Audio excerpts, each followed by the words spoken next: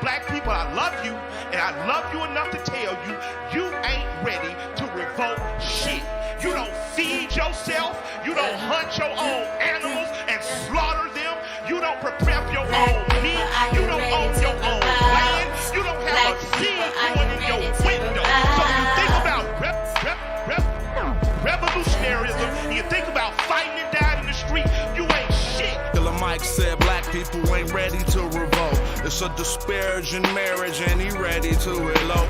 Maritime coastline, deep V hull boat, crack a nose turned up, machete to your throat. The divine snatched the arm back, she fine, she in Zinga. Moroccan mercenary got a line on Moringa, ask Chief X to swing it. Go fund me to rock a new car, or build a school like I'm Dr. Umar. Nah, go fund some more guns, banana clips and cannabis, and bury it, the jackal, Anubis. I'm cool, keep them heaters, and I'm in tie in an abyss. He ain't rapping due to libations, he just channeling this. Hands down, you ain't ready to oppose nothing. You are as a part of this system as any white person gentrified. I'm on life. Hovercraft propellers over swamp water. We make the thoughtful think they should have thought harder. Be aware of this. Don't blink, there's only one blunt between the careful and careless. It's hard to face it when you need a shrink or a therapist. Mental disorder ordered them to label you a terrorist. I breathe elements, and I found the secret. We could all walk on water if it's ground beneath it. I carry my weapon and keep my trees, and still be Hotep and ask to rig Nasheed. 6 in the morning, I greet my seed, then do everything I think I need. I have to say this, because I know our spirit and our emotions. Yes, sir. I'm not against nobody on the panel. I'm with everybody on the panel. I'm not diametrically opposed to I agree with everything my brother said about revolutionaryism. So let me ask you guys a few questions. We're in the South. We're part of the South right now. Who fishes? Who knows how to fish? Hands down. Who knows how to hunt? Let's hands. Hands down. Hands down. Hands down.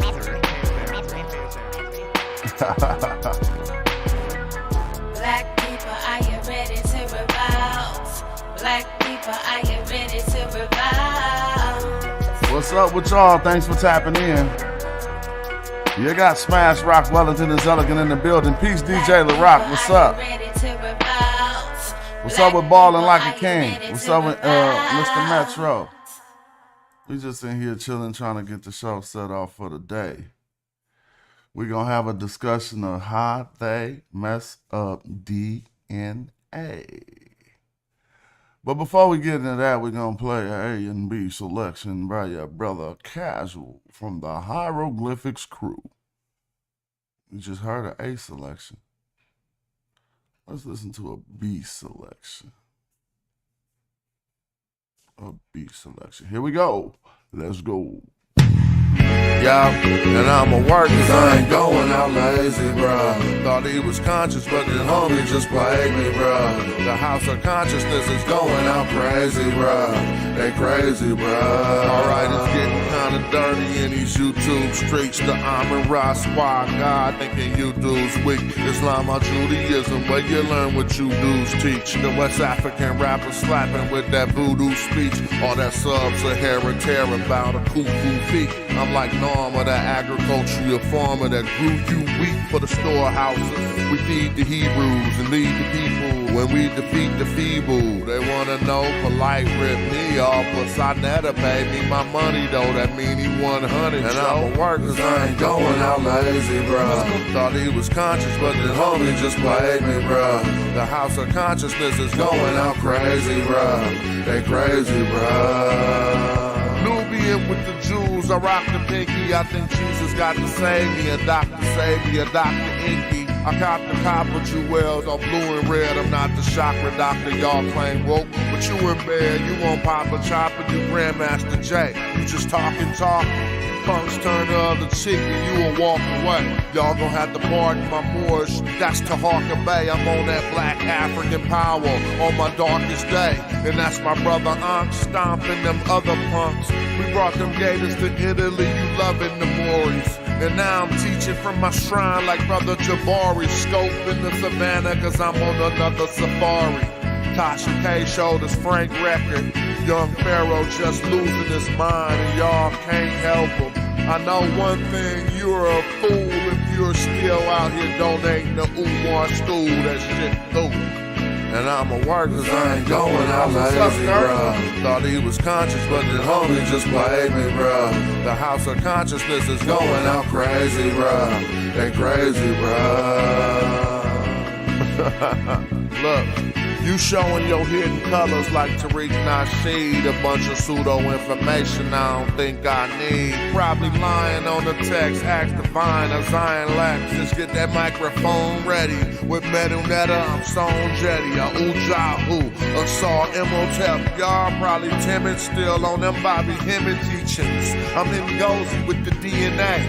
Cats corny and it's killing me too. You talk that black shit, but you look Arab like Gorilla Hebrew. You need therapy, they telling me just chillin', be cool. I'm a madjai orchard, you a sad guy talking. And I'ma work cause I ain't going out lazy, bruh. Thought he was conscious, but the homie just played me, bruh. The house of consciousness is going out crazy, bruh. They crazy, bruh.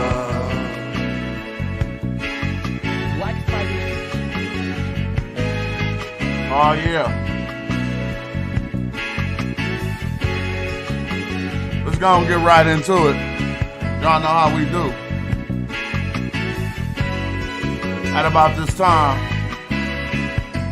Yes, sir. That's just so slappy. I can't stop listening to it. Alright, it made me stop. Yeah, it made me stop. It made me stop. What up? Peace to the people. Peace to the chat. Let's have another good show today. We're going to talk about DNA. They'll be like, why y'all don't want to talk about DNA? Why y'all don't want to address the things that we say? The errors that people... My man Dame, shout out to Dame from Big Head Science. Dame made that beat.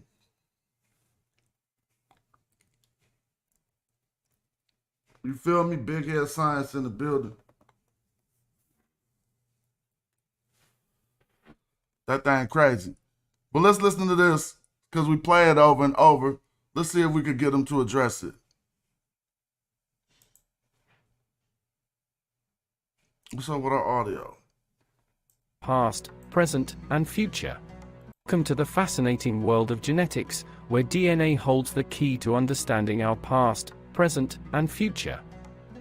However, there's a lesser-known side to this scientific marvel that we must explore today. DNA data, while incredibly valuable, can also be misused, potentially leading to unintended consequences. Let's uncover some of the risks associated with its misuse.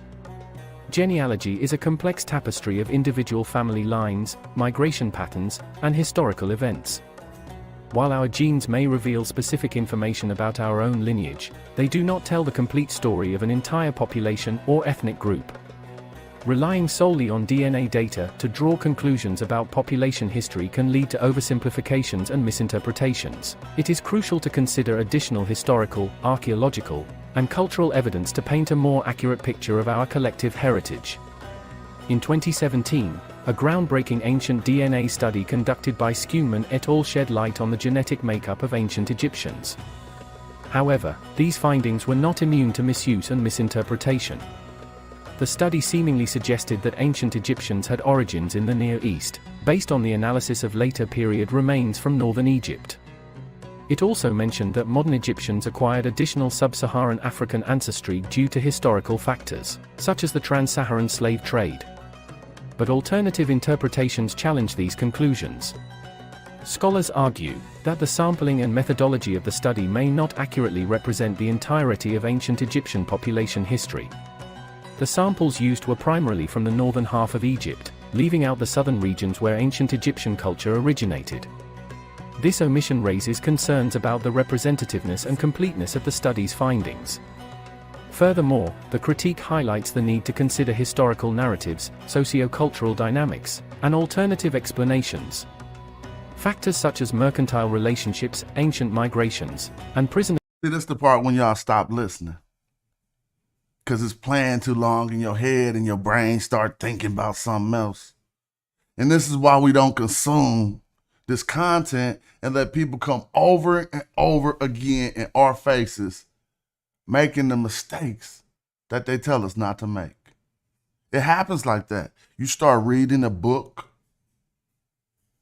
and then you get halfway through the page, and you be like, dang, I'm reading, but I'm thinking about something else. I don't even know what I read. Now it's even getting harder because it seems like we can't even listen to what they saying.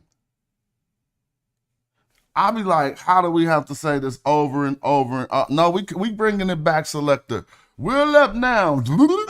I need the reel up sound effect. We going all the way from the top because they saying it. In the next 30 minutes, somebody gonna pop on the show doing exactly what they saying you ain't supposed to do. Give me a horn for that. To the fascinating world of genetics, where DNA holds the key to understanding our past, present, and future. However, there's a lesser-known side to this scientific marvel that we must explore today. DNA data, while incredibly valuable, can also be misused, potentially leading to unintended consequences. Let's uncover some of the risks associated with its misuse. Genealogy is a complex tapestry of individual family lines, migration patterns, and historical events. While our genes may reveal specific information about our own lineage, they do not tell the complete story of an entire population or ethnic group. Relying solely on Now, genes do not tell the entire story about a population or an ethnic group. Stop it. Cats be going so far as to say, you got this marker, you that dude, you this person, you come from there, you want to know. Huh? Shut up. Relying solely on DNA data to draw conclusions about population history can lead to oversimplifications and misinterpretations. It is crucial to consider additional historical, archaeological, and cultural evidence to paint a more accurate picture of our collective heritage. In 2017, a groundbreaking ancient DNA study conducted by Schumann et al. Shed light on the genetic makeup of ancient Egyptians. However, these findings were not immune to misuse and misinterpretation. The study seemingly suggested that ancient Egyptians had origins in the Near East, based on the analysis of later period remains from northern Egypt. It also mentioned that modern Egyptians acquired additional sub-Saharan African ancestry due to historical factors, such as the trans-Saharan slave trade. But alternative interpretations challenge these conclusions. Scholars argue that the sampling and methodology of the study may not accurately represent the entirety of ancient Egyptian population history. The samples used were primarily from the northern half of Egypt, leaving out the southern regions where ancient Egyptian culture originated. This omission raises concerns about the representativeness and completeness of the study's findings. Furthermore, the critique highlights the need to consider historical narratives, socio-cultural dynamics, and alternative explanations. Factors such as mercantile relationships, ancient migrations, and prisoners of war could have contributed to the genetic diversity observed in the samples. It is crucial to approach genetic studies with caution, recognizing that gene history is not equivalent to population history. Recognizing that what? Gene history is not population history. Golly. Caution, recognizing that gene history is not equivalent to population history. Genetic data should be analyzed alongside other historical, archaeological, and cultural evidence to gain a comprehensive understanding of our collective heritage. As we unlock the secrets hidden within our DNA, we must remain vigilant and ensure responsible use of this powerful tool. responsible. Misinterpretations and generalizations can lead to unintended An accurate narrative that's being perpetuated as a consequence of misuse of DNA is that it wasn't no black Egyptians.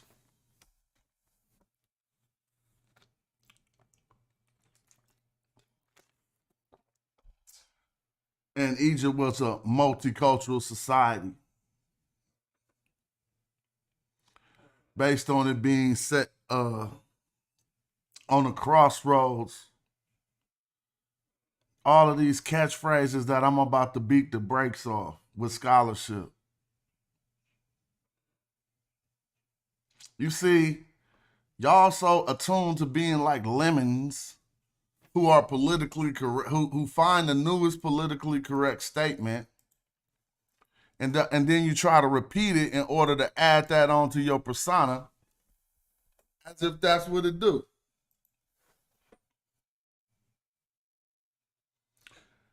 I hate that. I don't like that, especially if you're a man. How you telling me what's on the news? How you telling me what's in the encyclopedia? If you write, what you say should line up with what's in the encyclopedia. But how you telling me somebody else's point of view? You like the type of people who go look what's on the news and on the blogs to have an opinion. Not to form your opinion about what's on there, but you look at the information to see what people saying so you can know what to say. I don't get down like that. I don't even respect that. And so our newest catchphrase is what? Egypt was a multicultural society. That's how you be politically correct. And it wasn't black and it wasn't white. They was Egyptians. These are social constructs. Like Egyptians ain't a social construct. You can't make this up. So God created a construct, or what created the construct called Egyptians?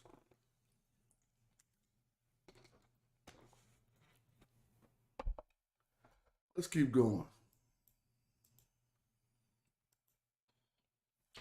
We're going to beat the brakes off it in a minute. But before we do that, let's see. I'm going to do something different here. In this video, since I don't want to deal with the copyright issues, I'm going to take the transcripts and you guys could begin to do this too. I'm going to, dang, why are they doing? Oh yeah, they ain't gonna provide transcripts because of the way he was talking, huh? Because it's pretty hard for them to come with some transcripts on this video. All right, let me see what I could do.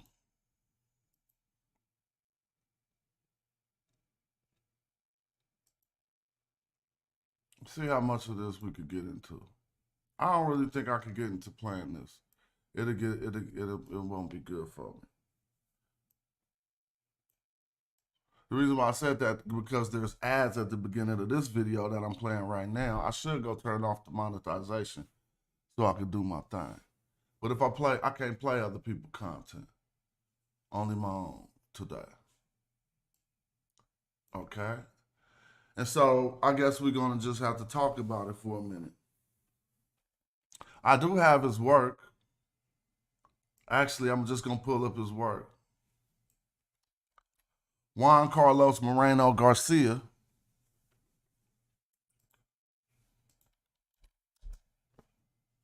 Dang, I wanted to keep that link.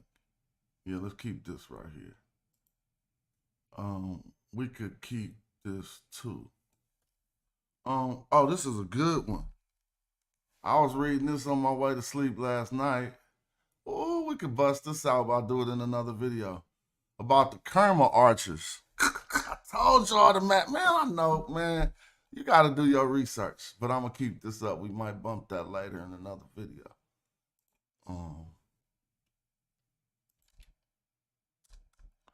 Dr. Juan Carlos Moreno Garcia. All right. And let's see if we can find any of his work. Let's see if he got any work on the subject. The name Jonathan Owens is mentioned in the paper in Juan Carlos Moreno Garcia's research. I wish that was me. Jonathan Owens is doing work out here in Egyptology. He don't even just cover Egyptology. He be like on all type of subjects. He got work. And we just happen to have the same name.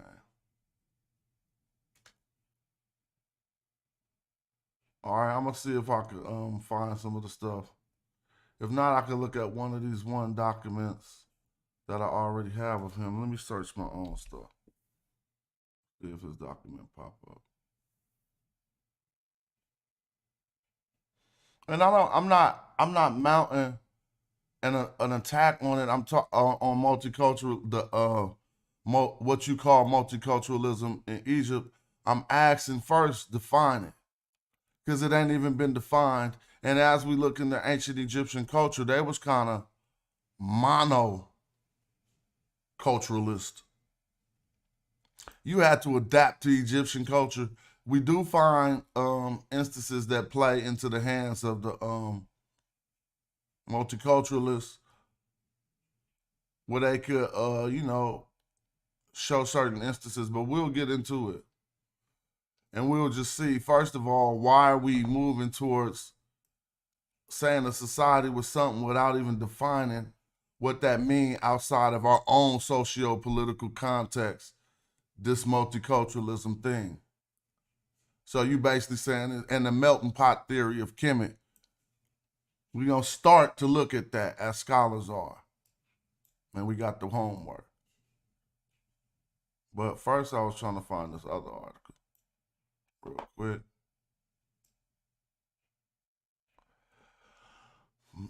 Please bear with me as I look for this article.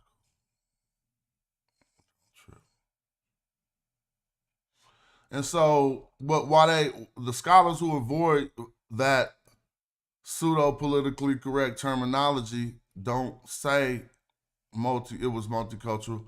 We start to hear a new term like cultural entanglement.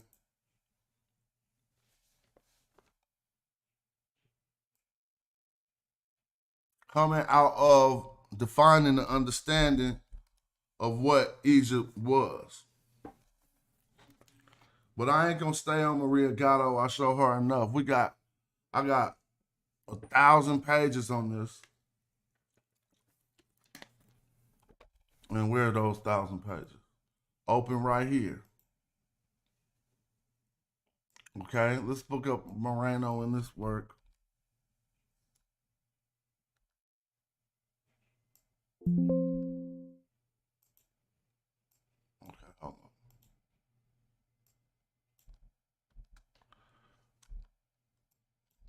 Well, yeah, all right, let's get back to it. Because I don't want to go into the one document this early. And I'm limited to show video. So I'm just about to just do how we do it. Let me find, I just have to download this article again. Give me 1 second.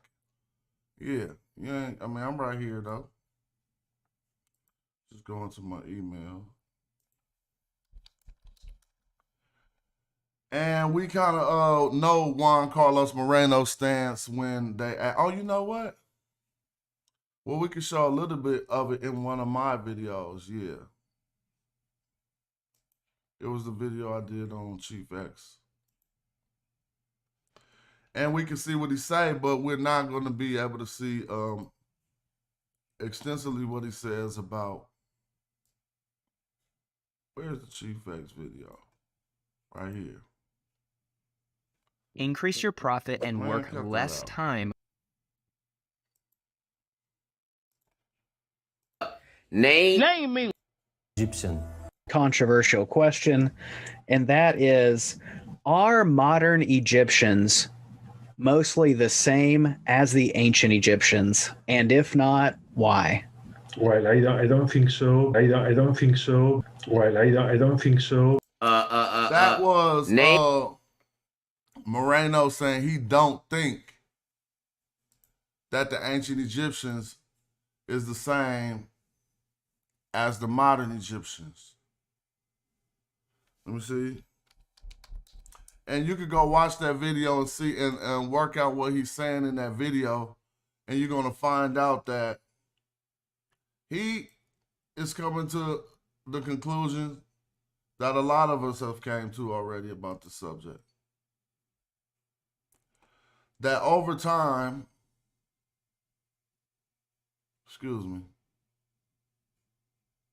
that over time, changes have affected the demographic. Let me see. Migrations and other things have affected the contingency of who the people are. So let me see if I can find this again. Not only that, but he also expresses how, here we are. He also expresses how the fix was in to make us think a certain way. How the fix was in to make us think a certain way about ancient Egyptian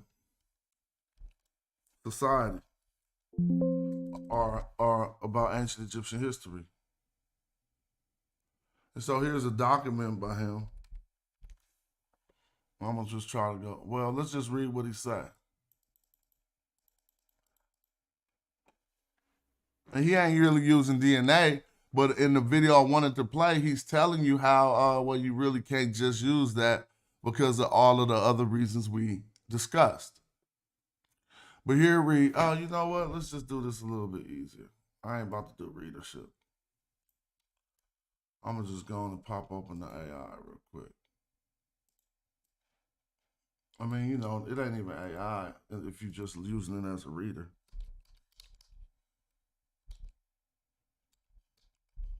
It is, but I'm saying, you know what I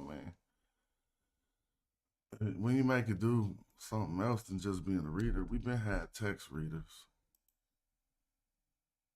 So I'm just using it as a reader. But what I do is save this audio for future events like this. So I'm just about to generate this audio so we can see what he was saying in this article. Egyptology has played a rather ambiguous role in the study of the African past. While the Nile Valley was the cradle of one of the oldest states, as well as of crucial innovations like writing, monumental architecture, and complex administrative managerial techniques, among others, the burden of Eurocentric historiographical prejudices considered these achievements to be a sort of anomaly. Ancient Egypt was thus interpreted through the lens of an alleged exceptionalism, a geographically African but quite self-contradictorily, culturally non-African society. Such a view was rooted in a too literal reading of pharaonic texts and images that celebrated the differences between Egypt and its neighbors. At the same time, Egypt was seen as a remote precedent of Western culture and societies, a venerable instigator of an uninterrupted process of progress supposedly culminating in Europe in the 19th century. Only as of the late 20th century has archaeology helped Egyptology overcome such a view, understand the African roots of the pharaonic civilization, and review the nature of its relations with its African neighbors. At the same time, intense archaeological exploration of the African regions that surrounded Egypt has revealed the critical role of Nubian and desert populations in creating original forms of political power and cultural achievement that owed little or nothing to pharaonic Egypt. The result is the emergence of more balanced historical interpretations that emphasize the complex interplay between all these actors in the social dynamics of the Bronze and Iron Age in northeastern Africa. He didn't even have to mention DNA because a lot of them don't. What they're going to tell you is what they finding in the archaeological record. This is hella good. I could get all this audio and cook it up, but I want to go to certain parts. Because he's just teaching you basically how they came up. See, now the DNA is matching the racism. And that's how you know they still got the fixes in. Now y'all just coming with another tool to say when you misuse it, you come with the misuse of DNA is matching the racism. When you misuse it to match these erroneous results, it's easy to see. This is a good article too.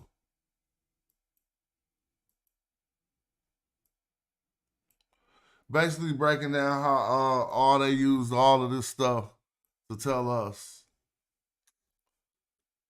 that Nubians and Egyptians were separated. A change in the paradigm.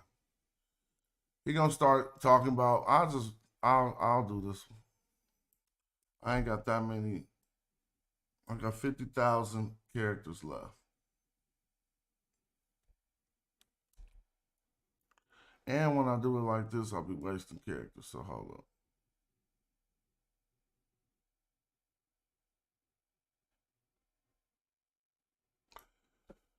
Here's just an attestation that lets us know that plenty of the people of the South was different tribes, right? Check this out. Different tribes arriving from different areas, right? But we'll say they Nubian, and then I'll tell you what Nubian DNA is. I'm just saying stuff like that. I'm just giving an instance, not saying in particular, but that's how that works. These people are genetically arrived from all different areas of Africa. And then they coincide in one area. And then we give them a pseudonym like Nubians. And then we say, what's Nubian DNA? I mean, like, I don't get it. Just like the people of so-called the Hebrews were supposed to be made up of mixed multitudes. So then what would Hebrew DNA be?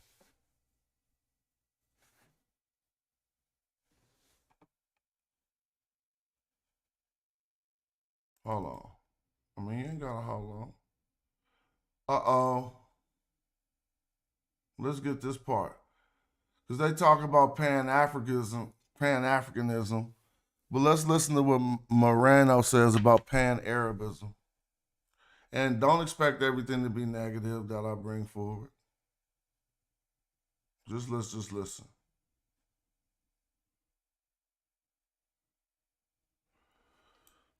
Oh man, if I copy this like this, let me read it. I'm just gonna read it.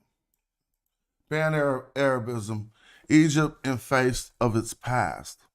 The final words concerning the attitude of Egypt towards its pharaonic past, once the country became free from British rule and gained control over the antiquity services in the 1950s.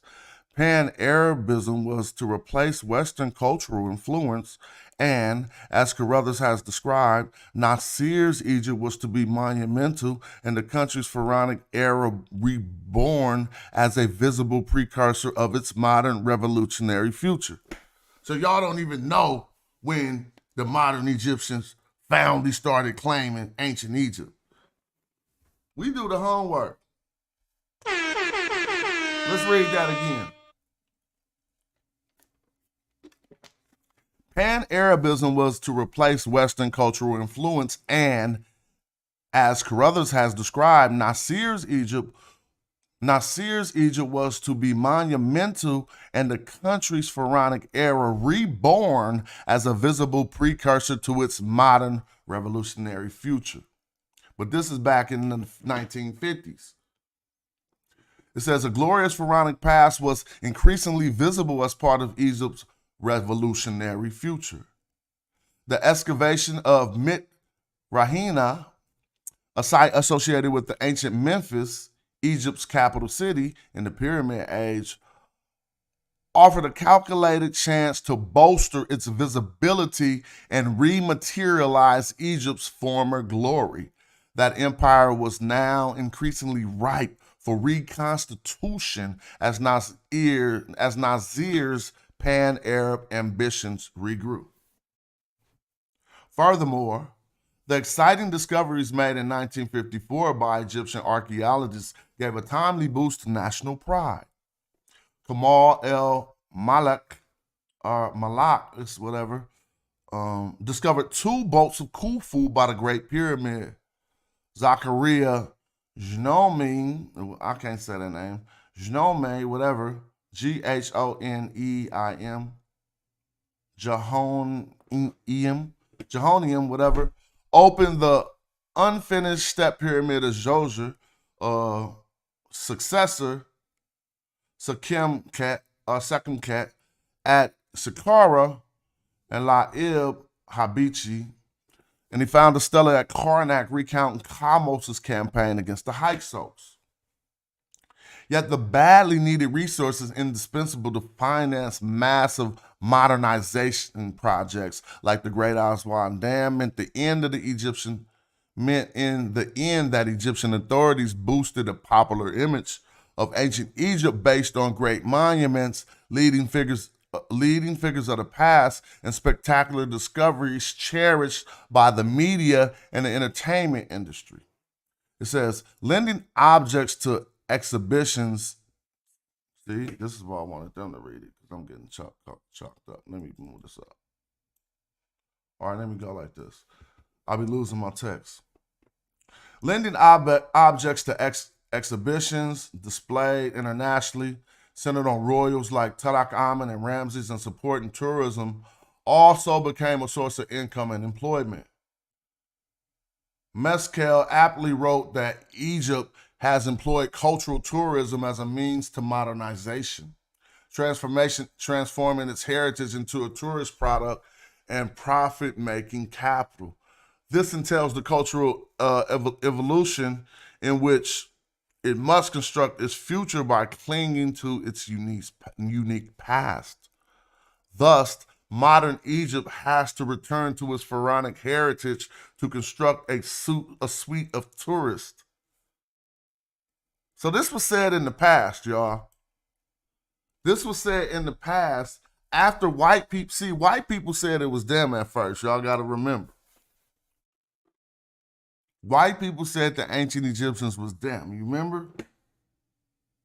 And then they lost Egypt in 1952, the British or something like that. And so he's explaining how Pan-Arabism was like, oh, okay, we need to attach ourselves to this ancient history. And as a hero, he's seeming to say for economic purposes. Now, y'all can tell me if I'm reading that wrong. It could happen. But that's what I'm getting out of this. This entails a cultural involvement in which it must construct its future. See, this was said back in the 50s, where it must construct its future by clinging to its unique past. Thus, modern Egypt has to return to its pharaonic heritage to construct a suite of tourists. Recognize symbols of identity. A suite of tourists recognize symbols of identity. A particular view of pharaonic Egypt becomes thus refined and fixed in time, a sort of brilliant, atemporal, and unproblematic society apt to be consumed by foreign tourists avid for an exotic past. It says, in the end, the decades between roughly 1950 and 1980 favored a change in the perspective about the regions that surrounded Egypt. They were no longer seen as satellites subordinate to the interests of the pharaohs, but as political actors of their own, inhabited by vibrant societies capable of astonishing architectural and cultural creations, and able to bolster a dense network of contacts and exchanges that connected Northeast Africa with the Mediterranean and Near East. As a consequence, the emancipation of Nubia from the shadow of the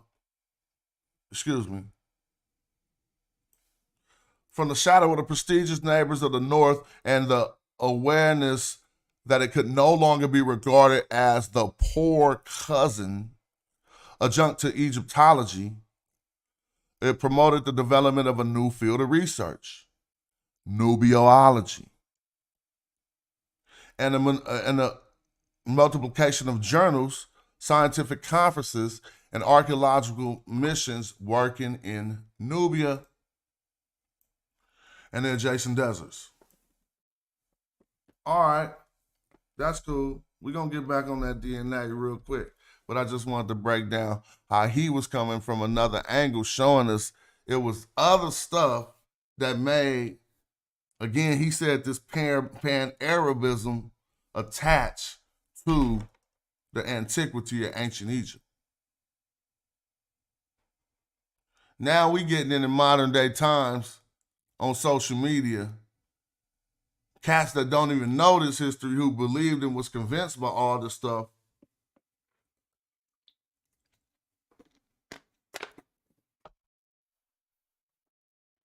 You feel me?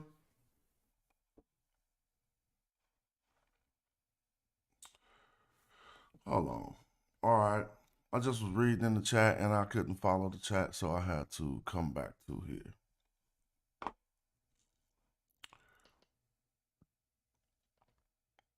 But I'm gonna get off of this and I'm gonna go to another article. We're gonna go back to the DNA about the 2017 study that, again, that cats still be using. And I pulled this out the other day, and Garfield had the wrong article and said he wanted to debate me on it.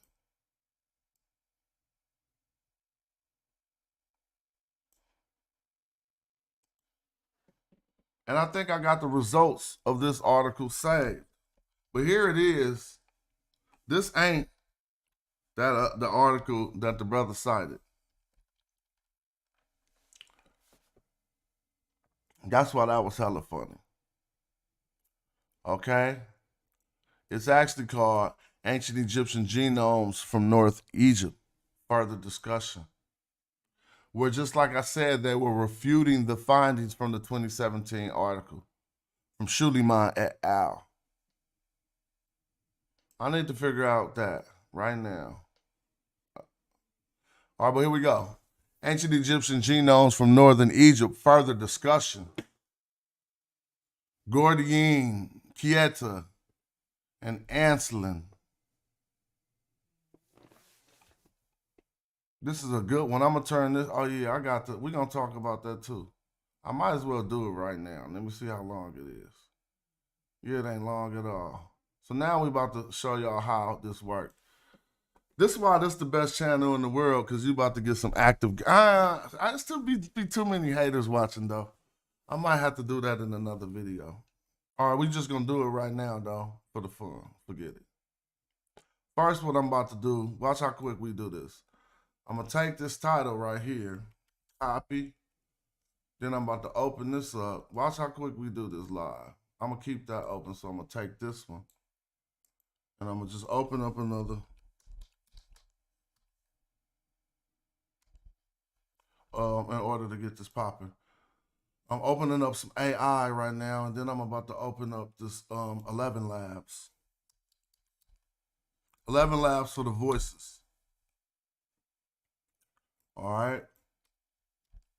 I mean, I'll be wanting people to be able to get further. I always use this one voice I like, but I got my own voice in here. But I need to re-put my voice in here. So I'm just going to go and copy the text, right? I'm going to copy it from the whole first page. And I'm going to pop it in here. And then I'm going to continue. It ain't going to take no time at all. Take these bullet points. We ain't going to just read it. We about to make a video out of it. Hella quick. So that when people be like, why you got them images behind that video? I'm going to say, bro, step your game up. Let me show you how the world working today. Okay? So I'm still copying this text into here. And trust me, you're going to be able to use this. You're going to love me for doing this for y'all. Because we share, gang. And shout out to the people who give contributions to the channel. That's why I do stuff like this. Y'all be the reason why people get the free game. Let me see. Shout out to you. So now, Tang, I went past my 5,000 character limit. So at the word Haliocene, is 5,000 words. So let me find the word Haliocene. Europe cross, it says, sorry about that, but this is gonna be cool. Hold up. I just thought I could get it off real quick. How far back is the word? 40, where's 41%? All right, well, this is what I'm gonna do.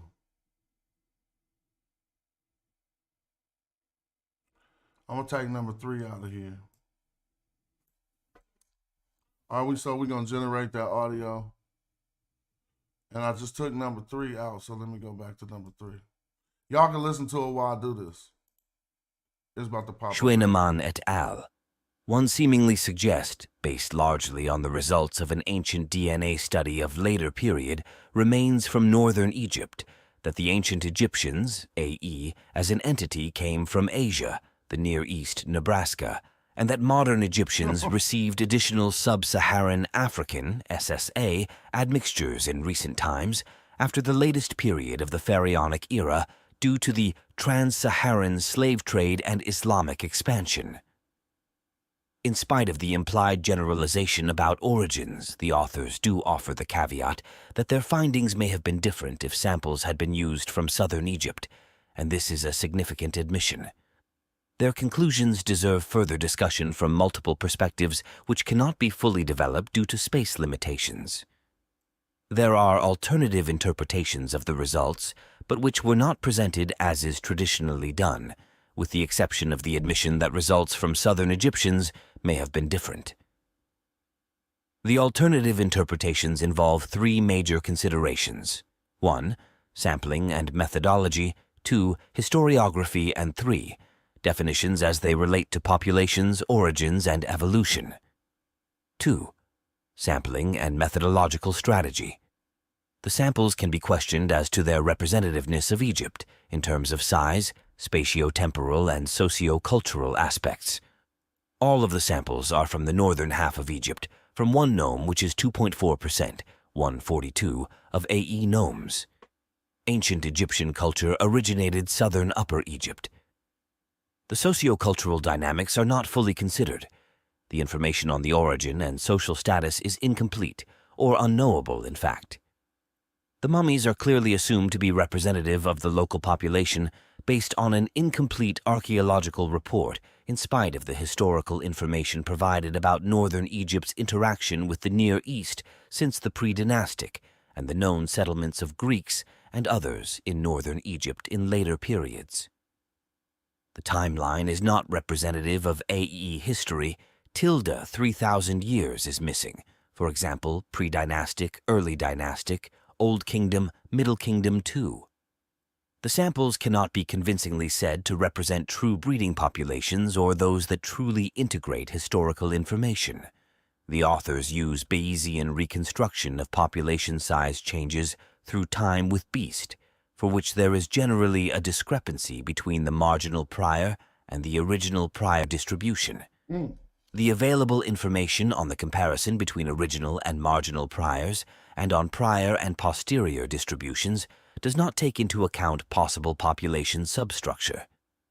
Sex-biased sampling, mtDNA, cannot recover population demography of the whole country unless the sample size is large enough and representative in terms of chronology, regional variation, ethnicities, including the foreign presence, class, and geography. It suffers from many biases that can affect the assessment of the effective population size changes, mutation bias, and natural selection. The whole genome sample size is too small, an equal sign 3, to accurately permit a discussion of all Egyptian population history from north to south. All right, from north to south. Now, I said I stopped at 3, right? Hold on, but then now I'm looking for that article. So y'all hearing what it said? I just got to open it up again. But I don't know how I just got lost like that. But y'all hearing what they saying though, right? I got too many windows open. Where is it at? It's in one of these. Let me close this window. I got way too many open. We're going to find it somewhere. Is it over here? The article we was just in. Oh, I ain't even went to that one yet. It's right here. That last one going to beat the brakes off y'all. I'm just trying to build up to it. All right, hold up. So on the definition of Africa, let's go back into the text editor and see where we at. Really, because I'm about to just make this article into a video real quick, but I'm making it take hella long. I was on number 3, and I got down to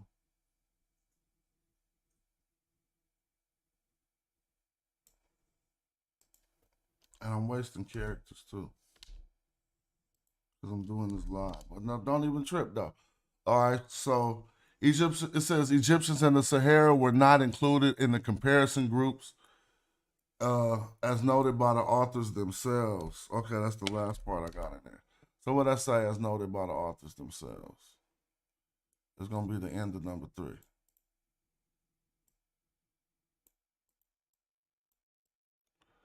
Come on, man. Let me find it. Themselves. All right, as noted by the authors themselves. So I got everything down to the conclusion. And I already got the conclusion in another audio. So let's listen. I'm about to generate this part. And let's listen to what he says about historiography and misinterpretations. This isn't just one person, by the way. This is 3 scholars going over that DNA survey that y'all be using to say ancient Egyptians had an influx of sub-Saharan, modern Egyptians had an influx of sub-Saharan DNA after the slave trade. Nonsense. The way they're trying to account for Nubians coming into Egypt, man, that's just so racist. Why y'all do that? And y'all be rocking with that? Also, black people only could come across that line called the first cataract during the slave trade, but they couldn't do it before. And then people was marrying their slaves and having sex with their slaves enough for the DNA to come up, increase by 8%. Man, people got dumb stuff they want you to believe.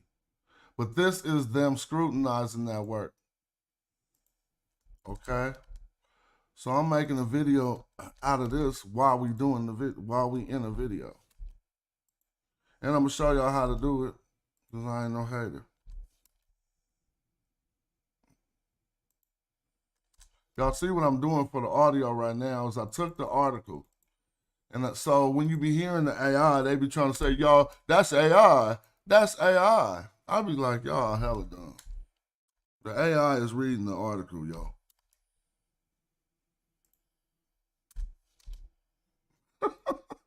That's AI. You got that AI talking on the video.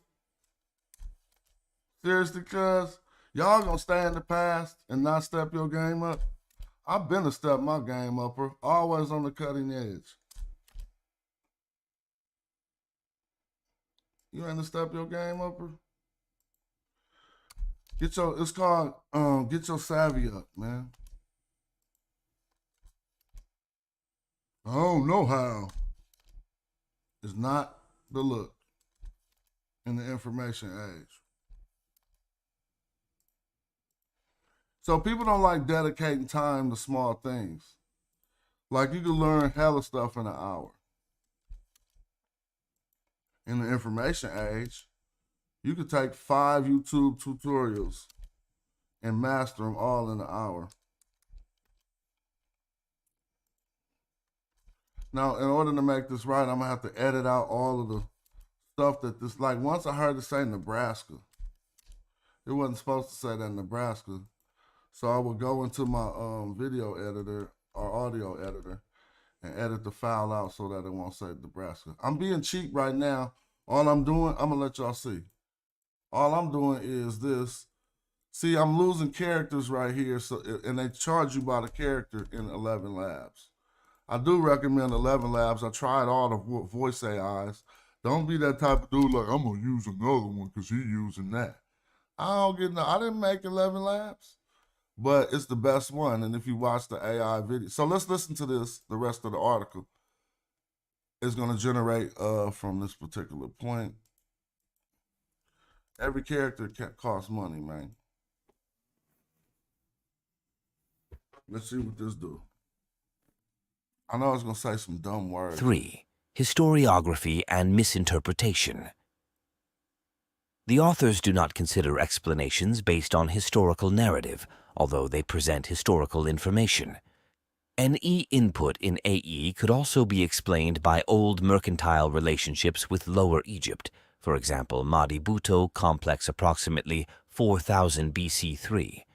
Egyptianized Asiatic rulers and migrants, for example, Hyksos approximately 1650 BC, Nebraska prisoners of war, for example, from Thutmose III's military campaign in Eni Tilda, 1490 BC, from diplomatic marriages too, for example, Amenhotep III and Mitanni princess Gilukipa Tilda, 1380 BC, etc. The authors completely dismiss the results of PCR methods used on AE remains. As a Habicht et al. 4 states, PCR-based methods were used successfully on mummified Egyptian cats and crocodiles without creating extensive debate. Results that are likely reliable are from studies that analyzed short tandem repeats, STERs, from Amarna royal mummies, 5, 1300 BC, and of Rameses III, 1200 BC. 6 Rameses III had the Y chromosome haplogroup E1b1a, an old African lineage 7. Our analysis of STRs from Amarna and Ramesside royal mummies, with Popophiliator 18 based on the same published data, 6 indicates a 41.7% to 93.9% probability of SSA affinities.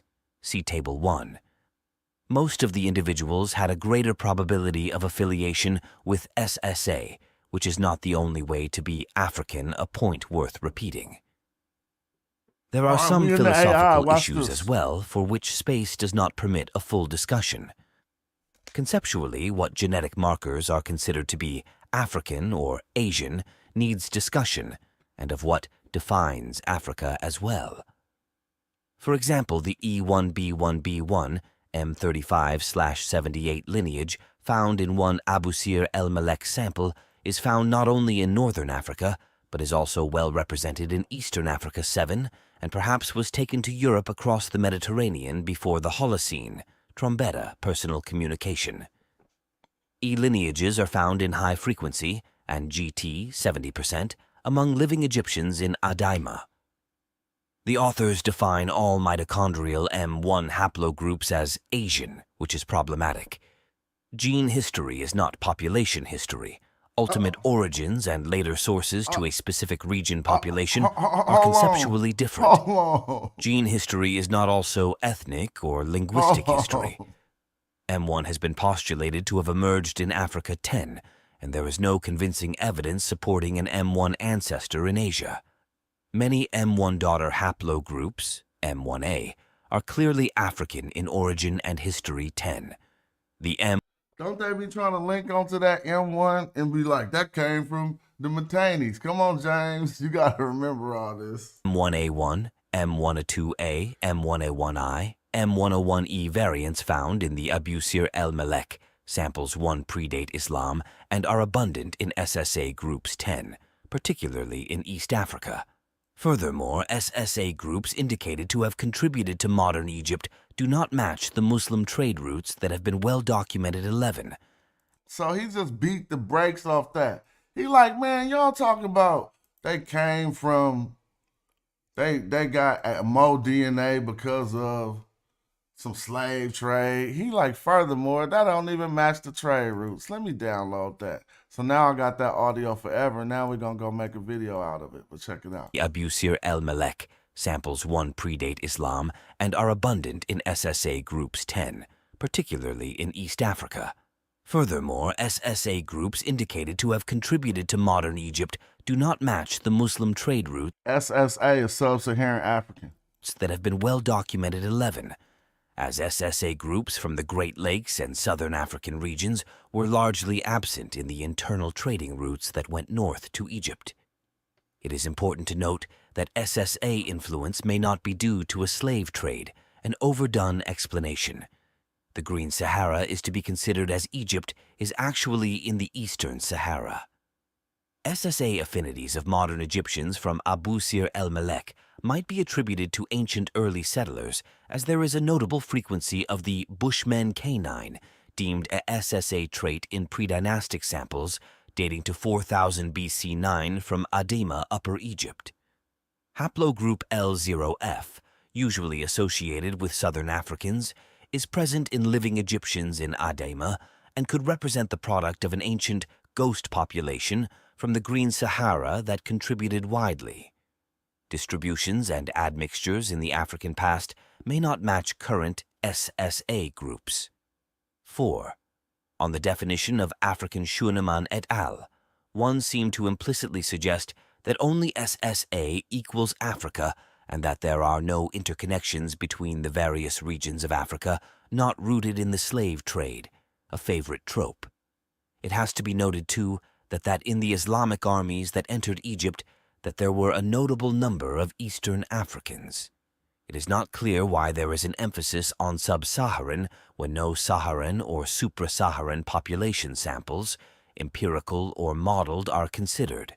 Furthermore, there is no one way to be sub-Saharan. In this study, northern tropical Africans, such as Lower and Upper Nubians, and adjacent southern Egyptians and Saharans, were not included as comparison groups, as noted by the authors themselves.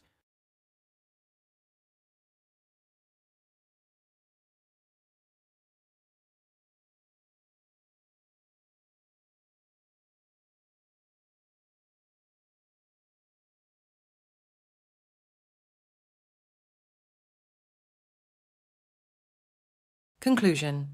Evidence we can present for the distinction between an Egyptian and a Nubian identity.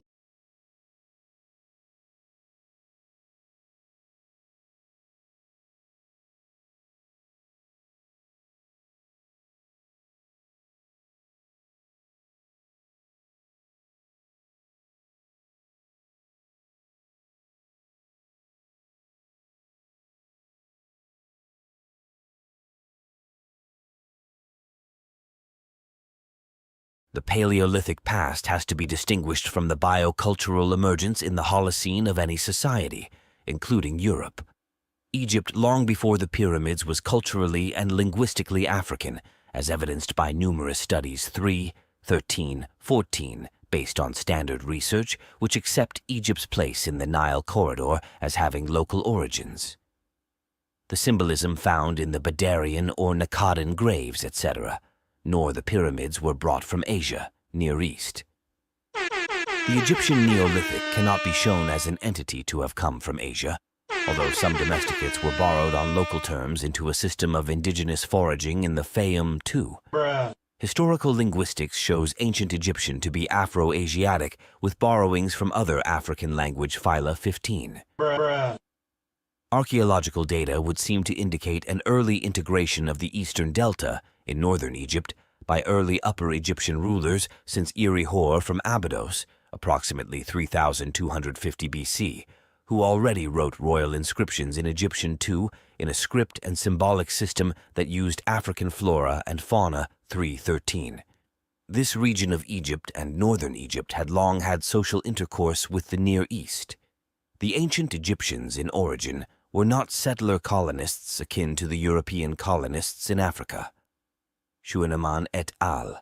One study is best seen as a contribution to understanding a local population history in northern Egypt as opposed to a population history of all Egypt from its inception. When a nigga get to going in, niggas get to feeling some kind of way. They gonna get to feeling some kind of way.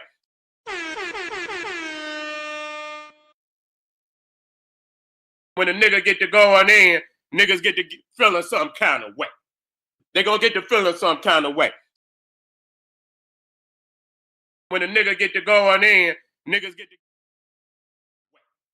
They gonna get to feeling some kind of way.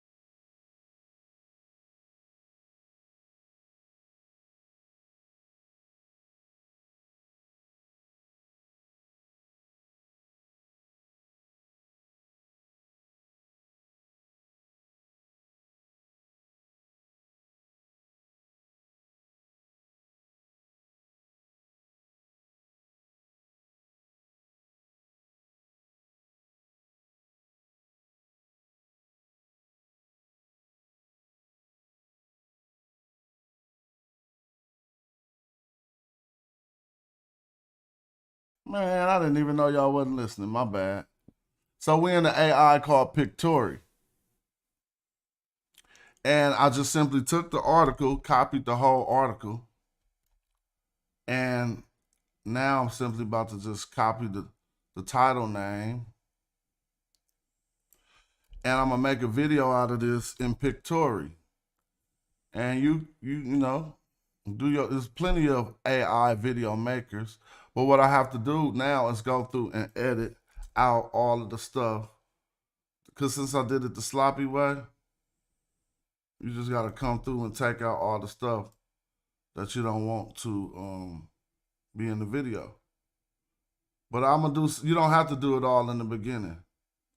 So I ain't going to do it all right now. I'm just going to kind of clean it up some.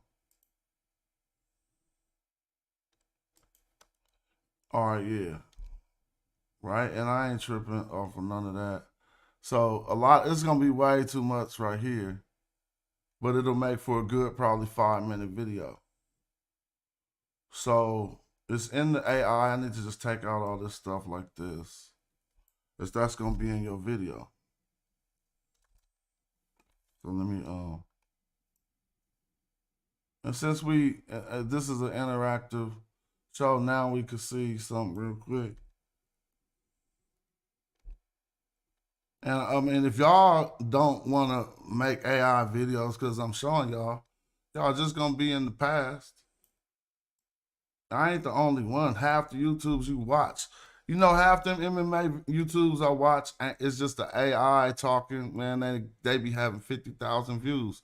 So this is how you make your faceless videos with the artificial intelligence talking.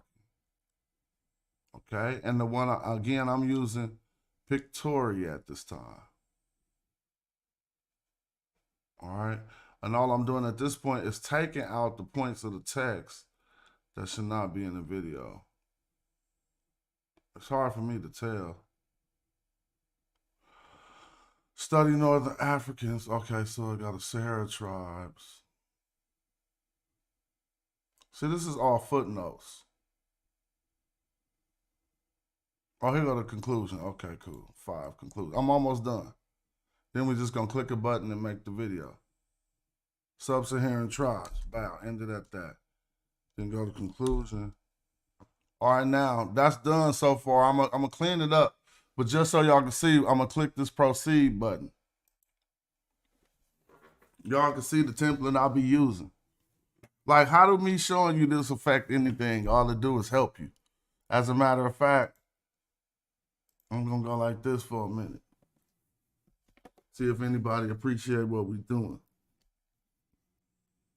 As a matter of business now. Let me go say some thank yous to some people already. Y'all be in the building. No thank yous yet, but we cooking. Thank you to the people in the chat that's putting up comments, and the people with the green names that support the channel, and the people that clicked like. Now y'all can get the Cash App up, Because I'm showing you how to get money right now. I'm showing you how to get your issue right now. So go on and get it up while we keep on getting this popping. And thank you. I appreciate that. Now, so what we going to do? What do I mean? I mean, you could go right after this, start a YouTube page, get you a Pictoria account, get 11 Labs, and produce videos about hoop, produce videos about MMA, produce videos about how to work on cars, and I can show you, you could get all the knowledge from ChatGPT. You don't even have to know how to do it. You could go to ChatGPT. I need you to get the standard way of how to fix the Honda Civic headlight. Come in here, put the text that they tell you into what I did. Now they telling me to choose a template. I normally be choosing the same template. I'm just gonna choose a template. It don't even matter. Pick that one. 16:9. Now they turning the article to a video. Then I'm gonna upload it while we chilling. Ain't no arguing going on, man.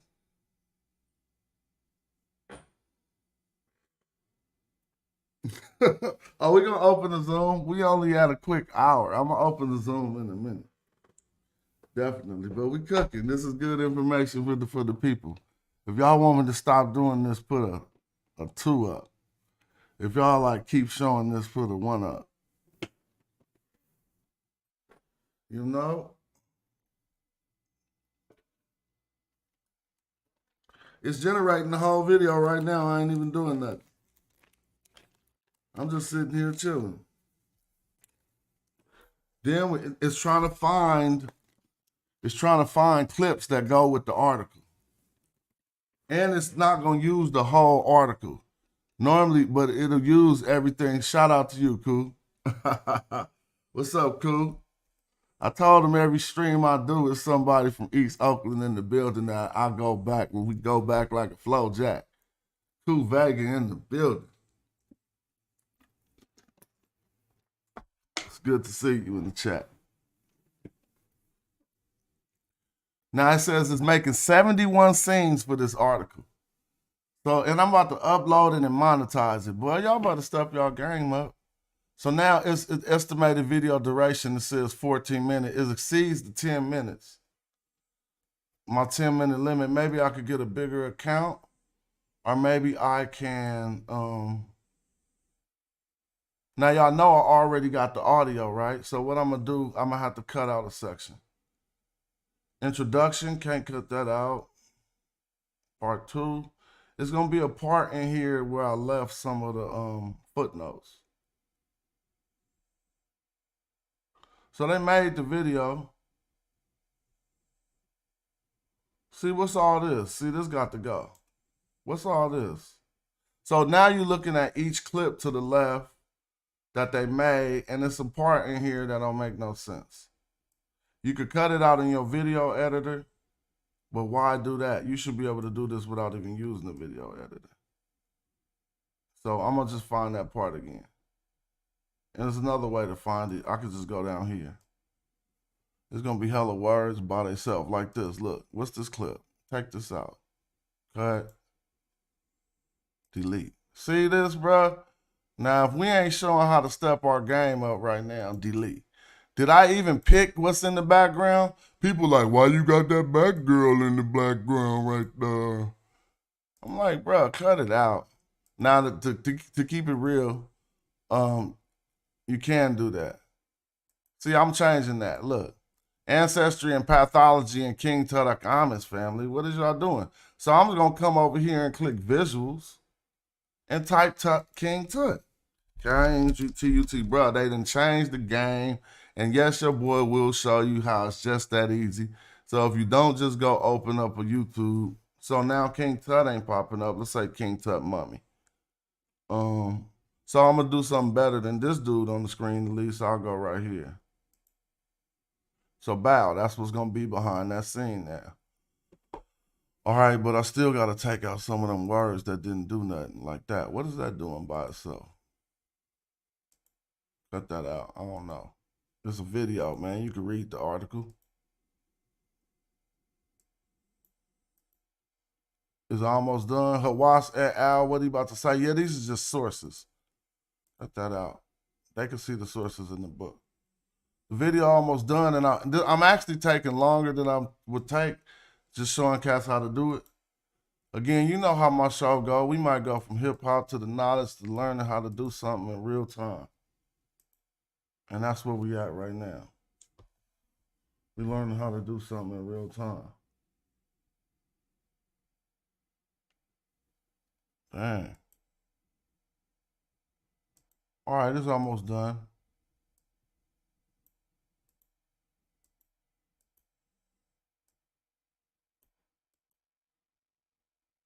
All right, cool. I'm just going to rock it like that. I'm still at 13 minutes.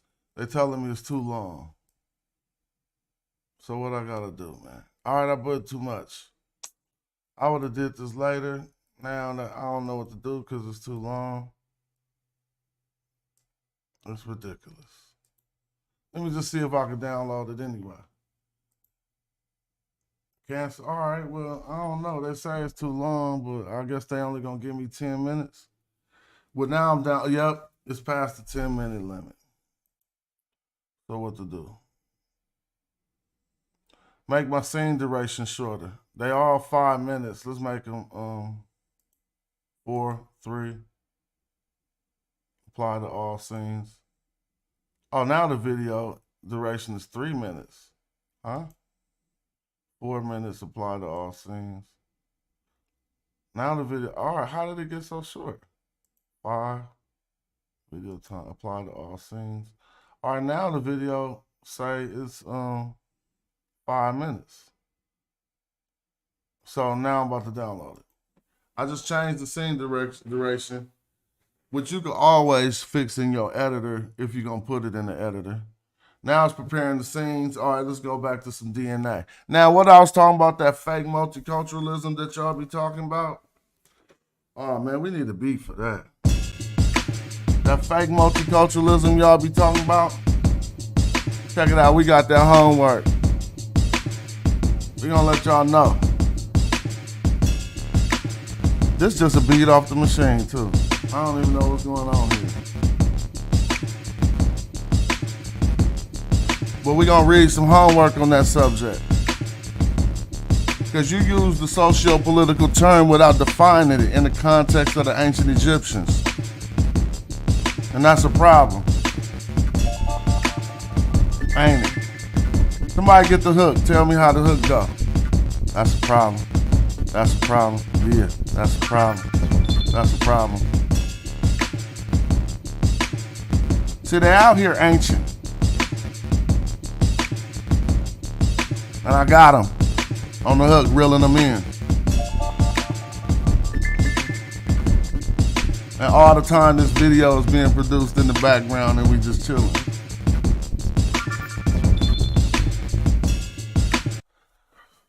Misusing that DNA, man. Come on, hurry up, video. That was kind of fun to do for a minute. No, I'm going to do it. I'm going to open it up. All right, let's start. Because I'm going to have to probably contribute some more coins to this because I don't want to do too much readership. But let's get over here then. And we're going to open up this article that they never read.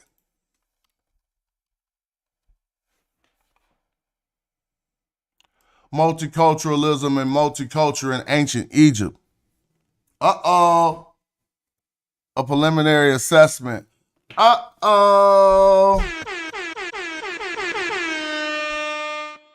We always hit them off with that homework. Forget it. I think my thing gonna reset in a minute. So we're using AI for everything. But I'm saving all these articles. So I'm gonna just open it up right here.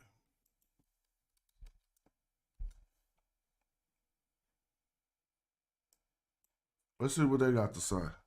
Now, they're going to raise a lot of interesting questions. Let's go.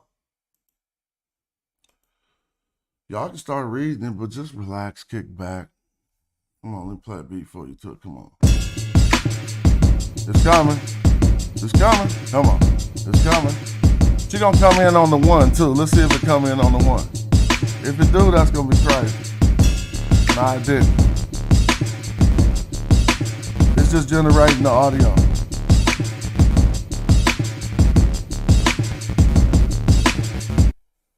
What's taking so long? Let's look and see. Abstract. All right.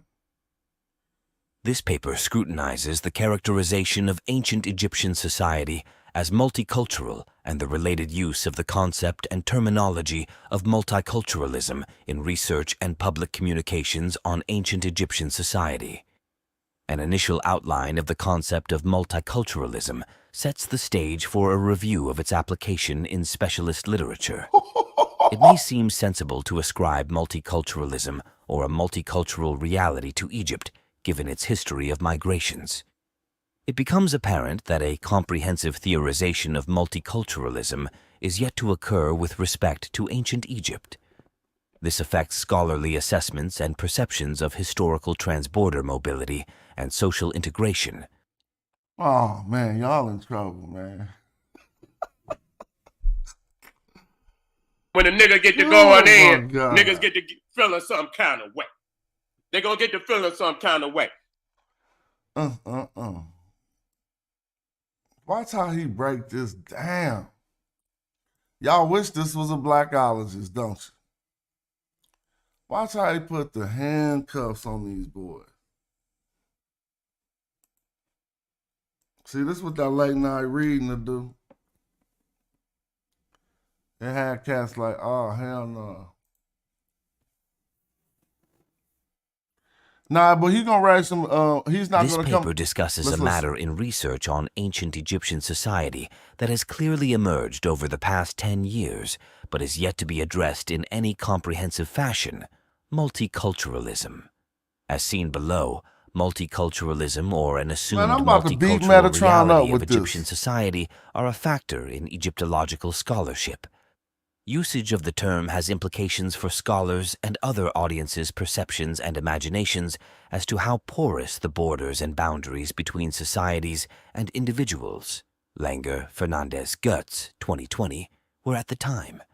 This paper also shows that multiculturalism is rarely, if ever, theorized in Egyptology. It therefore seems prudent to attempt making sense of what descriptions like multicultural, multi-ethnic, ethnic pluralism, or demographic and cultural diversity mean, and what place they have in ancient Egypt-related scholarship.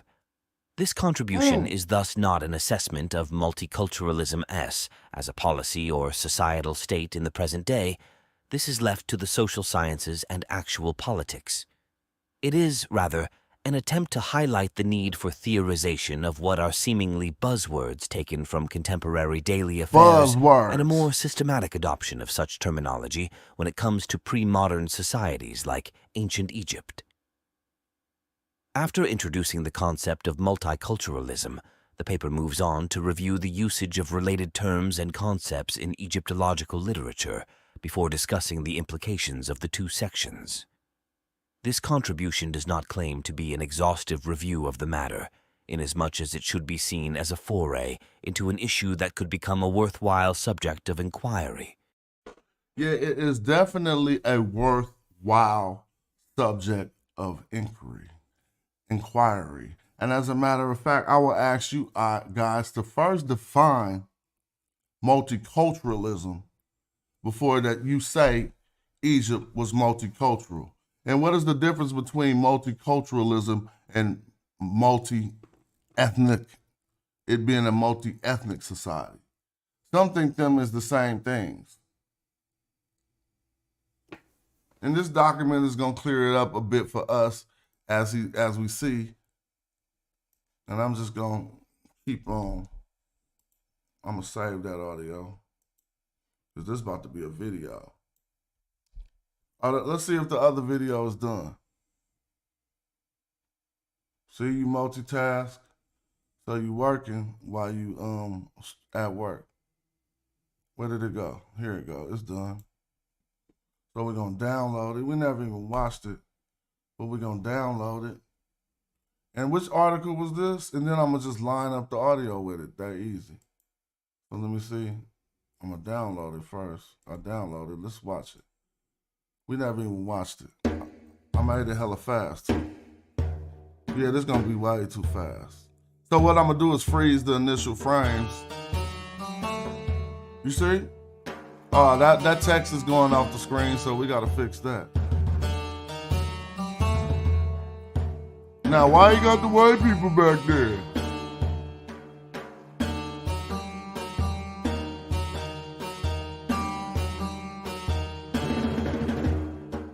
So the video done. I gotta take that out. I'll leave that.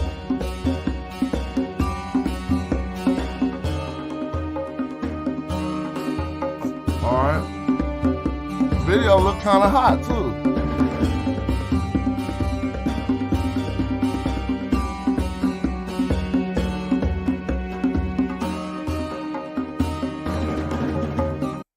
Now you gotta make it be hotter with the audio. I could have put the audio in there, but their AI ain't as good as if you got your own 11 Labs account. So all you gotta do is come right here, click the button and say apply AI voiceover. But watch how fast it be going. So you gotta go line that up. So we multitasking, and they generating this audio. Did it generate it already? 3. Historiography and misinterpretation. The authors do not consider explanations based on historical narrative. That's different audio. We on this screen. This paper discusses a matter in research on ancient Egyptian society that has clearly emerged over the past 10 years. Oh, okay, so I can put more text in here. So before I waste that, I'm gonna go back. Now y'all getting what he's saying. He not saying, he hadn't came to no conclusions even in the article. He opened it up for us, but he first pointing out the problems and saying ancient Egyptian was a multicultural society. And just letting that be your buzz frat, yo, politically correct statement for the day in order to act like you know what you're talking about. You want to hear it in his words, we're going to generate that audio. That's at 3,000 characters. We eating up them characters, boy. I got 37,000 left. I don't Approaching know, but thanks for letting me know. multiculturalism, theory and history. I don't know, I don't be watching, but if it ain't no moderator in that book, I'm having a problem with Facebook and X-rated stuff. But I'll try to go find that right now. Cause I got I don't even look at Facebook no more because some people be getting their pages hacked and they always have some bad content on their page. But let's go look at that. Thank you for sharing. Thank you for letting me know. The term multiculturalism first emerged as a political term in the 1970s United States and has since come into use in Europe and the wider Anglosphere. Chin, 2017, PA 8, 1718. Originally, multiculturalism was a cosmopolitan foil to U.S. American national chauvinism, and cosmopolitanism indeed the prerequisite to attaining a multicultural society. Linguistic and cultural diversity were seen as an opportunity for enrichment and engagement, and multiculturalism was increasingly linked to cultural pluralism. Chin, 2017, PI 911. The politics of multiculturalism aimed at the acknowledgement of the United States multiplicity, Chin, 2017, PI 13, initially by way of school curricula. Recently, Adamson, 2021, has conceptualized nationalism and multiculturalism as two sides of the same coin as both revolved around the idea of difference, with multiculturalism surmounting to masochistic nationalism. It should be seen as a foray into an issue that could become a worthwhile subject of inquiry. What multiculturalism looks like specifically as a policy varies from country to country. For example, within the Anglosphere, Ashcroft Bevere 2019a, or between the Anglosphere and continental Europe. The same holds for official stances toward multiculturalism. Stratton 2020 P12. Definitions may even be time-specific. For instance, culture has been the marker of alienness in Europe only since the 1980s. In legislation prior to that, it was nationality and legal status. Chin, 2017, PA 3-4. In other places, like South Korea, multiculturalism is situated at the intersection of the neoliberal restructuring of the global order and the national reshaping of the racial order, AHN 2018 PR4, while Melamed 2011 contends that neoliberal multiculturalism was today a global racial formation, Melamed 2011 PR 151, and generally served to reinforce the hegemony of Western capital. In academia, multiculturalism specifically refers to the advocacy and drive toward greater diversity and representation in the academic community as it emerged in the United States after the 1970s, Zach, 2005. In addition, Singaporean scholarship has pointed out that multiculturalism as advanced in liberal democracies centered on the individual rather than the community, but has been searching for ways to adapt multiculturalism to the communitarian approaches of multi-ethnic Southeast Asia, Lian, 2016. In parts of China, minorities are encouraged to revel in their cultures, partly also because minority cultures have been identified as a source of economic growth in remote, rural areas. McCarthy, 2009, p. 167-168. In Europe, the post-war drive toward multiculturalism resulted from the need for labor powers brought about by the immense loss of life among the working-age population of Europe. Thus, Western European societies transformed into receiving societies, much opposed to previous centuries when Europe was sending excess capacities out into the colonies.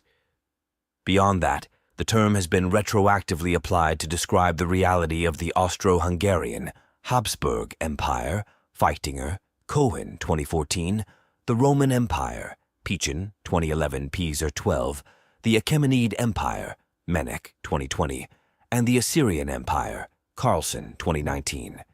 Merriam-Webster, 2022, defines multiculturalism as cultural pluralism or diversity, as within a society, an organization, or an educational institution.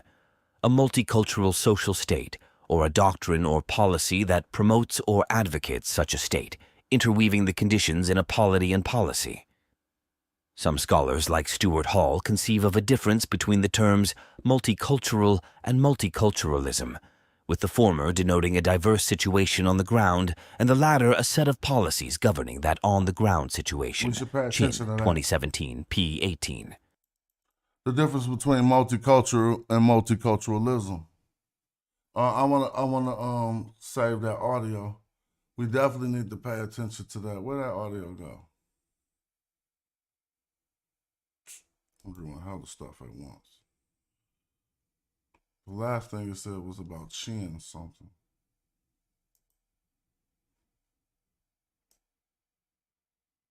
I need to close some of these windows. I just did that video, so that's done. Hold on, because I keep losing it. Which 11 labs is it? I'll close this one because it ain't this. Oh well, I ain't even tripping. I'll just open it again, but I'm like, dang. But y'all, all right, I'm gonna open the Zoom up, but y'all hear that though. Y'all hear everything they saying though, right? I want him to keep going in. So I just found the 11 lab, so let him keep going in. Hold up. It was over here, so I saved this audio, and now I could continue.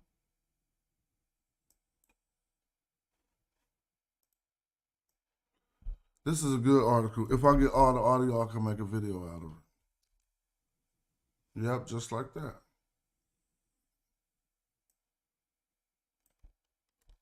Excuse me. All right. What has become clear now is the multiculturalism. Let's see what he got to say.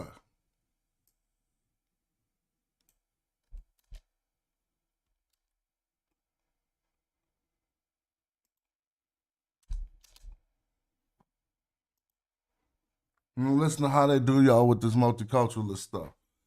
He beat it up. Feitinger and Cohen, 2014, PR3, in turn raised the question whether pluralism indeed made societies multicultural, for multiculturalism had nurtured rigid differences and frozen, cultural boundaries. What has become clear by now is that both the multicultural and multiculturalism mean different things to different people. Ashcroft, Bevier, 2019 B. P23. Today, the term multiculturalism, especially in public discourse, is very fuzzy and undefined, connoting anything from touchy-feely celebrations of cultural differences to the political demand for minority rights, from gay and lesbian studies in the academy to public funding for community projects. Chin, 2017, PR 8. A common misconception about multiculturalism seems to be the idea that it would result in a harmonious mixing of distinct groups. This melting pot theory supposes that all cultural ingredients eventually blend in with each other to form essentially a new monoculture. This, however, is the opposite of what multiculturalism means, which is precisely the coexistence of distinct cultures tolerating each other's existence. Damn, Chin, beating y'all 2017, P. I need to 11. pause. Slow it down. He just dissed you.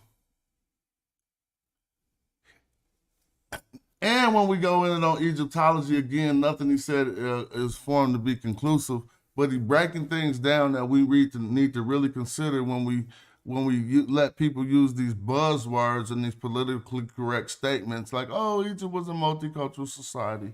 What's the how is that defined in Egyptology? It's not defined nowhere. But yet we exploit it against each other to say who wasn't there.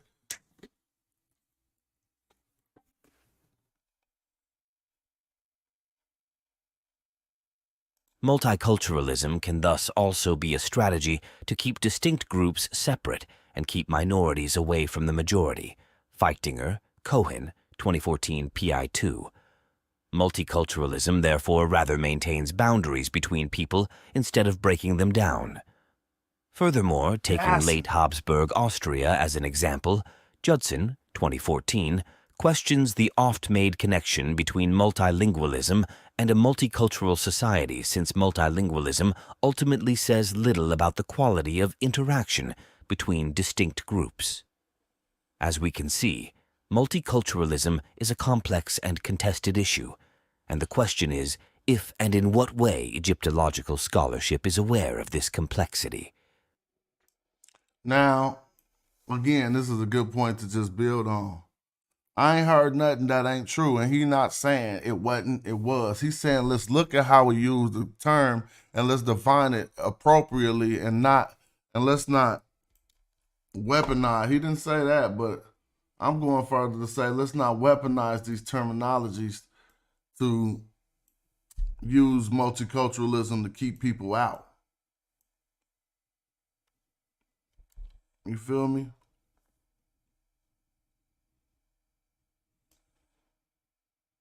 Let's hear let me get the rest of this. I just gotta put a word her in here and remember that. What's the word her? Copy. I don't feel like editing that all down, so I'm gonna just generate the text and we're gonna finish hearing this. Oh, did I save that last one? I hope I saved that last one. Multiculturalism in Egyptological historiography. Multiculturalism's fuzziness as a term and concept, as well as its application to empires of old, raise the question, why not apply it to ancient Egypt as well? After all, the Egyptians also entertained an empire, especially during the Late Bronze Age, when it took control over considerable swaths of Nubia and the southern Levant, including the local populations. Man, I gotta give myself my own shout out. Since I ain't got no props, ain't got no love, ain't nobody to say thanks for the Cash App to yet. I'ma just stop and give myself some props and go.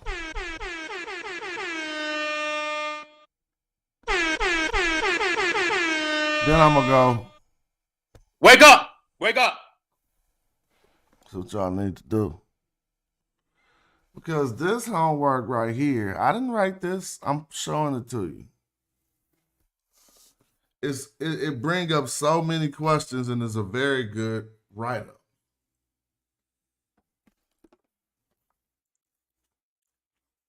People that be like, the people been mixing since 30,000 years. genetically. That won't tell us nothing about the culture.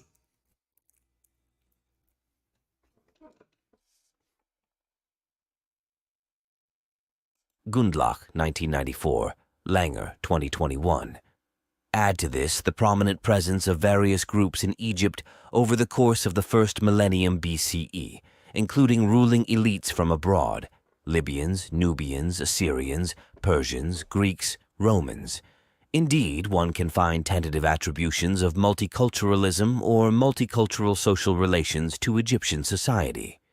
Gatto, 2014, discusses the process of multicultural adjustment and transformation in the First Nile Cataract region during the 4th millennium BCE. Her employ of theories like hybridization or cultural entanglement aims at explaining cultural mixing along the South Egyptian border.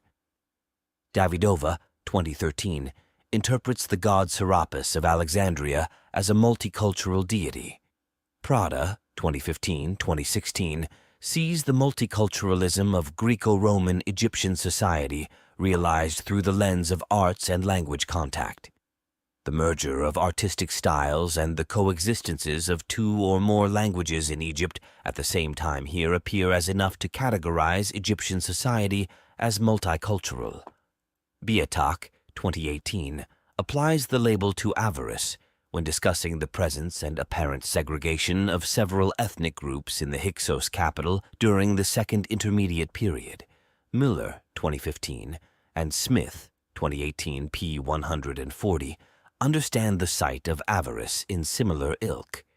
Liska and D'Souza, 2020, wonder about the integration of the madjai into the multicultural Egyptian society.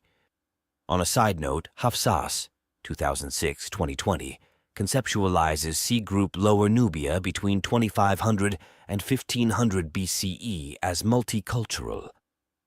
Depot and Zierzbicka, 2019 PR 16, subscribe to the idea of Greco-Roman Egypt as multicultural, for there had essentially been no walls separating Egyptians from Greek and Roman settlers. Brew, 2019, looks at the daily life of the people of the multicultural generations in Greco-Roman Egypt. Van Dorp and Clarice, 2019, shed light on religious organization in the multicultural context of Greco-Roman Egypt, while Nather, 2019 PR 445, considers magical Greek and demotic papyri to be multilingual and multicultural in nature. Here once more the connection between multilingualism and the multicultural. Similarly, Torales Tovar and Vieros, 2019 PR 494. In the same volume, Genesis, 2019, and Pfeiffer's, 2019 p. 438. Employ of the terms multi-ethnic and multicultural in a single sentence suggest a conceptual difference between the two. There are other works in the same companion to Greco-Roman and late antique Egypt that describe Egypt at the time as multicultural. Suffice to say, none of these works go to lengths to theorize any of those terms. In what can be called public Egyptology, public relations and the communication of the field to the wider public, the idea that ancient Egypt was multicultural has become a hidden theory, something that is deemed beyond explanation and generally accepted. The concept of the hidden theory was developed by Summer and Gramsci, 2011 PD 25, and recently adopted by Madich, 2020 PR 30, to explain the pervasiveness of scientific racism in Egyptology. What? To cite a recent example, the 2021 Manchester Museum exhibition, Meet Egypt, the exhibition of the golden mummies touring major Chinese cities like Beijing and Shanghai, dealt with objects from Greco-Roman Egypt and framed Egyptian society as multicultural from the onset. The following... Now, do y'all see what I'm showing y'all? How they use multiculturalism negatively? Wipe your ass up out of there quick. Nah, that was everybody.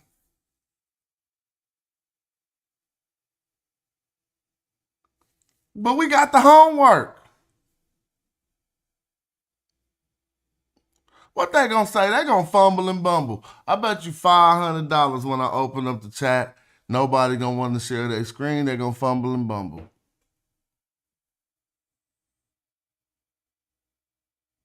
They're gonna be having a contest to see who can say hold on the quickest. When a nigga get to going in, niggas get to feeling some kind of way. They gonna get to feeling some kind of way.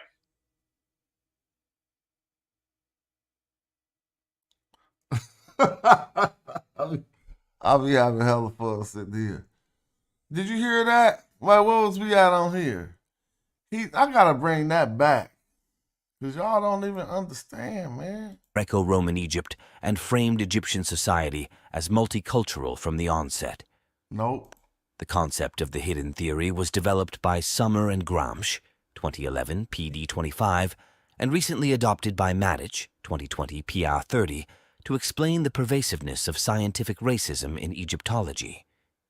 To cite a recent example, the 2021 Manchester Museum exhibition, Meet Egypt, the exhibition of the golden mummies touring major Chinese cities like Beijing and Shanghai, dealt with objects from Greco-Roman Egypt and framed Egyptian society as multicultural from the onset.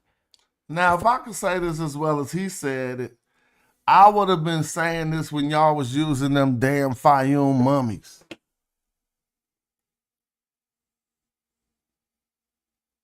I said, I love the way you dealing with objects from Greco-Roman Egypt and framing them and framing ancient Egyptian society as multicultural from the onset. I remember that sentence. You remember a rap lyric? So I'm gonna remember, bro. I love how you taking objects from the Greco-Roman Egypt period and framing them and framing Egyptian society as multicultural from the onset. That's a love. Let's rewind it. Let's see how he dropped it. He dropped it better. Of the field to the wider public, the idea that ancient Egypt was multicultural has become a hidden theory, something that is deemed beyond explanation and generally accepted. The concept of the hidden theory was developed by Summer and Gramsci, 2011, PD 25. The hidden theory. I'm about to start hitting y'all off with hidden theories. Wait till I get all this in my lingo. I gotta go research and read the book, The Hidden Theory. Bro, you got a hidden theory. You trying to substantiate your hidden theory with DNA. Beyond explanation and generally accepted. The concept of the hidden theory was developed by Summer and Gramsci, 2011, PD 25, and recently adopted by Madjai, 2020, PR 30, to explain the pervasiveness of scientific racism in Egyptology. To cite a recent example, funny, the 2021 Manchester Museum exhibition, Meet Egypt, But I'll be looking at how people brain work, and you matched up hallways with echo chamber. So the reason why I was laughing is because when you go into do sound effects, one of the main reverbs is called a hall. I know you know if you do music and shit, so your brain working right, at least metaphorically. That's why I laugh. Exhibition of the golden mummies touring major Chinese cities like Beijing and Shanghai dealt with objects from Greco-Roman Egypt and framed Egyptian society as multicultural from the onset. The following excerpts are from the foreword to the exhibition and flavor text accompanying the section of daily life. Listen. Oh, I didn't do that part yet. Now, so this is what I'm about to do. This is what they did when they weaponized. He's showing how the museum took multiculturalism, the hidden theory that none of y'all can't explain, so y'all trying to explain it with DNA. And he's showing how the museum weaponized this theory, and this is what they presented. Now let's listen to this. Am I running out of tokens? Oh, well, I saved the last audio. Let me save it again just to make sure. Yeah, I saved that twice. Generating. So this is what they did. They came out with the shoot. Forward. Listen. Egypt was ruled first by a Greek royal family, ending with Queen Cleopatra VIII, then by Roman emperors between 300 BC and AD 300. Now you see a dot, dot, dot in his article before it says Egypt was ruled first. But they really put this in the museum under the auspices by license of the hidden theory multiculturalism. So you see how it got weaponized as brought forth by the scholar? This is good homework. Look at this. So now the museum gonna present this in their ancient Egypt presentation. Foreword. Egypt was ruled first by a Greek royal family, ending with Queen Cleopatra VIII, then by Roman emperors between 300 BC and AD 300. Wealthy members of this multicultural society made elaborate preparations for the afterlife, combining Egyptian, Greek, and Roman ideals of eternal beauty and life in a multicultural. So they not using their little fake multicultural shit, excuse my language, to exclude Nubians?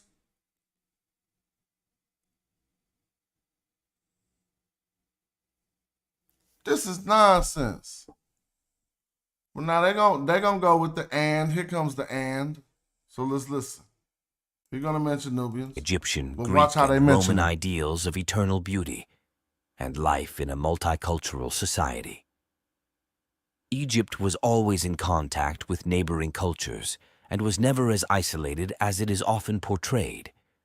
Plentiful evidence survives for trade with Nubia to the south of Nubia and around the Mediterranean for centuries under the pharaohs, and many non-Egyptians came to live in Egypt. But relations between these peoples were not always peaceful, and there were sometimes violent struggles for power. During the Greco-Roman period, some of these events are recorded in papyrus documents. A dynasty of Macedonian origin called Ptolemies ruled Egypt from 305-30 BC. They built their capital on the coast at Alexandria, facing their homeland, but they appeared as traditional pharaohs on temple walls throughout Egypt. They developed farmland in the fertile Fayum area to house new settlers from Greece. Here and elsewhere, the Ptolemies promoted the worship of a new I told y'all, man. It wasn't no new settlers. That was just the elite. So they say they developed farmland in the fertile Fayum area to house new settlers from Greece. Here and elsewhere, the Ptolemies promoted the worship of a new multicultural god called Serapis. So you see how the museum is just multicultural all over the place? It's multicultural on itself. It isn't multicultural all on itself. A wide range of Greek, Roman, and Egyptian gods were worshipped in people's homes. By looking at items found buried with the dead, we can learn more about the everyday lives of the Egyptian people. From these excerpts, we can isolate the following feature. Following feature? I wasn't reading.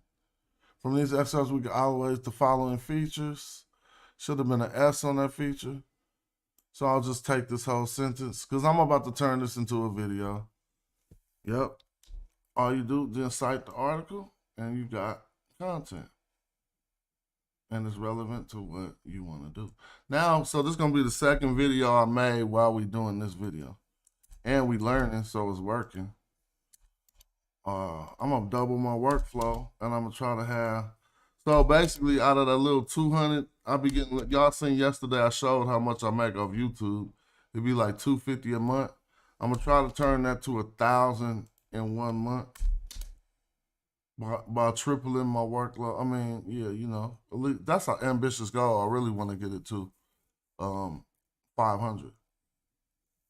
But let's generate, let me save that audio again, because I have been making a habit of not saving them. And then generate this audio, and then I almost can make the video. And I'm open From up these Zoom. excerpts, we can isolate the following features of the multicultural Egyptian society the curators implicitly communicate. 1. Domination by an external elite minority. 2.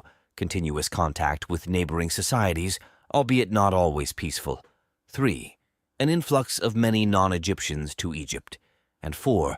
Elite promotion of shared aesthetic ideals and religious beliefs. What becomes clear is that multiculturalism becomes a mere buzzword in such Egyptological public relations, for theorization does not take place. However, this is naturally also due to the character of a commercial exhibition aimed at the wider public and designed to bring in revenue. Damn. That notwithstanding, I argue that such public communications are a good benchmark for assessing the pervasiveness of a given hidden theory, perhaps not often communicated this directly in works aimed at specialists. Here the underlying assumption that Egypt was indeed a multicultural society. You feel me? Get up out of here with these underlying assumptions, man. Did I download that? I'm downloading them all, bro. Now, again, he's not about to ultimately say it wasn't one and we got evidence that it was. But y'all who hinge on that to over-include people who wasn't important and stuff to the society and do all this stuff y'all be doing with that term, I got y'all. I got you. Right here.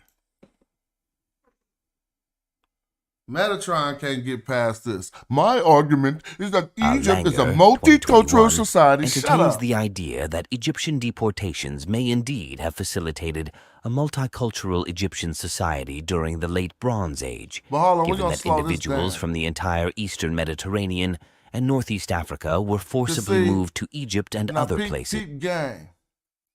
Watch how smart this scholar is. And watch how he give us the essence of our misunderstanding of multiculturalism, because we've been given the pseudo culture vulture melting pot theory. If the melting pot of America is even true, tell me what white people melted into the pot. I'm talking about culture.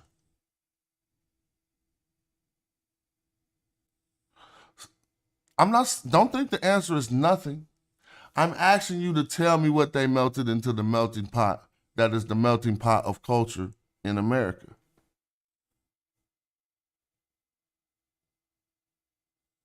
You can't say government.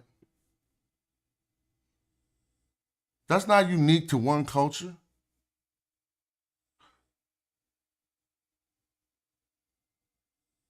So a melting pot and all that shit is a way to get ripped off. You gonna come up out of the melting pot broke.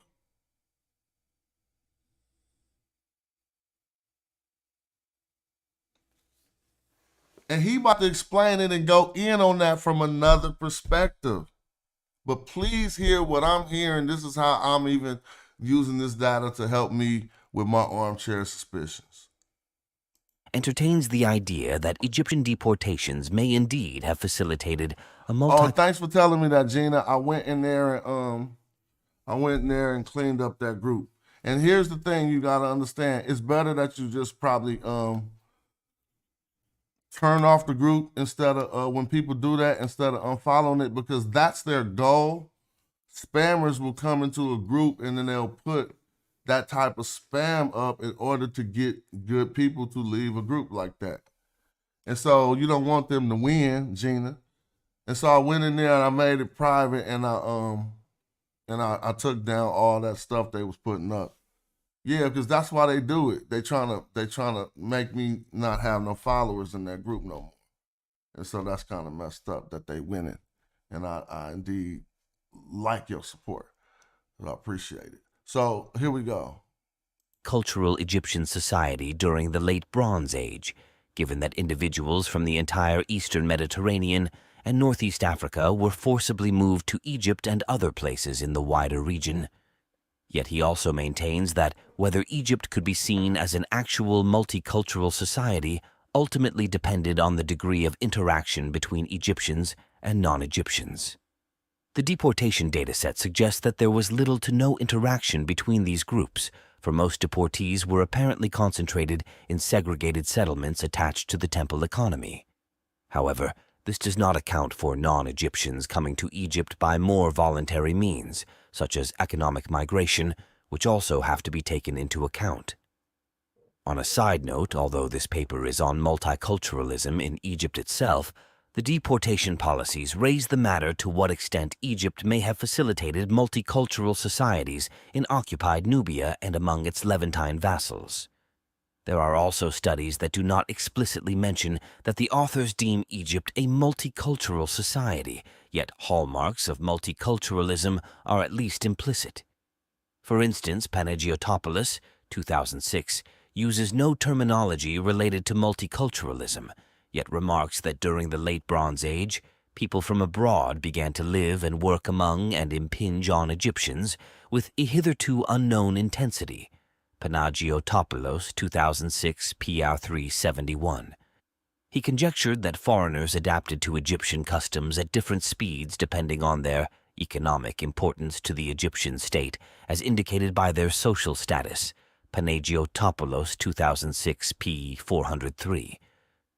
Those precious few individuals that managed to attain positions at the royal court, he maintains, were expected to totally adopt Egyptian cultural values. Pan-Arabism, 2006, pi 403. He further concluded that people from abroad living in Egypt undermined the official Egyptian stance towards foreigners as harbingers of chaos, and that they were accepted into Egyptian society, given the opportunity to adapt to the Egyptian way of life. Let's note that. Pan-Arabism, 2006, pi 406. The first assessment entertains the possibility of multiculturalism, or the melting pot theory, since people from abroad are said to have left their mark on Egypt. The remaining assessment seems to reject both notions, though, as foreigners, at least those among the elites, had to adopt Egyptian customs.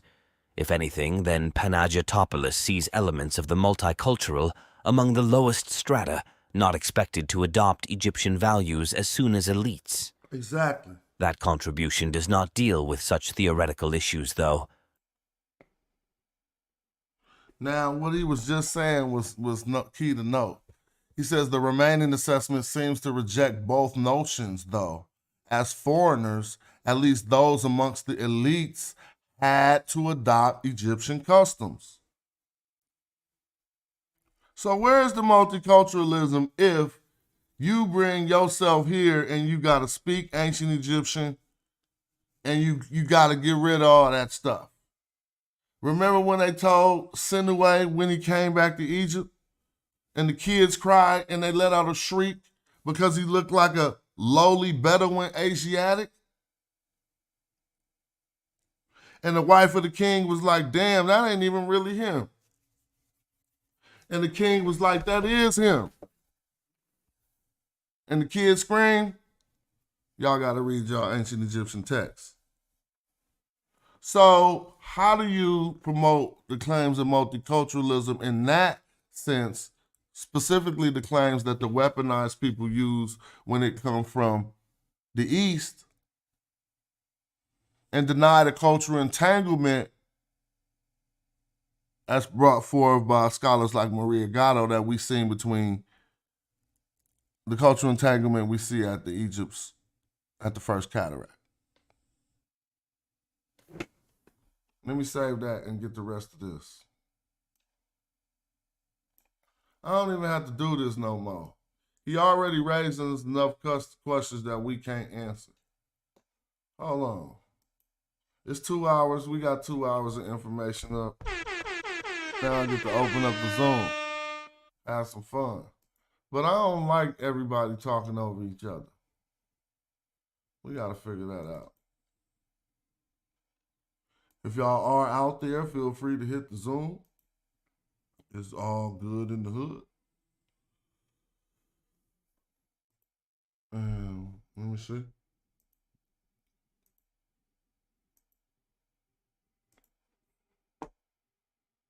Share this link.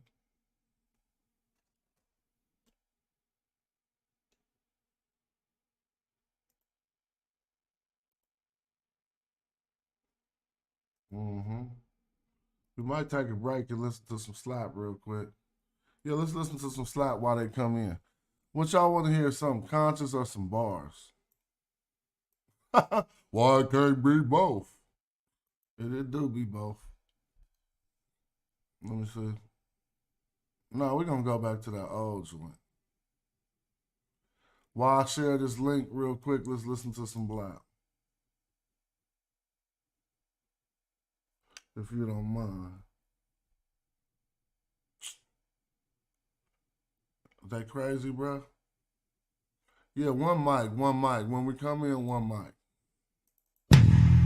Yeah, and I'ma work cause I ain't going out lazy, bruh. Thought he was conscious, but the homie just played me, bruh. The house of consciousness is going out crazy, bruh.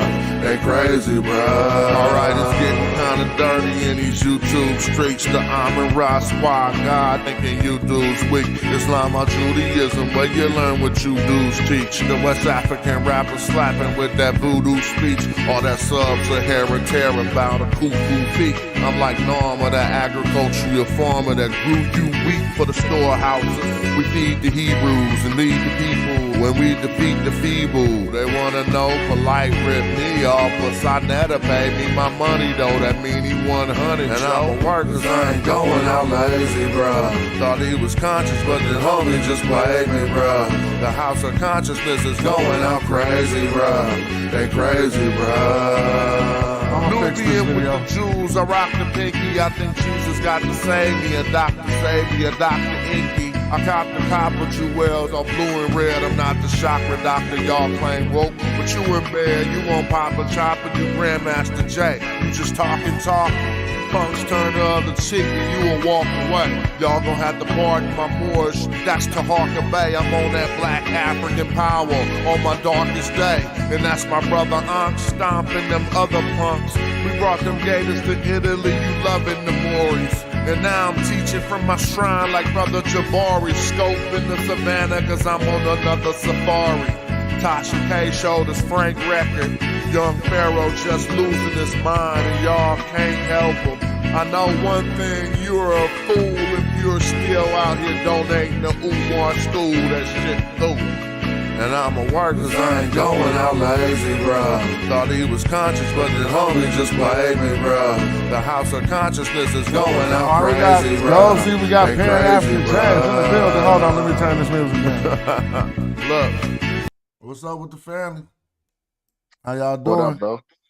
How y'all doing? How you like the video? I think the video was on point. All the information was on point, but the problem is it doesn't deny the modern population. You also read something that very important about the Greeks when they went into Fahim, and I think I brought that up the other day on here, and I was shot at, rejected, but that didn't affect the overall population. And I never, Ngozi never said that Egypt was a multicultural society. Culture has nothing to do with the populations that mingled very long ago. I said Egyptian culture, and I'm going to repeat it again, is Egyptian. It belongs to that portion in that region of Africa. So I don't even deal with the multiculturalism. Cultures can come from multiple places. Egyptian culture is indigenous to that portion of Africa, regardless to ancient admixtures that they went through. And even when the African culture is indigenous to that region in Africa. No, I'm not. What you want to do is keep parsing it out with that Egyptian, with the Greek, Roman word. That is African culture. We're gonna start using that. We ain't even gonna use Egypt no more. You too emotional, bro. What's wrong with you, bro? You that emotional? What's wrong with me is you keep denying the incursion of that DNA coming into the north. You're not, bro. Listen, let me finish, bro. You're too emotional. No, I'm not. Listen. I'm just not going to keep letting you just do hold on. Let me finish, bro. Go ahead. I don't know what's wrong with you, bro. Don't First of all, turn up. You just It ain't said, even that deep. bro. You just said in the hey, Smash, could you get ain't no control of it? Like all of us don't have control. No, this is what I'm tripping off. All of this is what I'm tripping off. This dude just keep blurring out stuff emotionally. So I thought it would be cool if y'all could dialogue, but one thing I'm noticing. But Smash, in order to have a dialogue, you bro, me and you go back years. We can't just talk over each other because he's too emotional. He won't even let me speak. But I was at the word dialogue and hadn't finished my sentence, and then you started talking. But look, I just stopped because in most normal conversations. No, I'm just saying. We know that when we at family dinners and stuff, and when we with people we love, we don't never say why you cut me off.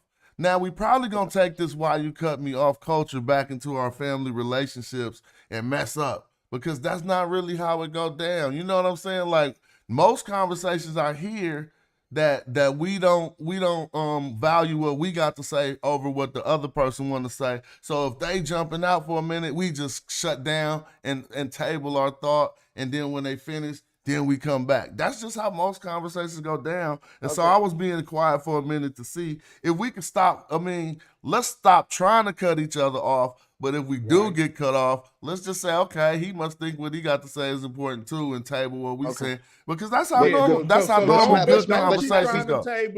I never finished. I never finished. Egypt, I never it is finished. African culture before Egypt is even presented in Okay. the conversation. Stop. Okay, that's what I'm fine. saying. Okay, now let me respond. No one cares. No one.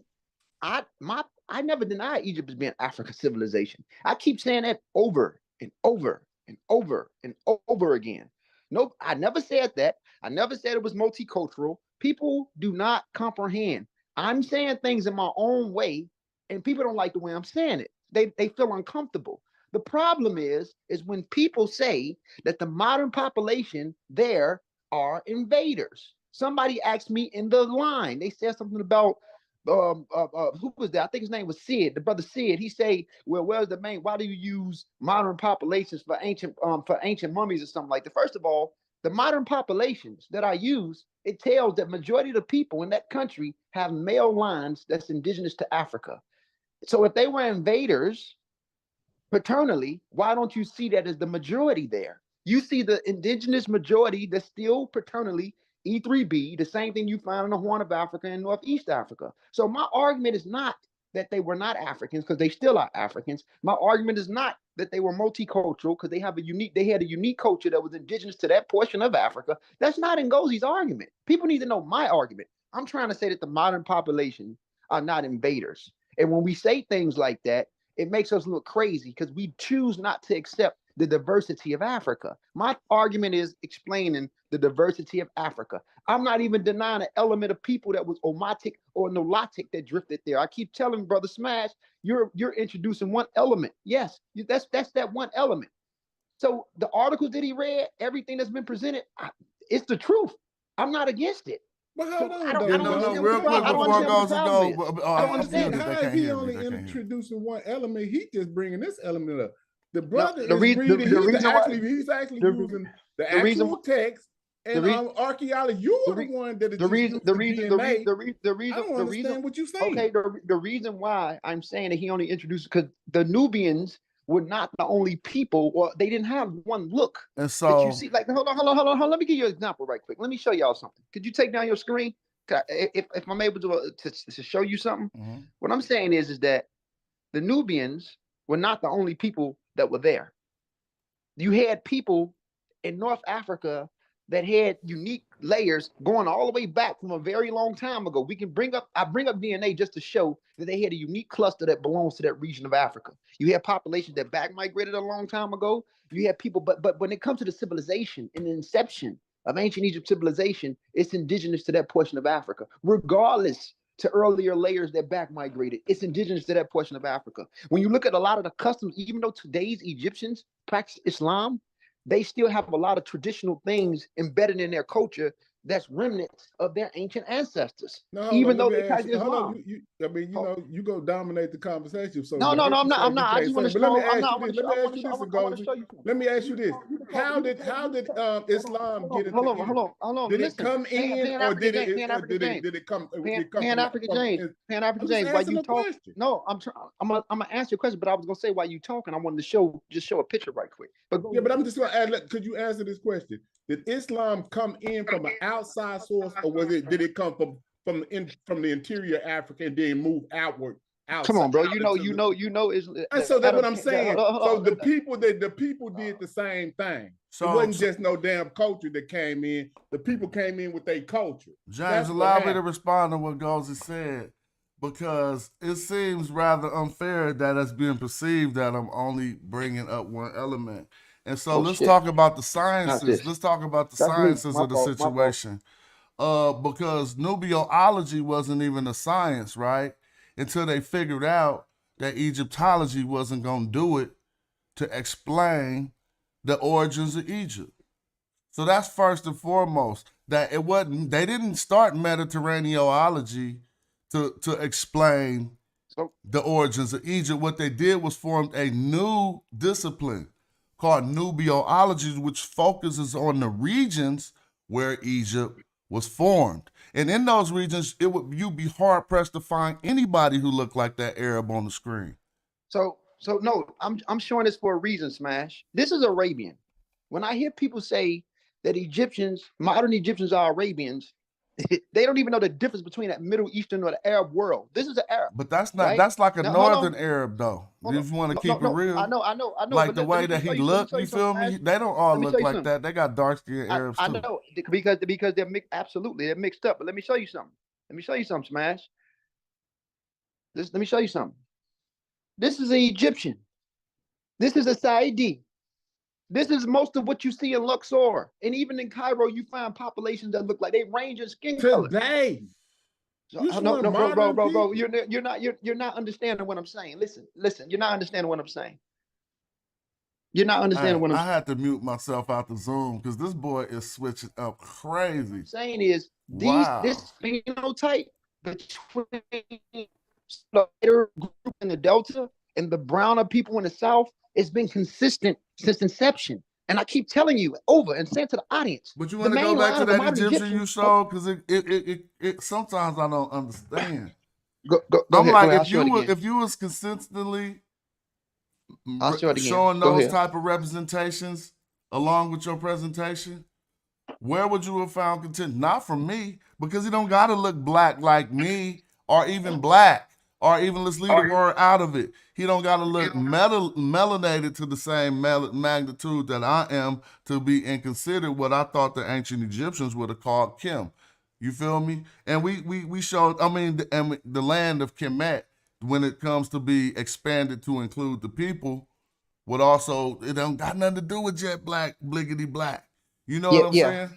Yeah, I understand that, brother. But what I'm saying is, this is what you see in the country mainly. And when we say that these people are Arabs, we're not even understanding that portion of Africa. It's a transcontinental country. Like if you look at Ramesses II, Ursama Asetepetah Ramasumeri Amun, or Ramesses II, he looks like this modern day Saidi man. The Saidi people that's there like right now. He doesn't. This is really what lookership is. Yeah, how we because I could take another image of a brother with a hook nose, or I could take a Jew with a hook nose and do this. This is not scholarship. For the record. Hold on, I'm just giving examples, bro. Like I don't even front my move, because if you look at me, shit. But it's a reason for certain traits. But what I'm saying is, you can find the common feature that's been consistent in those areas for a long time. And I'm not denying the populations further south near some layers of Aswan and even in Luxor, where they can get extremely dark. I'm just saying you can see the phenotype of people ranging in a consistent morphology for a very long time. So when I say Egyptians are Egyptians, I'm not saying that they're not Africans. They are Africans. And I'm also including the lighter population, and I'm also including the darker population. What's wrong with that? What's wrong with that? What's wrong with that is you denoting the incursions of that non-African DNA that these people have at a 70% clip today. That's what you're doing. And really, I just noticed I didn't get to finish about what I was saying about them forming the field of nubiology. And because it was saying that I'm only presenting one thing, but actually in the field and in the survey, when they talking about how ancient Egypt arose, in modern times, they don't talk about none of the stuff you be saying. They don't, even the word Mediterranean be hard to find in these new books. Now you might find them say some people, yeah, they had attachments to the Near East. Even Shamaka Kieta tells us all of those was accessories onto an already popping culture. It's like you pull up with the car and somebody got some clean rims. Yeah, fine. Them rims made by them, but the car that you put up in was made by the Egyptians. Well. Today's standards of Mediterranean is something that's totally new. Because if you go back 6,000 years, the description of that, whatever, that's based off border. So it sits in between the Mediterranean border, the Red Sea, and the interior portions of Africa near the Sahara. So that ain't even my argument. I don't care. Mediterranean and East, that's not, I'm not even, that's childish. Like Mediterranean, like to me, like you have different groups of people sitting in the Mediterranean border and they have their own unique clusters, even though they share, cultures, even though they have a lot of shared continuity based off trade that's been consistent. But you can't tell, even though a Moroccan will be classified as a Mediterranean person based off geographics, you can't tell a Moroccan that he's an Italian because hold on and goes. Let me ask you something real quick. Can you see this map? Go ahead.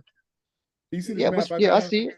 Yeah, I see it. Would you agree with this map at say the 3500 BC mark? This is what's going on the planet, right? You see this, right? There's nothing wrong with that. You see where it says the Nilo-Saharan cattle herders right here? No, nobody denies that. Nobody denies that. Hold on. I just want to show you something because I'm a visual type person. So that's fine. So watch this. So I'm gonna click this, and I'm gonna go to 2700 BCE, right? Watch this. I just want to see if you're gonna deny this fact. Okay, so you see the Nilo-Saharans have moved over here into the Chad Basin, right? Yeah. If they was over here in the Nile. Yes, sir. Right? But they moved to the Chad Basin. So that means they're moving along the southern Sahel westward, right? Okay, watch this. I'm gonna go up to 1500 BC. Watch this. Bruh. Okay, so what do we see now? We see Nilo-Saharan on the Nile. We see Nilo-Saharan in the Chad Basin, but we also see Nilo-Saharan on the west coast of Africa. So that shows you that these are the same people moving across that southern Sahel. Nobody denies that, bro. You missing my point. Now go back to 10,000 BC. If you can go back to 10,000 BC. Oh, you can't. It only goes back to 3,500. Oh, okay. You can't. Okay, you can't. Okay. Oh, I knew that. Okay. Oh, okay. So now I got to go back to 10,000. Yeah. Because again, you're constantly introducing or giving the audience one element. Nobody denies this element. I don't deny that element. Why would I deny that element? You said that these are not the same But people. I mean, that's just like the nubiology thing. He didn't put them things on the screen. So go back as far as you could go, James, to be fair. Go back to 4,300. I'm gonna go back to as far as they let you go, yeah. This right here, y'all can see this is 43. You gotta go to 45. I can't go back. See, it's not a dot. Oh, it ain't a dot there. No, it ain't a dot. No, it ain't no dot there. I see what you're saying. This is the last dot. So this is as furthest back as I go. They started Nilo-Saharan right here on the Nile, what we would call Sudan. This is where they started this. This is where this cattle culture. Hold up. This is where this cattle culture starts. By 1500 BC, they all way in the West Coast. Man, they got. To be honest with you, to be honest with you, James, I'm gonna help you out right quick. They got recent studies that show cattle cults in that Sudan region that even predates the limitation of what you have in recent studies. So nobody denies that. But what I'm saying is that when you start looking at Jebel Sahaba, and you can see morphologically, and they both were Africans, the distinction between two groups of people phenotypically, you can see a lot of changes going on before even this later derived situation that you speak of. But James, I'm not denying what you speak of. I'm just trying to say that the modern population there now represents the continuity. Hold on. But this ain't relevant. This is early. Who said that wasn't relevant? Who said that wasn't relevant? I'm just saying why did you interject me going back to what is the need to go back to 10,000 years? Because if you go back to 10,000, if you can go back further in time, you can see that I don't need to go back further than the Egyptian. Oh, you don't want to go back. No, bro, because that's what we're talking about. But no, brother. Listen, beloved. That your timeline is based off Sudan and the Sahel. I'm talking about Egypt. I mean, go back to it. That's based off of Africa. That is just not talking about. But again, it stops at the southern tip of Egypt. Go back to what you just showed so the audience can see what you're doing, bro. Seriously, my brother. I don't understand how this is a problem. This is crazy. It's not a problem. It's just one element. It's not a problem. Now you want to see all that minimalization? That ain't even cool. Hey, James, you slick. No, I'm not slick. I like to use visual to prove a point. To see you can't get around it. You laughing like it's a joke. I can't get around it. I can't get around it because that's one element that's truth. I don't deny truth. So it's not a problem. But again, that's only speaking of one. That's speaking of Sahel, Sudan. Hold up. That's what I've been saying the whole time. You acted but you, we talking about Egypt, bro. Wasn't a stopping point between East and West Africa. So just to moderate this, you saying they left something off that map, Gozy, that we was looking at? What I'm saying is, what you, my brother Smash, and my brother James is presenting is one element, and you have that Nilotic and pre-Omotic signature in that portion in the south, from the Sahel, east of the Sahel, going from west to the Sahel, east of the Sahel to the eastern part of Sahara to Sudan, north. You're going to find that nobody can deny that, and they did drift. Look what's happening now. Look what's happening now. See how it's still going across that Sahel. They staying in that right. You can't live in the desert, bro. They stand. Hey, bro, look at what you across that Sahel. Hold on. Let me see something. Look at what you're doing. They staying in where? They staying. They staying. So where they at right now? I didn't have the map up for the people. Where they at right now on the map? No, what I'm showing them is how it keeps developing across that Sahel. And if I keep going, it's going to be totally bro, what this got to do? Bro, we talking about Egypt. Because you told us that West Africa and East Africa is not connected. Look at this. No. Look at what's going on. Look at it. It ain't doing nothing to get worse. Look at the Ottoman Turk Empire. Hey, James, listen, James. I think you really misunderstand what I'm saying. I'm saying so now no. Let me explain what I'm trying to tell you. The Songhai speakers, the Songhai Empire was Nilo-Saharan speakers. Nilotic people from that Sudan area crossing through the Sahel has been consistent for a long time. So nobody denies a Nilotic element. The Tibu people of southern Libya are a Nilotic speaking people. So they have phases, but with the population that you and me come from, primarily southwestern Central Africa, near the coast. Hold on. He's gonna tell you where we come from because he's gonna misuse DNA real quick. No. This ain't. No, I'm just trying to get. Listen. How do you always say the populations me and you come from based on what? Smash. Listen, Smash. Let me finish what I'm saying. I love the whole continent of Africa, including North Africa. Africa is a beautiful place, and I love the diversity. What I'm trying to say is the people that we come from the coastlines where those slaves or those Africans were kidnapped from, that we know about, right? If you look at all African Americans and African Caribbeans DNA tests that's been presented, we all have shared strong affinities from the same populations that was snatched. And what I'm trying to say is when you look into those populations or those groups of people that was snatched, they have their own consistent continuity genetically. That's a unique cluster that belongs to those populations. If you want to use G25 PCA or other PCAs to look at the distance of other groups that they distantly come from, and even in ancient times, that's something totally distinct. But what I'm saying is a Nilo-Saharan, a Tibu person, you know what I'm saying? A person that's a Dinka are not Yoruba. They are not Igbo. They are not those groups of people. I'm just here to explain the diversity. That's it. I'm not saying people can't deal with it. I love Kemet, and I never give up Kemet. But what I'm saying is that I'm going to also say that the population that's there now represents the distant ancestors that they split from in all of their history collectively in all phases. That's all I'm trying to say. Man, don't make me pull up my own DNA and go, stop it. Your DNA. Because if I pull it, when I put it up in Jed, your DNA going. I put it up in Jed Mass too and go, it's even worse. Yeah, so go ahead. Stop. Go ahead. No. They ain't gonna tell me nothing, but I'm sub-Saharan African. They don't give a damn about these borders and these arbitrary things that you talking about. Yes, it's gonna say that you can't. You're mainly Western Central African. In certain databases, so when you put it in JED match and you use Ethiohelix or what did it say? Break down what it say and you can show the audience, because I know about all this. The PCAs that's used. When you took your raw data and abstracted it and put it inside the JED match, what did it say in your distant populations? I mean, I'm just saying.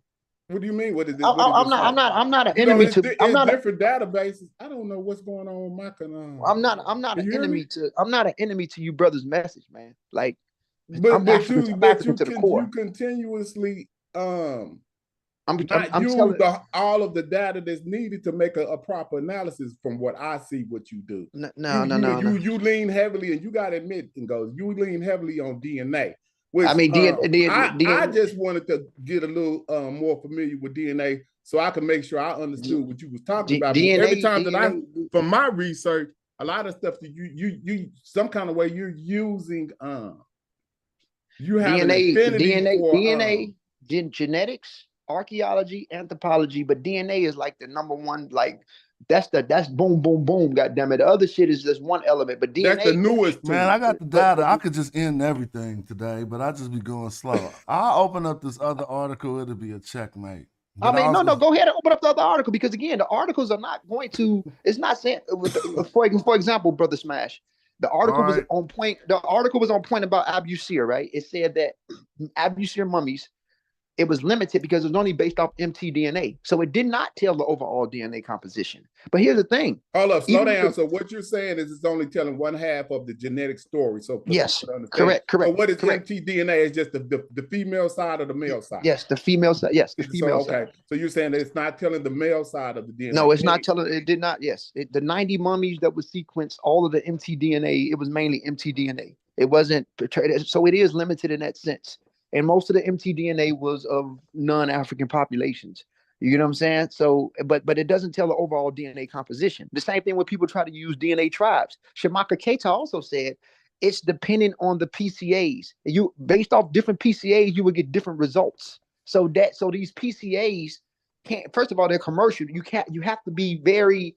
You have to be particular of which one that's being used in toolage to describe the populations, because PCAs can change based off the results that they have. So that even with DNA tribes, they said that yes, it shows some ties to populations of the Great Lakes region, but it did not tell the overall DNA composition because the data is limited with the STR that was used. I think it was up to only 8 STRs. At first I said 13, but it was 8. And even with Ramesses III, you know, he could have had EM2 because you have a unique cluster of EM2 that's even found in Egypt today. But why every time it's some type of when they do find stuff that has African genetics, it's always an issue. I don't know why. But it's not. No, James. It seems like every time you pull up something.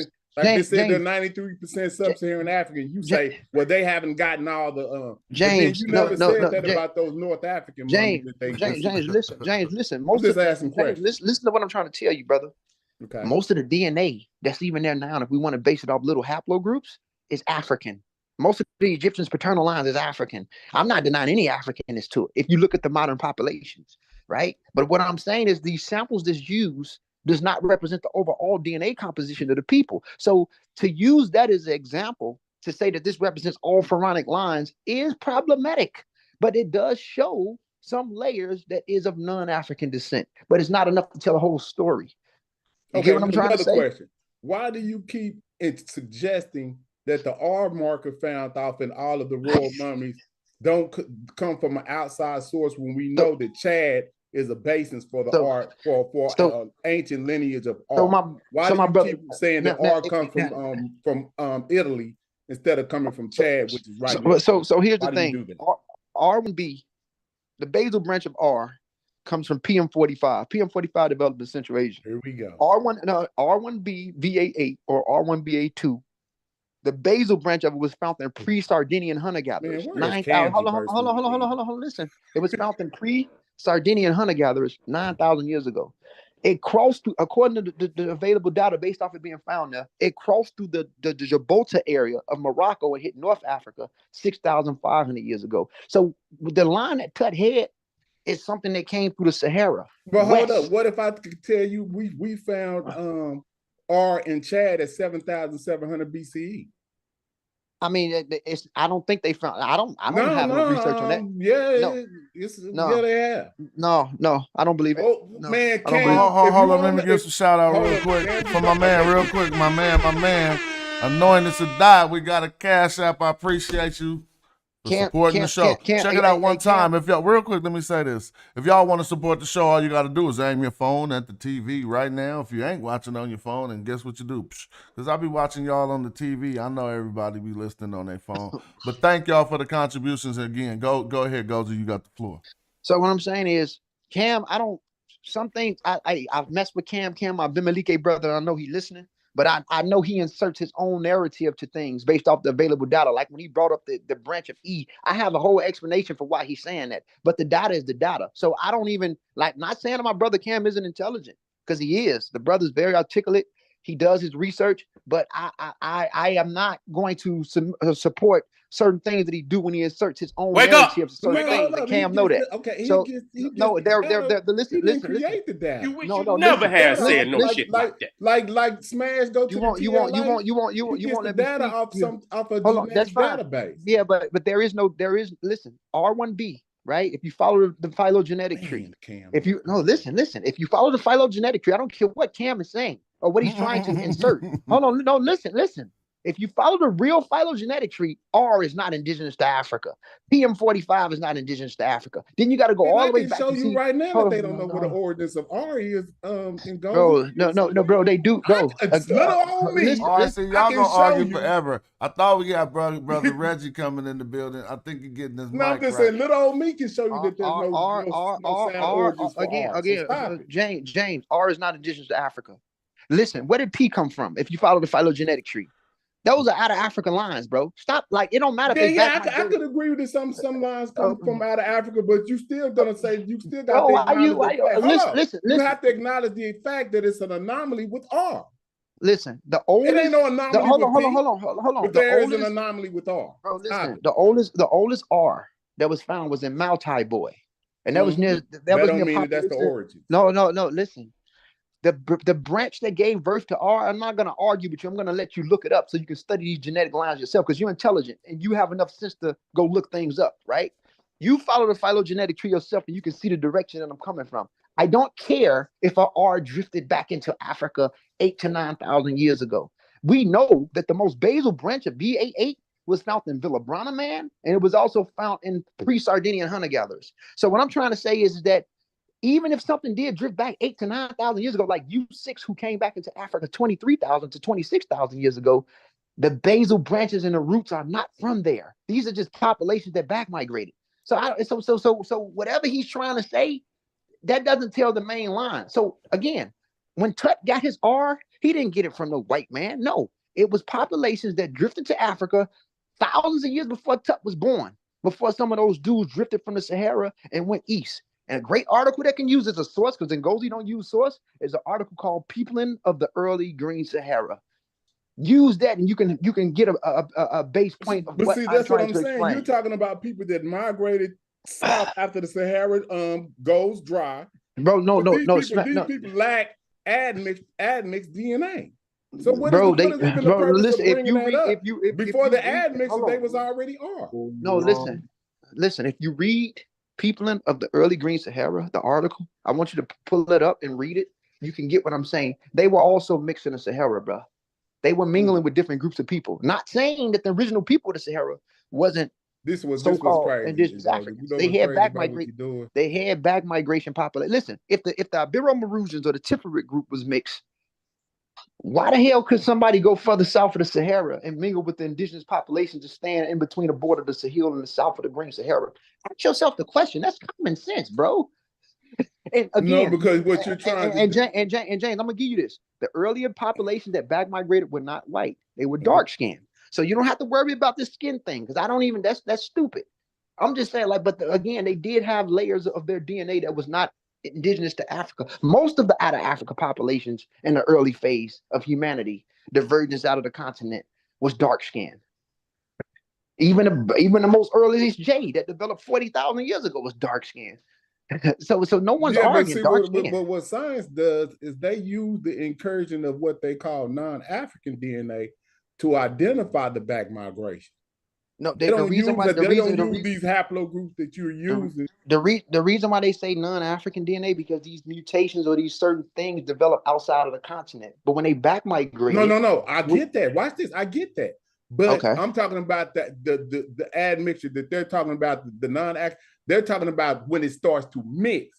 What is it mixing with for them to start? Because they're saying they're saying that this fictional basal population had no admixture. So let me talk about the mixing. You know about the Ibero-Maurusians. Their fossils was found 15,000 years ago.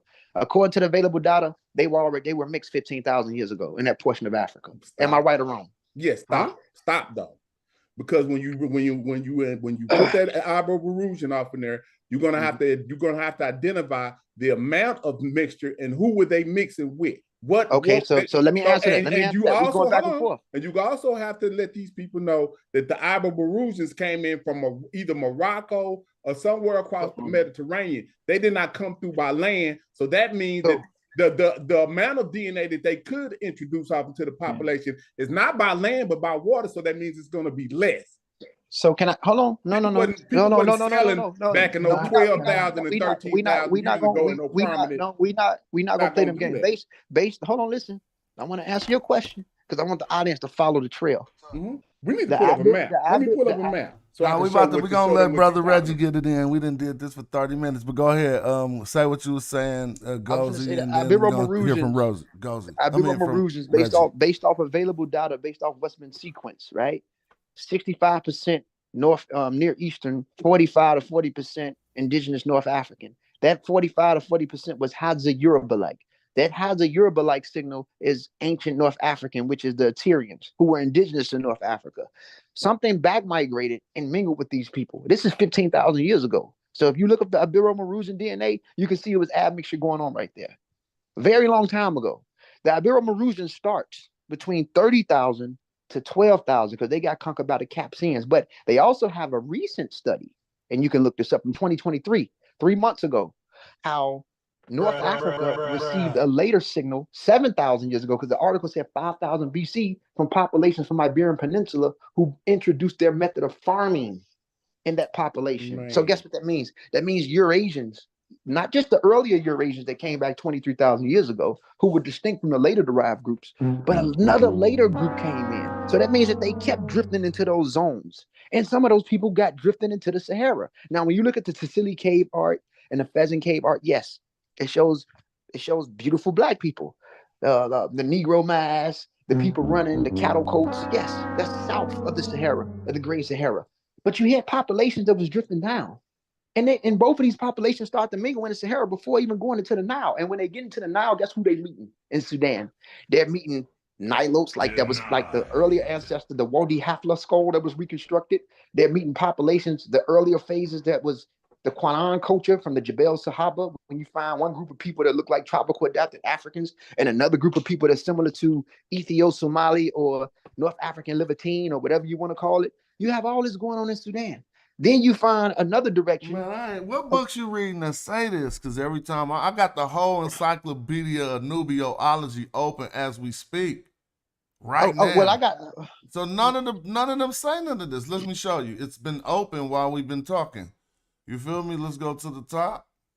Like it's 1,000 pages on Nubia and ain't none of it saying that. So I'm just saying, where should I go for a reference point for what you're saying? Maybe you could get one while we hear from Reggie. What's up with Reggie?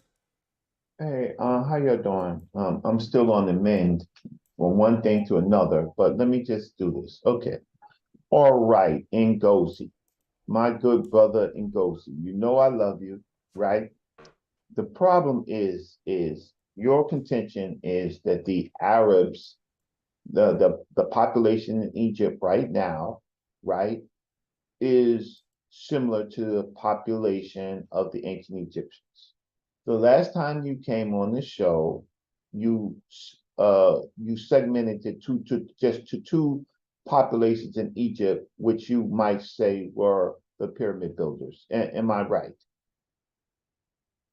Am I right? Yeah, I talked about the Sadi and the Fellahin, and the people of Ghana. I think I said 3. Okay, so let's start at a different time period. Let's not go ancient, right? Populations change, right? Let's go to the period of the Greek period. Do you know how many Greeks were in Africa? Let's go there. I'm right here. Based off my research, based off my, you asking me or you are you asking me or you still speaking? No, I'm asking you. Based off my research, the Greeks dominated over the elite population because they were fighting against the Persians, and they moved the capital from Memphis to that portion of Alexandria. So it wasn't a lot. It wasn't a lot in the sense of to dilute the overall population in the country. Okay, so let me share my screen. And I did this before, and some of the pseudo killer nuts at that time, right? They just couldn't handle it, right? Okay, so I'm showing my screen. Can you see my screen? Yes, sir. Okay. Christelle Fisher-Bovet, 2007, Counting the Greeks in Egypt, Stanford University. The population at that time period was from different data that they pulled, and the total population of ancient Egyptians was 4 million. Not ancient Egyptians. The total population at the Greek period was 4 million. The Greek population, the total Greek population, was anywhere between 866,000 to 1 million, but roughly around 866,000. Where did those people go? We're talking about moving to the current period. Where did they go? Where did that Greek population go? Right? They stayed and then they admixed until another period. Let's look at another, right? Killing another thing. Okay. No, not really. And I screenshotted that on purpose. All right, go back, but go no, back. He didn't. What's the matter with what he showed? A million? He just showed you 1 million Greeks. It wasn't. When y'all said it was only the elite. Now watch it switch up. It was not. It was not 1 million. I'm gonna get this data and I'm gonna run it. What? No, so you saying Stanford is incorrect here? What I'm trying to say, what was the number population of the overall indigenous people? I'm looking at like let me hold on, let me read this. No, right it had to They be. said the total population was 4 million, but it said right. So you just subtract the 4 million and you start subtracting. So roughly the total population. They got the percentage at the bottom. Look at the percentage. 21% was Greek. You know how high that is? That means one in 5 people was a Greek. Okay, so thank you. All right, so let's go to another section. Right, during this same period of the Greeks, another population was imported in. Oh, you know how that works. That's the Hebrew population, right? The Jewish community was large and may have accounted for 30% of the population in that particular area of Alexandria. Some consider that there may have been 180,000 Jews living in the city, right, of Alexandria, right? Okay. It says over here, while accepting Jews may have made up nearly a third of the population, would set the absolute number of Jews at more like 100,000, right? So we have the Greeks there, we have the indigenous Africans there, and then we have the Hebrew population in Alexandria. Let's go to somewhere else. You already got him up out of here. Put up your Cash App. You see how the archers work? That boy pulled out them sources, and it was like, pew! Yeah, so then population of Romans. So now we have another population coming in. We're talking about the Romans because the Alexander beat out the Persians, made them run, but the Greeks came in. So we know their percentage. We know the percentage of the Hebrews, right, in Alexandria, right? So we know at least that there's 100,000 of those people coming in. And then David O'Connor put the population during, this is the population of Egyptians at the New Kingdom, 4.5 million, as high as 7.5 million, and 7.5 million in Hellenistic Roman Egypt, all right?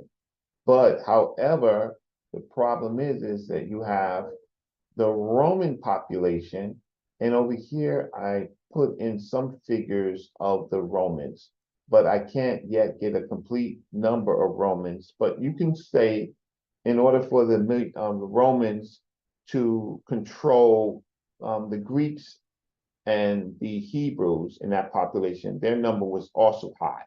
So the population of Egypt is growing, but growing largely with invaders. Let's go here. Okay, so I don't want to talk about I don't want to talk about, don't really want to talk about Romans in North Africa, and I don't want to talk about Carthage because it's off the subject, right?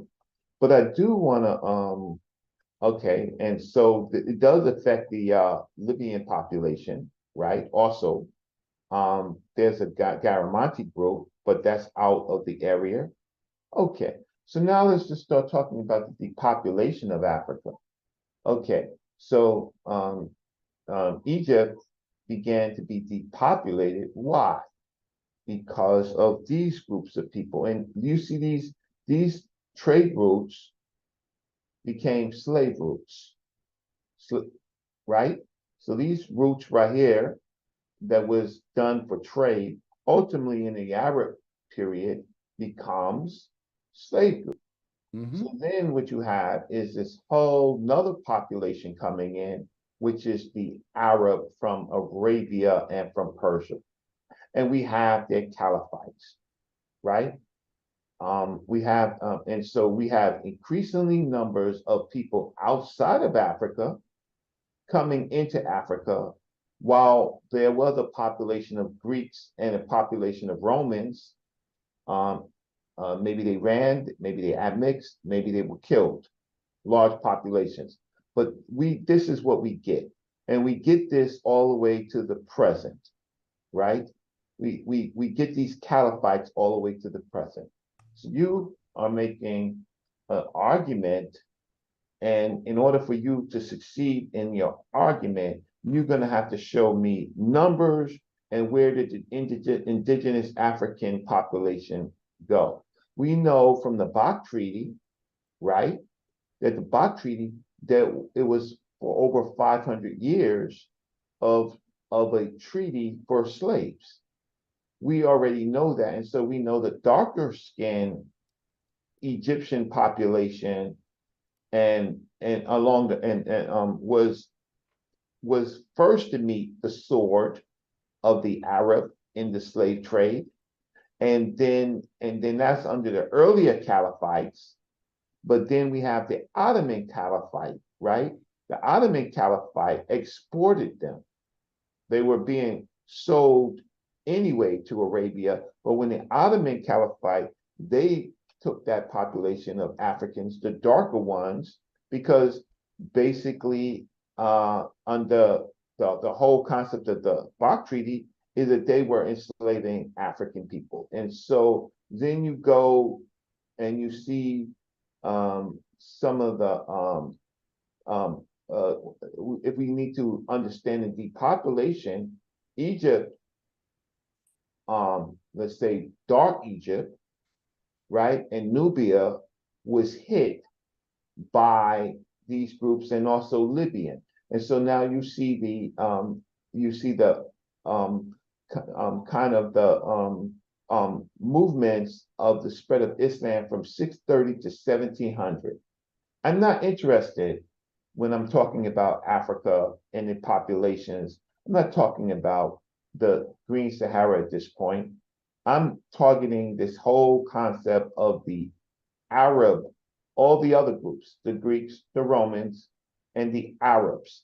And the Arabs, their situation was to import slaves, right? So slaves left Africa to go to Hajj, right? For Hajj tributes to show, right? And in other parts of Africa, that was the same too. So you got the crazy Mansa Musa bringing over 12,000 slaves, right? So you have this whole period of populations moving into Egypt and then moving out of Egypt for Hajj, into Arabia for slavery, right? And we have the 8th century Arabic letter to the king of Nubia to give you an idea of the Arabs, the Arab. In the name of God, the compassionate, the merciful, from Musa Kabab, master of Makuri, and to Master Sahib of Makuri and Nubia. Peace be upon the friends of God and those who obey him. To them I praise God, others than whom there is no God. Let me say that. To them do I praise God, other than whom there is no God. To continue, you sing, you say, you pray, know that about which is an agreement which was made in the fulfillment of it, which you took upon yourself, so preserving your blood and your property. You made an agreement to preserve your blood and your property. This is the Arab talking to the African. You fulfill it. God blessed and exalted is, he says in his book, right? Fulfill the compact of God. When you make a compact and do not break the oath after it has been affirmed, you have made God your guarantee, a verified God. Knows what you do, and he said, fulfill my compact, and I shall fulfill your compact. God's compact, the Arab compact with slaves, that you are liable in the box of several years, talking to the Nubians, which you have not fulfilled. And for that which you have sent in accordance with the box, you have sent that in which there is no good. You sent, now they're talking about people, not gold, not any of those precious materials. That you have sent that in which there is no good. You have sent the one-eyed, the lame, or the weak old man, or the young boy. So here's the Arab. So look, sing into that above which I have written to you. Sing and hasten your singing, the dispatching to us of your remaining liability according to the box for the several years for which you owe, and you did not sin. Sing, niggas. That in which there is no good, for we do not accept it. And sing, niggas, to us the merchant of Muhammad B. Zaid and the wealth which was with him when he was killed, etc., etc., etc. I'm talking about the depopulation of Africa and the repopulation of Islamic empires. So now we know. Now you know. Now you know. So we can continue talking about so I have the slave trade in the Nilotic Sudan. Here I have the quantity of slaves from the listing of the Hadjis, right? These are the quantities of slaves leaving in Egypt here, right? And then from other periods of Hadjis, right? Moving into Egypt when it was counted, right? We're talking about a depopulation of Africa. We grabbing them from the darker populations, right? The populations that did not believe in Allah, right? Out of Africa, right? And then we have this, and then we have in the Maghreb, right? So we have whole groups of African people, slave cargo, 108 Negroes, some black girls from Tripoli, slave cargo, one ship. Slave cargo includes Berbers, etc., right? And we have quantities that were at least counted. And we have more numbers of depopulation of African people, those ancient early Africans for the Arab, right? So at the same time, we know that the Arab population was very rich because slavery made them rich. So I can go on and on. But when we start talking about the modern population, and then also I missed the Momoks, the Mumaks or whatever they are, right? The white people that they brought in. So I'm gonna stop, right? And so here's the Arab population formulating this trade route out of Africa into Arabia, out of Africa into India, right? And we're talking the darker populations, but Egypt was hit first. So now, so you want to say to me that the population, the invading population that came in, who were Arabs, who had a different ethnicity, a different culture, a different belief system, right? And all of those things interact. You now want to say to us that what you're saying is if the Arab slave trade, transatlantic slave trade did not happen, as you're saying if the Greeks didn't come in and the Romans didn't come in, you're excluding those, but we know those groups came in and they intermixed with the African population. They seeded women, right? And so there's multiple new populations for the period that I want to talk about. So I'm gonna stop sharing my screen. I don't want to talk about ancient time periods.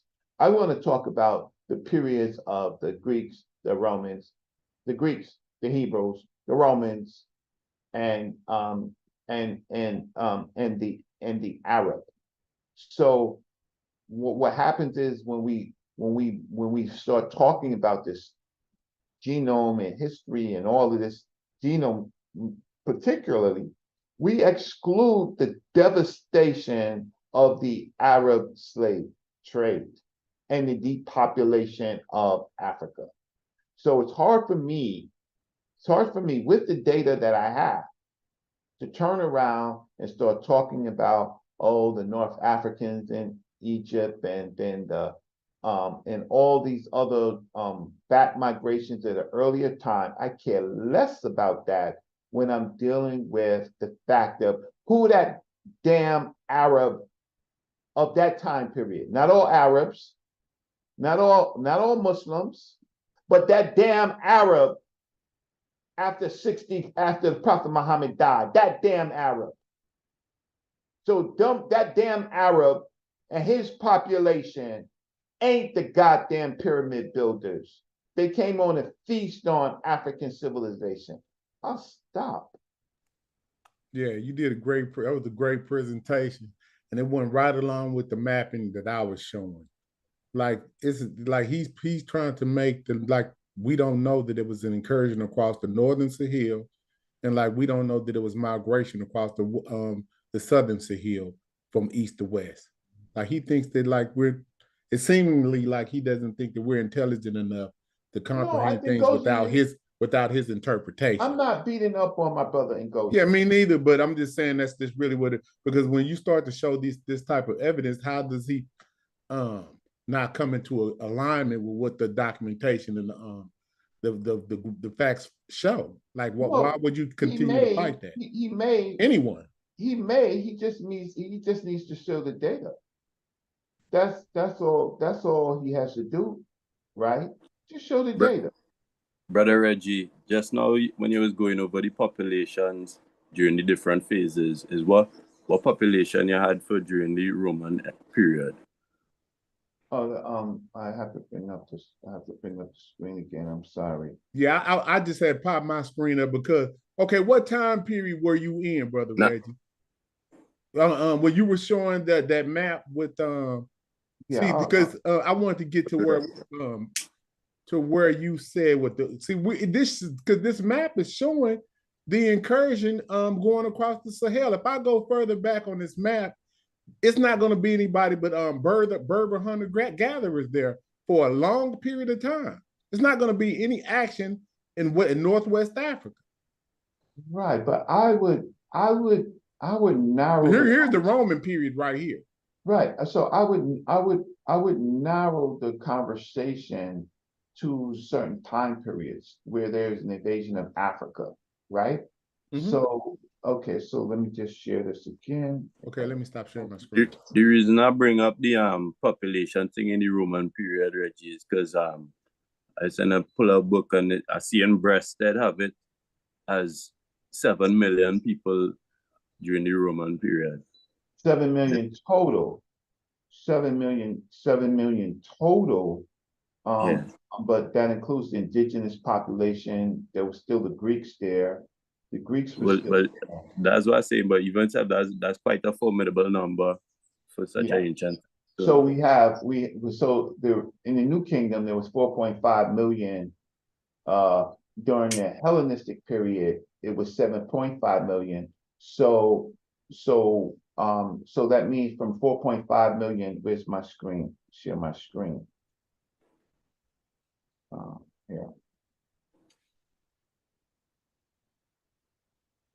From So David Conner puts the population during the New Kingdom at 3 million to 4.5 million of indigenous populations at the New Kingdom, right? But 7.5 million in Hellenistic and Roman Egypt, right? So that means we have a plus of about 3 million foreigners into Egypt, right? That's during the Roman and the Hellenistic, the Greek period. So we have not necessarily all the amount of foreigners, you know, that just the population reached that size at that point. Well, you can actually say not necessarily, right? But how do you say the population is increasing? The population increasing just like population is increasing?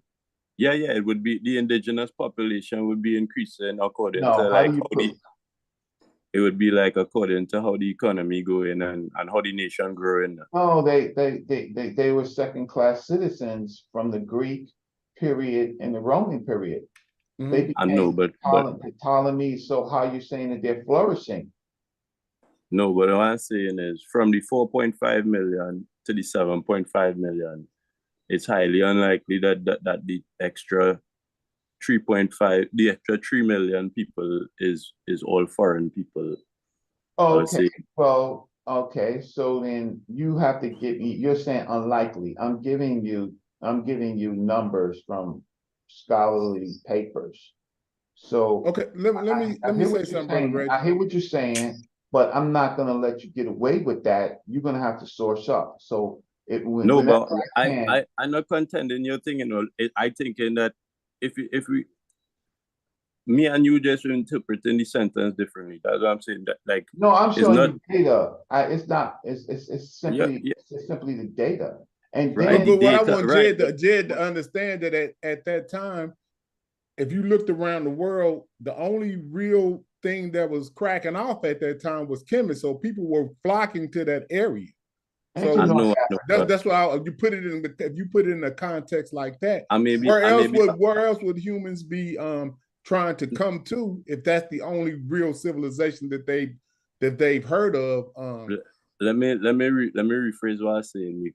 I'll rephrase it.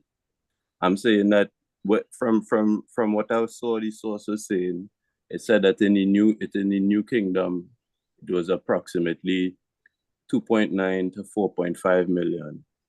And then it says during the Hellenistic and Roman period, which would be some couple hundred years in the future from the New Kingdom period, the population of Egypt during this period is 7.5 million. That's what I understanding it to read. I'm not understanding it to be stating that the additional... Well, you're making an assumption that the indigenous population is actually growing. And so to mark that, you're going to have to show me. No, but I don't think the headline of what we're watching there, it not that not stating that the additional population is all foreigners. That don't state that now. It's just saying that the population. No, I know that. I know that. Right. So we don't have we have no contention. All we have to understand is what proportion of the population in general was foreign people. Do us a favor, Jed. My brother Jed, you do us a favor. You go, since to make your conclusion, right? You go, because what I did over here is I showed over here that the Greek population was anywhere from 866,000 to a million, right? From the 5 different totals. So while I could say what I said is because I gave you this, so I know at least a million people of Greeks, right? 866, let's round it off to a million, came in. And now we have another population that comes in, which is the Romans. So I think I can make a better comparison with data because I'm showing you the data, right? From Stanford, right? So when I go back over to here, when I make this could you argument, please pull back that table we have? Pull back the table. You just run off the abstract first now. counting the Greeks in Egypt. Nobody abstract onto the This left of paper the table. presents the data and methods available to estimate the number of Greeks immigrating and settling into Ptolemaic Egypt. I should argue that the evaluation generally proposed 10% of the Greeks are too high and the flow of immigration explicitly expected too regular. The new calculation demonstrates that we consider 5% of the Greeks in Egypt. I use 4 independent methods to evaluate the number of Greeks during an estimation of the numbers. Greek soldiers fighting at Raphia, Macedonia settling in Egypt, cavalrymen granted with land, adult cavalrymen granted with land, they got land. Adult Greek males, they got land, they took the Africans' land, right? Adult Greek males living in Payam. The first 3 methods focus on soldiers, while the 4th one provides us with a mathematical model for evaluating both Greek military and civilian settlers. These demographic revisions refine our analysis of the social, economic, and cultural interactions between the different groups and populations. These are still their numbers. And this is one period. The next period is the period with the Roman period. So when I showed that chart, and just think, Reggie, you didn't even get to the Ottoman Turks or none of that. Right. No, I did. Like, the Ottoman Turks came through there. They was all the way damn there in Nubia. Right. So that's when all you notice it have a difference from the paper we now watch there. It's still showing like if the population is 4 million in the Ptolemaic period. I wouldn't argue that. You know what? I wouldn't try to argue. No, I'm not arguing, man. I'm pointing out something. Just listen to what I'm saying. Just now, the table saying it was during the Greek period, and it is saying the total population is 4 million. But the other source that you also showed us was saying that during the Hellenistic period, is more like 7 million. So are those 2 different periods? No, and I guess he's saying that those are the same periods. Right, saying that it have a little a discrepancy between each figures given for the Greek period. That's what I'm saying. Okay, so the issue is that in the New Kingdom, we know that at the low end is 3 million to 4.5 million Africans living in Egypt. During the other periods, the Hellenistic and the Roman period, and they separate the 2 periods, it goes as high as 7.5 million, right? So in order for the Greeks and the Romans to control and occupy, right, because they invaded, right? They invaded Africa. Their numbers, especially their soldiers, would have to be high. Correct. And as the administration would have to be high. And so for example, during the Ptolemy period, you hear less and less about the indigenous African population. Oh, we don't hear too much about them. We hear the Ptolemies talking. We don't hear the indigenous, they're not in power. So the whole culture of Africa at this point, has changed. Why don't we just show him the material culture in that time period of what they said they looked at like, and see if he agrees that that's a difference from what the earlier population represented. You see what I'm saying? Because the pictures are going to prove what it's a population shift. Right, it's a population. The most important thing is not just the pictures, the data trumps pictures. Correct. Then also who's telling the story. During the Ptolemy period, the Ptolemies are telling the story, not the ancient Egyptians. Now you have to understand that ancient Egyptians, they fought the Ptolemies. They hated the Ptolemies. They was happy when Alexander came in, right? The Nubian populations and the Egyptian, the indigenous population hated the Ptolemies. So they welcomed in the Romans, right? So then the Romans came. I don't like, right?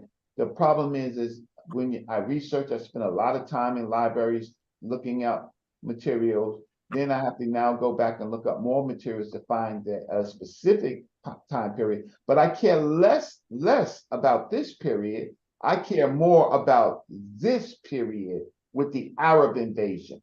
Correct. I care more about that time frame, right? That's the time frame and the depopulation of Africa by the Rashidun Caliphate, the Umayyad Caliphate, the Abbasid Caliphate, the Mamluk Abbasid dynasty, the Ottoman Caliphate. Now, That was the last major one. That's The Ottoman was the last major caliphate that they had. Everything else was like fragmentation. Right. Because they started to fragmentate themselves. That's what we see today. So when I hear, so you're distracting me. You're distracting me with something that I don't think is important. I'm talking about that the indigenous population of Africa, and here goes the trade routes. This is a slavery trade route. You know what's interesting, Reggie, about what you're offering? You prove that the Greeks and the Romans was the minority over the overall population, regardless of however many numbers it was. They were never the dominant. And also, I want you to look at the numbers. Ottoman and Mongols descend from the Caucasus. They're not Arabs. Ottomans had them as slaves. Ottomans come from Turkey. They're not Arabs. But what's interesting is that when you look at the phases of these Islamic people, these people that practice Islam or Islam, when they come in, they never diluted They ain't the overall practicing population. Islam. And I watch They ain't practicing Islam. They not practicing Islam. They practicing slavery, right? No, brother, Prophet Muhammad. I would leave the Quran to the. Can I just say this? I want to say this to my boy Black Egypt TV from Memphis.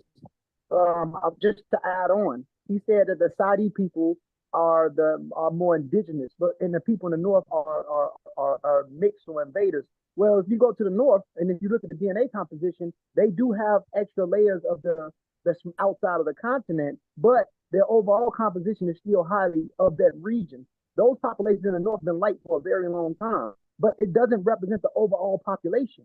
So that's why I keep saying overall, when I start showing an overall population, they're mainly indigenous to the country, regardless of some later offspring that doesn't represent the overall. Because when you go to Cairo, Alexandria, you find Sadi people who are farmers, Fellaheen, and all types of groups of people still laying around. So the integress of later outside components based off the genetics that's presented doesn't represent the overall DNA composition. So even though the northern Egyptians may be a little bit more diluted, that doesn't represent the overall country. And even in their autosomal DNA composition, they're still high in aboriginal to that portion of Egypt.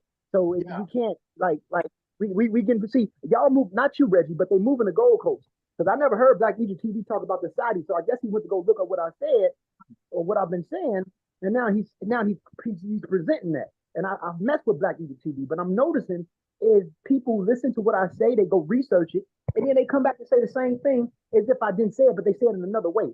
I find that very interesting. But hold it right there, Ngozi. So let's talk about the Arab rules of concubines. Let's talk about that. So yes, there's going to be a mixture because they was basically raping African women. They came as soldiers. They didn't bring their damn women. They didn't bring their damn women now, right?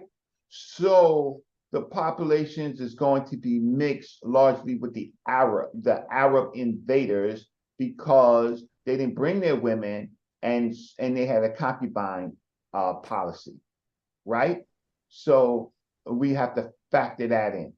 And then we have to factor in the fact that slavery for the Arab was based on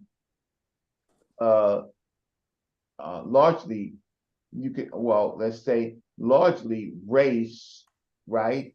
Because the indigenous population did not believe in Islam, right? So either you convert, right? Right, you aslam teslam. You surrender and save your damn life. Right? The Arabs came in beating up the Romans, and they mainly mixed with the they use excuses, the Romans, to they use excuse to beat up the Romans. They came there for riches. They came there for the gold. They came there for the slaves. Because the Romans now, they were there for the same purposes. Slaves, right? Food and gold. And the Arab needed to get them out of the way, so they ran. So now we have this whole new population from 641 on of Arabs doing exactly what they wanted, and their business was slavery. And slavery, again, was based on race, right? And it was based on subjugation because you had to convert. So look at this. It says in 1648 BCE, the Ottoman Empire stretched all the way to Morocco. Look at that. And then on they cut off the top part, but they're all the way almost in Italy. They are in Italy. So these people are, to me, they are all the same people genetically. They genetically clustered together, differentiating from what we call sub-Saharan African types. And the Arabia is just this little small circle right here. So we gotta really just keep it real when we talk about who these people are. They are all genetically non-African. That's why they call them that. And they come in and they have an incursion at a certain time in history. Like, you can't make us forget this. Like you kind of make it seem like you're saying something, we're saying something different from what you're saying. But why do we why we think we saying something different from what you're saying if you're saying the same thing? That's what I want to know. And goes, are you still here? Oh, he left. No. Oh, yeah, but if we saying the same thing, why are we hearing something different? Because this map is showing the incursion. And why? Look at this, Brother Reggie. All the way across that northern Sahel, those are the same people. But if I go back on this map, they not even there. If I go back 3,500 BCE, it ain't going to be nothing but Berber hunter-gatherers. Watch this. So what is he talking about? You know what I mean? I understand what you're saying. What I'm just saying is that what he's trying to do is he's trying to pull out the time period. I'm clustering into the Greek and the Roman period and leading up to the Arab period. So the more recent is the more formative when it comes to population. So I don't have to go back to these groups. I mean, you have other groups of people, the Garamantes. Garamantes was really the first. The Garamantes was probably one of the first slavers besides the Punic populations in Cartagena, right? Hey, Reggie, I know one thing though. Modern Egyptians, my thing is, I want to ask the question based off the available data. If modern Egyptians are mainly Arabs, why is it that their paternal lines, which come from their male lines, is mainly from that area? Northern Sudanese, who are dark skinned, are paternally more Arab than lighter skinned Egyptians. I wouldn't argue that was Arab. I know you asking Reggie. I wouldn't argue ultimately that was Arab, but he's showing you a contingency of what they are. Smash, listen to what I'm saying. Let me I'm asking everybody the question if they can answer it. It's like in America. If I take you to America 4,000 years ago, the paternal line here was not dominant like it is today. So what I'm saying is, if these people are Arabs paternally, right, from male lines that came from Arabians who didn't bring their women, why is it that the modern Egyptians have higher Aboriginal paternal lines from indigenous people of their country than the Northern Sudanese, who have a higher concentration of J? Okay. I'm just trying to understand. So you're talking about by DNA. They're definitely Arab by culture as far as they speak Arabic, Egyptian, right? and then they are in the Arabic state, right? And then they're Islamic. And so by DNA, they're not Arabic, but by culture, they are. And these are some of the problems of what DNA tells us. We would think, say we was only looking at DNA to go into the world to see, like we was an army that only used DNA. We get beat up by them people because we be thinking they was something that they actually ain't in their real living lives. They are living an Islamic life, and that, in a sense, is an Arab tradition. You know what I'm saying? I mean, that's true, Smash. But that's my whole point. Culturally, modern Egyptians are Arab, culturally, and they're part of the Arab League. But genetically, they're not, especially on their main line that they come from. Whether it's EV22 or EV12 in the form of EM78, it's highly more indigenous. When you go to North Sudan, they jade up. They have earlier strands of J, later strands of J. They have more paternal male lines from Arab Bedouin. And matter of fact, Northern Sudanese, some of the ethnic clans that identify as Arab more than they do. They discriminate against population South. They discriminate against the Dinka-like people. You ask the modern Nubian who's dark-skinned if he has Dinka-like ancestry, they so messed up, they're going to say no. They identify with more Arab clans. There's another part of this. The other part of it is that, unfortunately, the Arabized African, right? Now, they begin the practice of their masters, right? Their masters is in Cairo and in Mecca.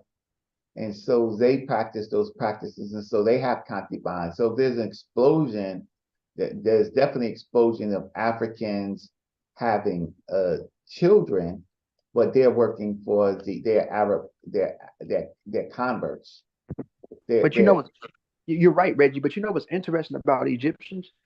They didn't really have a problem with opening up to converting to Islam because the Romans got beat by the Arabs. The Romans was really, they was more happy with the Arabs than the Romans that came in when you really study it. What I'm saying is that when the Egyptians converted, they ran out a lot of the Copts. A lot of the Copts went into North Sudan, right? Yeah. But we got to understand, when these Coptics and all these people were part of the Greco-Roman structure, cultural origin still. So even when the Arabs came in and they wasn't overly taxing the average Egyptian citizens, a lot of the citizens were more welcoming to Islam, not the Copts who ran away, who wanted to keep their identity. But they were more welcoming to Islam. Since I study ancient Egyptian culture, I know that they made Greeks pharaohs, right? They interacted with them enough to make Alexander and the Ptolemies pharaohs. They were all pharaohs. I also know enough that the Egyptian people made Romans pharaohs, right? Okay, I know that. So I know Augustus Caesar is a pharaoh.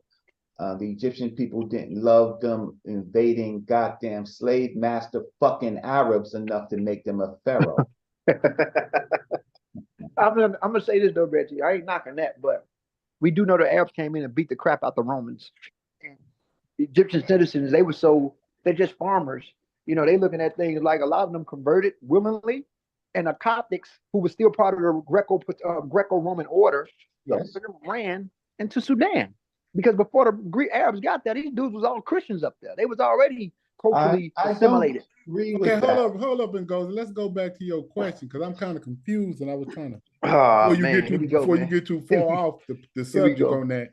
You know, because you had said something about you wanted us to explain. Hold up, you said you wanted us to explain to you how do the males? I believe this is what you're asking us. Why do they still have a E marker or something to that? Is that what you? Yeah, an African marker. Not only an E marker, they got a Pacific E marker. If I showed you a video, you a video explaining it, it's really simple. Okay, show the video. Because we showed the video yesterday, and show the video. Show the video. Just show it now. I already know you're gonna. You say it's simple, but a lot of shit you don't be getting, James. You don't be getting. No. How do you? It's like special ed class. When people speak for me and they don't even know. It's like special ed class. Short bus. Hold on. Yeah. See, there you go. But I ain't short enough to not understand this. Watch this. Just show it, James. Watch how short I get right here. Yeah, show it. Go ahead, please. So you want to know? The bus windows might be tinted. Hold up. You want to know Why do they still carry the E line? Yet how could they morph into what non-Africans? That's basically what you're saying. No, I didn't say that. Okay, what are you saying? I'm saying, because we're saying that the people that are there now are not the people that were there maybe say 3,000 years ago. And you're acting like you're confused as to how that can change. Let me say what I'm saying. Okay. I'm saying if these people come from Arab men who didn't bring no women, why is it that the indigenous people or the people of that country are still predominantly African with a unique marker that's aboriginal to that country?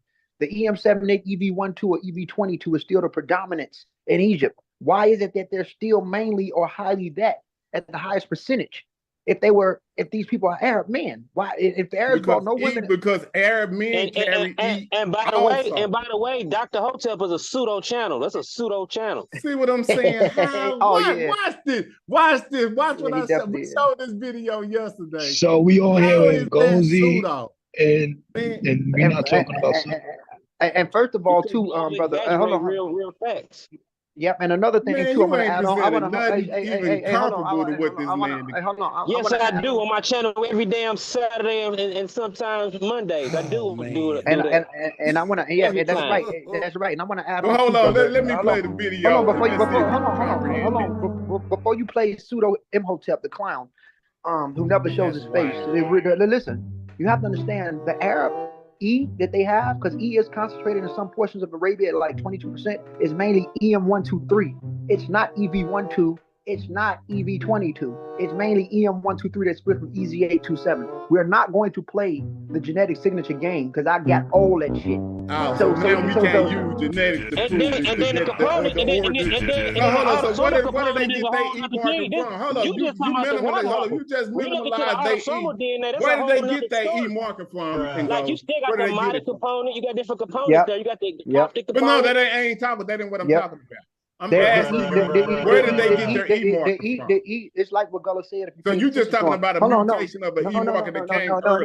No. That's the only way they could have gotten it. I don't like to have to intervene. Come on, y'all. Let's do one at a time. I hear what you say. Let's go Pan-African James, then Gozi respond. It don't work like that, James. Real quick, what's up, Gullah? Let's hear from James, then Pan-African James, then Gullah. James, it's on you. Go ahead. Okay, so you say you don't comprehend how this works. So we finna play this pseudo guy. Hold on, James. Before you go, you asked me a question, and now I can't answer it. You want to? No. We already done. Hold on, no. Ramble on for another 5 minutes. What we gonna do? We're gonna play this video, and then y'all can tell us how pseudo this is. Okay, go ahead, man. One of the true builders of that company, while, in fact, to trace who are the true owners, it is better to retrace that family line from bottom to top. In other words, investigating tall and not investigating wide through circumstantial alliances. And that's one of the ways scientists... Hold on, let me try it again. Man, this is crazy. Tell if that's what you wanted us to see. This is a game, man. This is really a game. This ain't really a game. Hold on. Don't act like you could... I could. We follow the logic of unbroken haplogroup lines. So we see that autosomal DNA is impacted by epigenetic factors. Stop, James. First, you should cue it while you ain't sharing it and get it to where you wanted to start from. Yeah, that's what I did. This is why I wanted to... Okay, all right, great. So go right ahead. Yeah, this is why I wanted to start from. Go right ahead. On environmental factors. But haplogroups don't. This means that two people can be directly related, but if they live in different environments, or that some disruptive events happen, that genetic relationship between them can decrease, while the one with the geographically closer people significantly increase. And just like that, anyone who wasn't originally part of the... Oh, you know what? You're right, Smash. That sounds crazy. This didn't go back far enough. My man, this dude, Imhotep is a goofy. What he just said sound crazy. What sounded crazy about that? What I was showing. He's a goofy. We are giving away 100 tactical shoulder bags for absolutely free. Just pay the small shipping. Okay, I need to know from Ngozi. Wait, this is what I need from Ngozi. We can totally... What's up, bro? All right, so draw back. Help me out. Okay, what you're saying is the modern, right? Yeah. The modern Egyptian, right? Y DNA, right? Mm-hmm. It's what? is predominantly indigenous to their portion of Africa. It's EV12 and EV22 under EM78. Wait, indigenous, wait. So if you type, so this is what you could do, Reggie. Type up haplogroup EM78. It may take you to EV65, and you can read it, and it'll give you the direction how aboriginal that marker is and the predominance of it still in this country, and that country. Arabs don't have even the Arab E that they had is something that split from 13,000 years ago from the Mushabians who became the Tufians with the Cavians, and they have mainly easy. They got a down. We got a contribution from Radar. I'd like to thank you, Radar, for the contribution to the show. Y'all know how we do. Hit the Cash App, y'all. Let's go. Hold on. Let me share this video. Because y'all spinning it away from what the point that I'm making. So with all that I said about the Arab coming in, right? There's a conundrum somewhere, right? But the Arab coming in and enslaving Africans, right? You still completely want to say that they were the indigenous population. That's what you. I'm saying when the Arabs came in, they did not dilute the overall population. The people, even if they enslaved, they done had that thing for about 1,500 years now.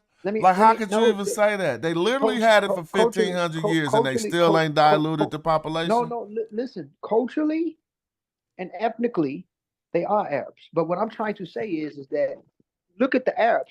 When first of all, the Arabs came in with a small army and beat the shit out the people, the Roman province and all, and that was already struggling at that time. And Egyptians were so welcome. Egyptians were so welcoming. Yes, they did persecute and enslave. They even pushed out the Coptics. Coptic people was persecuted by that army wasn't Arabs. Small though. They came deep. They came through deep. It's just like the French though. It wasn't that deep. It wasn't that deep. All you gotta do is look it up. It was not. It's just like the French. I think it was Rashidi who came through. He probably came through with an army of like 50,000. Let's look and see. It wasn't that deep. The army was not big. But just look at how colonizers actually do it. You have a whole French West Africa, right? They speak the European language. They highly Christian, but the overall population is not removed. You look at South America. But no. That's not a bad instance. I ain't cutting you off. You can finish up. But look, you got to make a comparable instance. Egypt was the fruit of the world, so that's different. You can't just take something from bushes that they took over for one mineral. Egypt was the gift of the Nile, is what they called it. Not the whole world. What? What you trying to tell me? Egypt wasn't the center of the ancient world? Y'all tripping? Y'all making it mystic. Y'all making it mystic. He said in that area. So how come we know about it then? How come it's in the Bible? How come it's in all Greek literature? Like they wasn't talking about this other place y'all talking about where the French took. The world that they were concentrated in. That's the same region. No, they wasn't concentrated in no. Listen to how fake what you're saying is. People were still spread all over the world, bro. They were still. It was still people in the place that you're talking about at that time. Right, but the Greeks wasn't all over the world, Smash. But you just making references to one of the instances. I said Egypt was the light of the world. It was the light of the whole Mediterranean world. It was the light of the African world and the Eastern world. Egyptians were getting wine from the Minoans before Greek was Greek. So, is y'all arguing? I didn't make that statement up. So is y'all arguing against a cliche about a geographical area and its historical epithets? Like, I'm not making that up. But you threw it off. You threw the conversation off. Because it was a good point. Because you was talking about some other bush area that nobody would want to settle in. But if you take over the place with pyramids, people might want to settle there. Yeah, but that it's still an early thing, because the French and them have a whole set of technology, so they could probably control a vast area. But with just a few, because it have modern technology and weaponry and things. So I still find the comparison kind of different still. No, they had to travel the whole Atlantic Ocean.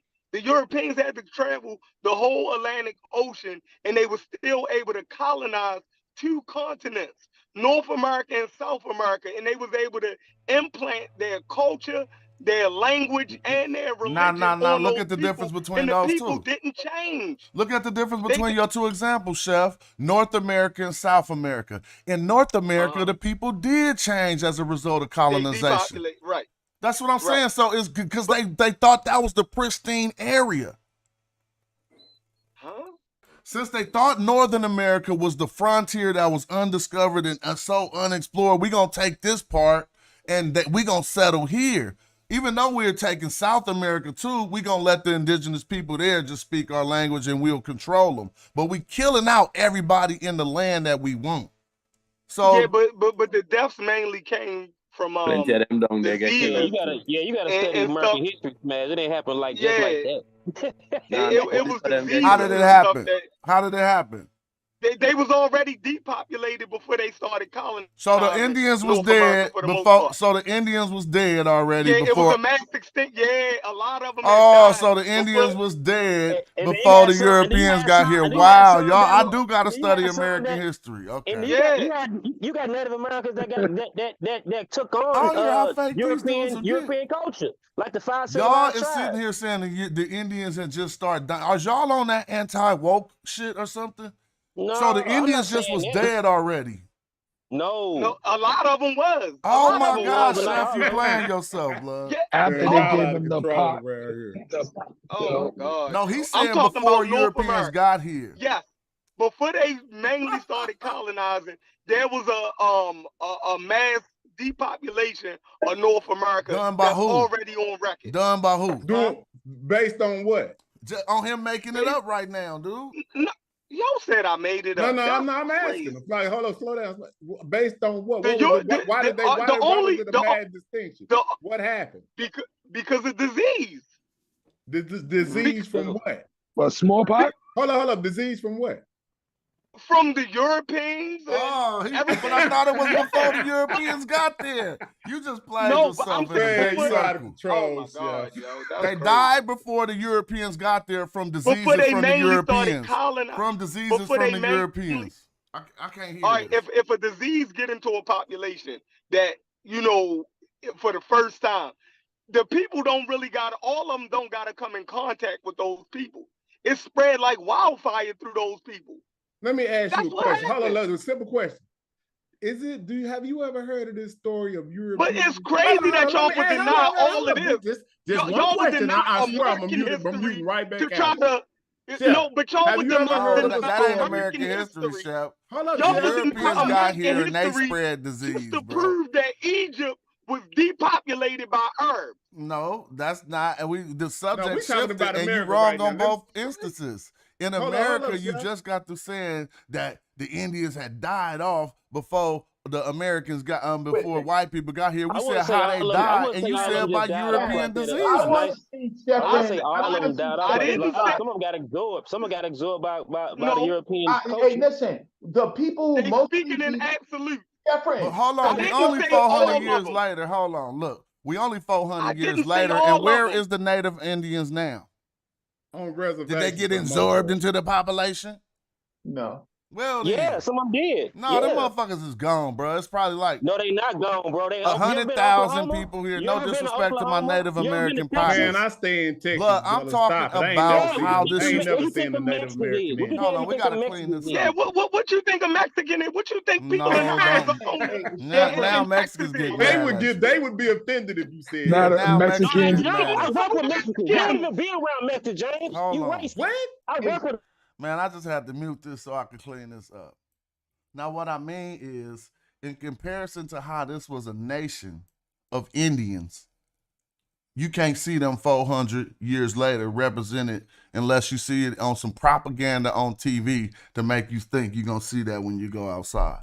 We know black people and white people, certain people got Native American ancestry. We're not saying that. But you acting like, first of all, the boy said that the Indians died off before the white people got here. We asked how. He said by European diseases. How that work? We can't let all the screaming and shuffling not let people hear what people doing. I'm pressing the unmute button so we could get back to it, but that was just crazy. Anybody can unmute themselves? Yeah, okay, great. So Smash, I am tired of people coming on your chat, right, your board, when you present so much direct information, and these people with no sources project their ideas. I think that they need to do some more research to make better points with real data than to be jumping up and down saying, you could look at here and pull this up here. Every time I come on and I make a point with data, facts, and sources.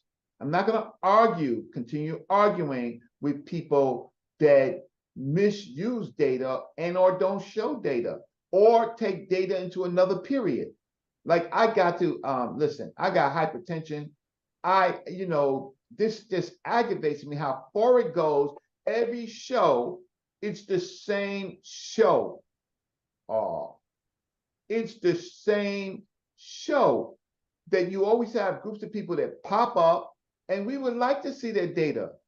We analyze their data, right? Now, I want to ask Ngozi. Ngozi, are you still there? Ngozi. Ngozi dropped off. But I want to ask Chef, has he ever heard of Europeans giving? Okay, wait, let me just Native Americans. Hold on, he asking me a question, Reggie. Have you ever heard of a story of Europeans giving Native American blankets with smallpox? Yeah, I heard that story before. Do you think that's fiction or fact? No, I think they definitely look. Yeah, they probably gave them blankets. He said probably. Yeah. I wasn't there, so I'm telling you. Y'all be I'm some telling European you, I sympathizers believe. on the under, bro. James, I don't have proof, but I'm gonna go out on a limb. I said probably, like I believe it. Like, and that's as far as either one of us can go with it. Okay, I got you. Okay. All right. Well, why do we do this, James? Why did you do that? What we were talking about the Arab in Africa, right? How do we get to the Native Americans, right? I brought it up, so let me tell you how Chef brought that up. So I just that's why you should be, Chef. That's why you should be, James. I don't want. That's not what we were talking about, Chef. But the reason why, let me explain why I brought it up. You see these Native Americans today? Okay, so this Native Americans still around. Man, we don't see them. This reservation's full of our proud Native American brothers. We know that. Like that in the hood. But this ain't their land. We don't pay taxes back to them. We pay it back to white people. Around in the hood. Listen to what James said. They not walking around. No. All right, we're gonna have to bring. Crazy. No, this is what James is trying to say. Now, look, this is what James is trying to say. The majority of people in America before Europeans got here was Native Americans. Just like we talk about in reference to Egypt. The majority of people here was Native Americans. Now the majority of people here is white people. Yeah, we can find some Native Americans. Shout out to them. We wish to see many, many more. But the fact remains that when they came, they displaced the people and came with something new. Now I'm gonna allow us to unmute our mics, but God, we on the talk over each other segment. Anybody say what they want. So the Native Americans that's still here, why do they speak Spanish, English, and practice Christianity? Oh my God! I hope you don't think Spanish. Oh, Chef, you messing up so bad. No, Spanish come from Spain. Spanish come from Spain, Chef. And what is that? Where's Spain at? Are you serious? On the Iberian Peninsula. In Europe, right? Correct. In Europe, say Europe. They're Europeans. What point is this dude making? Hey, he faking like his phone messing up because he doing bad right now. He faking like his phone messing up because he doing bad right now. Nah, his phone. He asked why do they speak Spanish because he thought that was an indigenous language of the United States. All right, so why did you ask the question then? No, because I'm showing that. Some of them finished. This cutoff action going on. One mic. Some of the Spanish people. Hey, you hear me? Hey, some of them still got Native American words in it. Man, yes, man. All right, so look, that's cool. Smash said, why did I say that? Because we were saying that. Come on, Gullah. Yeah, Gullah, your mic is messing up. Yeah, your mic messing up, Gullah. So what I'm saying is that the Egyptian population, even though they speak Arabic and they practice Islam, right? It doesn't mean that they're not the offspring of the native Egyptians. Just because they, just like the Native Americans, speak English and practice Christianity, it don't mean that, you know, that the Mexicans was wiped out. It means that they now following a different culture and a different language. Bro. That's all that means. No one said the Mexicans was wiped out, bro. But we just show how and I brought up French Africa, right? Those, you have a whole portion of Africa that speak French, right? They speak French because they was colonized by the French. They practice Christianity, but the whole population wasn't removed.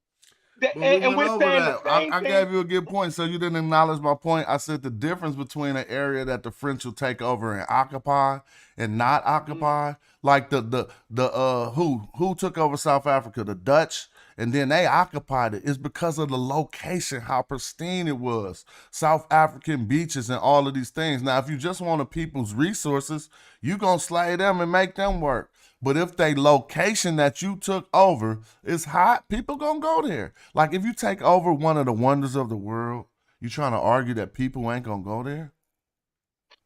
That's why I came on, man. I think that was kind of mad, like disrespectful, and I think that's the key to why we adore Egypt so much, because we think West Africa is a piece of trash that don't nobody want. When actuality, nobody said that. That's what he said. He said, who would colonize some bushes? That's what. That's the reason why I came on is that very reason right there. That's the only reason why I came on. But hold on, before y'all think y'all got an angle, do you know about the piecing up of Africa? Do you know about the piecing? Well, everybody talking and my mic the loudest, so I'm just, and plus I could turn y'all down. So y'all might as well, when you stop talking when I'm talking, because I could go like this. But no, it was Corey talking. Then when Gullah got in, I just got in on the mayhem. So keep on, Corey. I don't want no mayhem. I just want to finish my statement. Y'all can go back to talking about what y'all wanted to talk about. But what I'm saying is, bro, the reason why I came on is because you said, why would you colonize some bushes, right? And the real reason they couldn't take over like they did here in America, right? And how y'all claiming they supposedly did, which they didn't in Egypt, right? Is because we wasn't having that kind of shit. They couldn't penetrate the interior of West Africa the way they could a lot of places. It's still hard for them to do that today. And not only that, you're talking about the tropics, bro.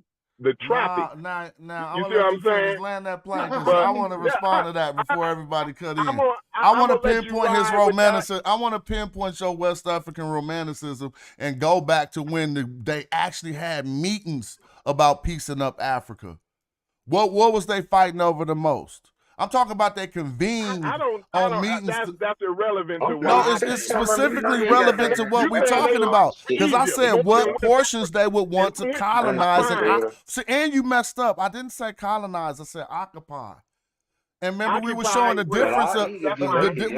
difference of the colonization in the two areas. You feel me? So I was like, why you want to occupy some bushes, not colonize? Not in the sense if you really. So I messed that up, and I admit that I misspoke when I said colonize. I don't never participate. I don't get your help with that. But my statement still stays the same, whether it's. I didn't make the decision to focus. Babylon done. You gotta mute out, yo. Yeah, we're gonna come back with Babylon done. I just want to say my quick piece. Hold on. Look, I didn't make the decision for the world to focus on Egypt. As a matter of fact, there's no term called Nigermania.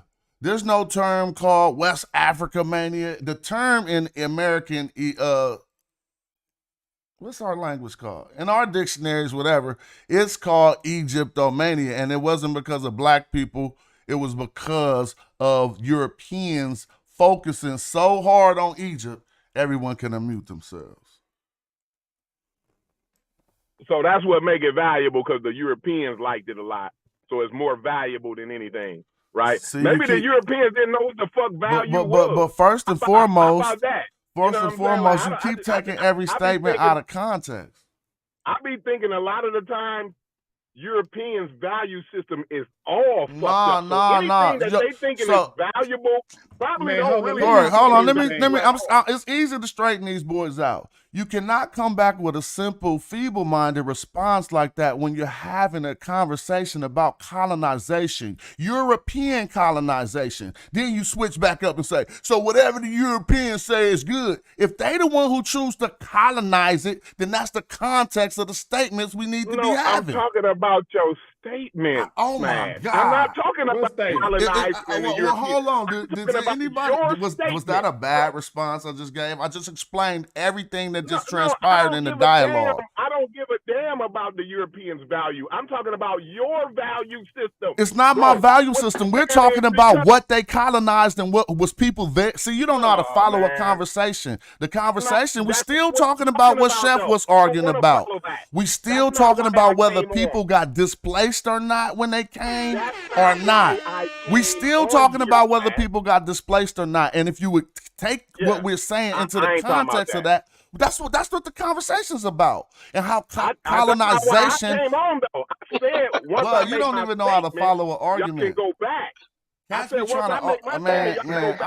sorry for cats. But I qualified when I came on. I said, I'm not coming on for that. I said I can't. I said the reason why I'm coming on is because of your statement. And I corrected you on that, and you already said you was wrong about that too. You didn't correct me. You said I said why they colonized. I said why they wouldn't occupy it. The difference between colonizing and occupation is what we're talking about right now. Okay, fine. What's the difference? I misspoke.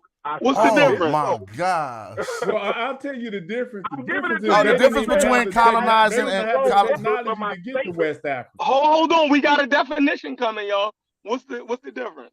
The difference is in West Africa, Europeans didn't even have the technology to get to West Africa at the time that we're talking about Egypt. I'm hanging up. There's no need to even talking about West Africa in the conversation. Unless you want to talk about it in context of chronology. James. And let me ask you a question with some recent relevant shit. Let's go to Desert Storm. Did the United States colonize it or occupy it? Good question. They occupied it. They called it occupation. So now you see a difference, huh? No. You just asked what was a difference. I just gave you a simple difference, and I could give you another one. Got it. Go ahead. Yeah. But that right there, let's hear your response to that. They called it they called it occupy. I heard it on the news 1 million times. They never called it colonization. What are you saying is the difference? Bro, occupation requires a permanent presence there. Colonization can be done by rules and policies. Didn't they do both? But this is simple. Hold on, didn't they do both? Well, but when you don't do both, you just got one. See, obviously, when you occupy it, your rules are going to be there too. But if you don't occupy it, if you're just controlling it by your rules and policy, you simply colonized it. You took the area, you circumscribed the area, you told the people the rules of the land and where they pay taxes back to, and you cut. Yeah, they made them hold elections, right? What did we do with America? Did we?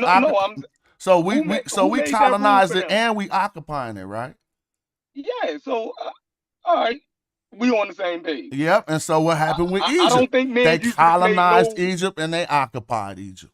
All right. So I don't think we made no leeway with that. But smash.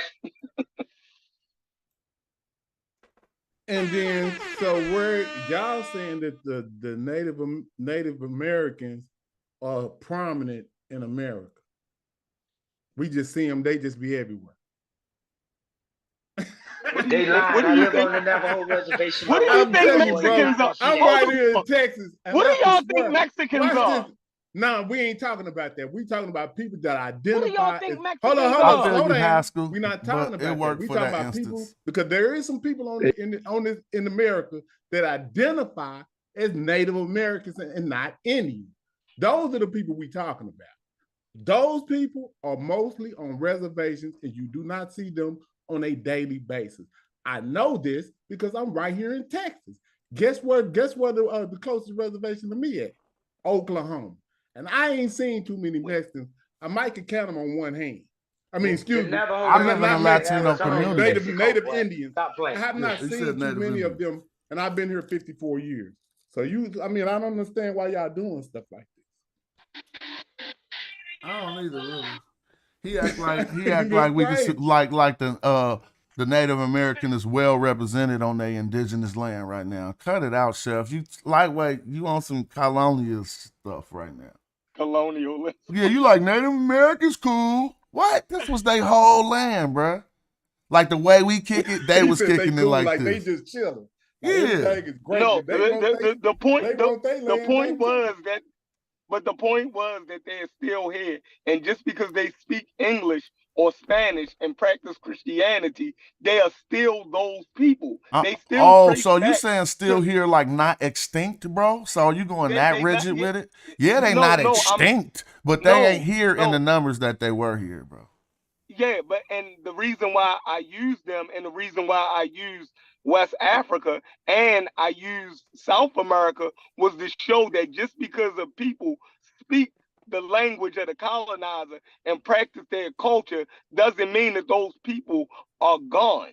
Yeah, y'all saying that those people, that the ancient Egyptians are misplaced and they're gone just because the population of Egypt speaks Arabic and practices Islam. You just keep going back in the conversation. After you did that, I laid out the different various instances of different types of colonization. Colonization through policy and colonization through occupation.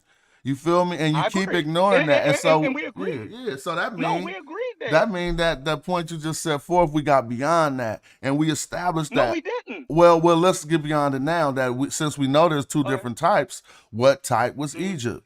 See what I'm saying? Did they colonize and then occupy? Is Arab still there to this day? Like, this is what I mean. Yes. It was the last war, besides modern wars for the independence of Egypt. We'll talk about that with the Britain one.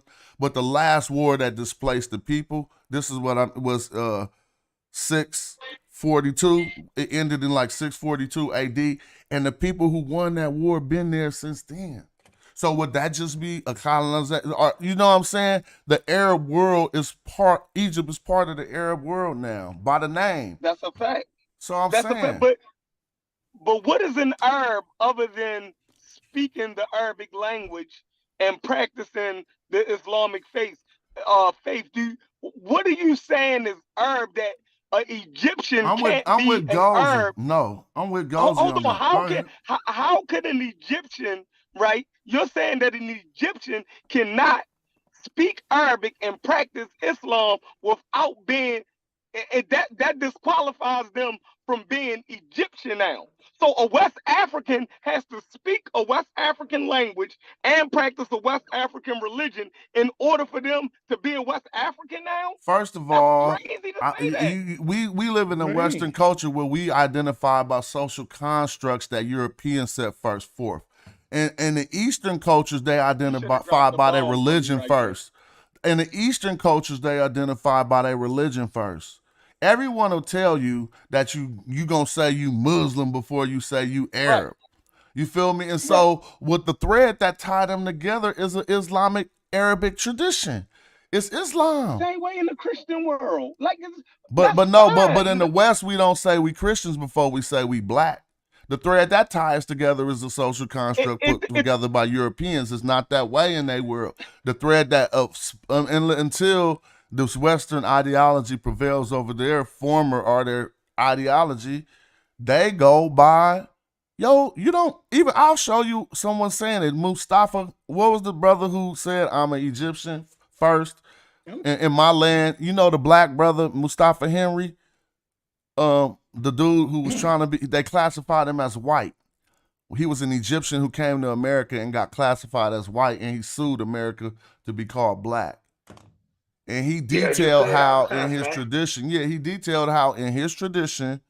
they identify themselves by religion first and secondarily by these social constructs. So if that's what they do first, So then what is they? Is they Islamic? Yes or no? If they do religion first, is they Muslim? They could be whatever they say that they are. However people want to identify. Why do we even care? The point is we trying to get to the bottom of the conversation. Right. But the point is that people can still be connected to the original inhabitants and practice the religion, language, and culture of the occupier or the colonizer. That's my point. Whatever word y'all want to no one disagree with that. I wouldn't disagree with that.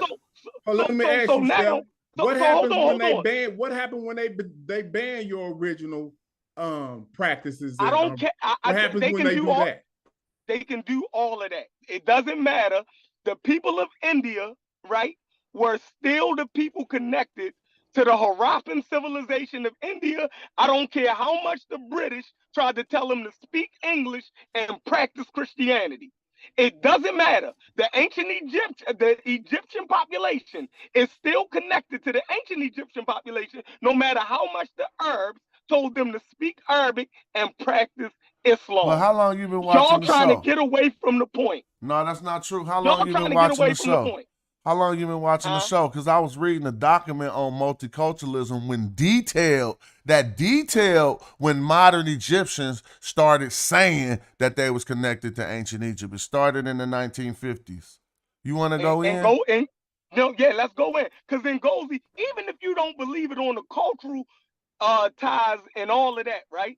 And Ngozi then showed y'all through DNA, so it doesn't even matter what they say. There you go. That's the mess up. DNA don't show you culture. So, all right, let me ask you a simple question then. Hey, let me add on. DNA don't show you culture. What religion was the DNA? What religion was the DNA, Chef? Let me add on Smash. You can't answer that question. Smash. And I'm gonna answer it though, if you let me. All right, Ngozi going to answer what religion the DNA was. Don't forget. Religion don't have a DNA. People do in the religion do. So if a person identified first by their religion, DNA don't matter. Hold on. That brother that you brought up, Mustafa. Hold on. Let me just say this. That brother that you brought up, Mustafa Hemphrey. That dude said he said he was a Nubian Egyptian. He don't represent the overall population. And he also said my mother's a light-skinned Egyptian and my father's dark skin. I remember what he said. And he's a Nubian Egyptian. So we gonna get that out the way. He's just not like we have to be very cautious and careful of that. Also, one more thing. That ain't why we signed them. Go ahead, I'll respond. Hold on. African Americans are West African descendant people. Culturally, we have a new culture that's American. America is only 247 years old, and most of our religion is from the population that colonized us, right? And we're still highly 80 to 70% sub-Saharan and Central Africans. And we still within a 14%, because Black Americans represent 14% of the United States, 14.2%.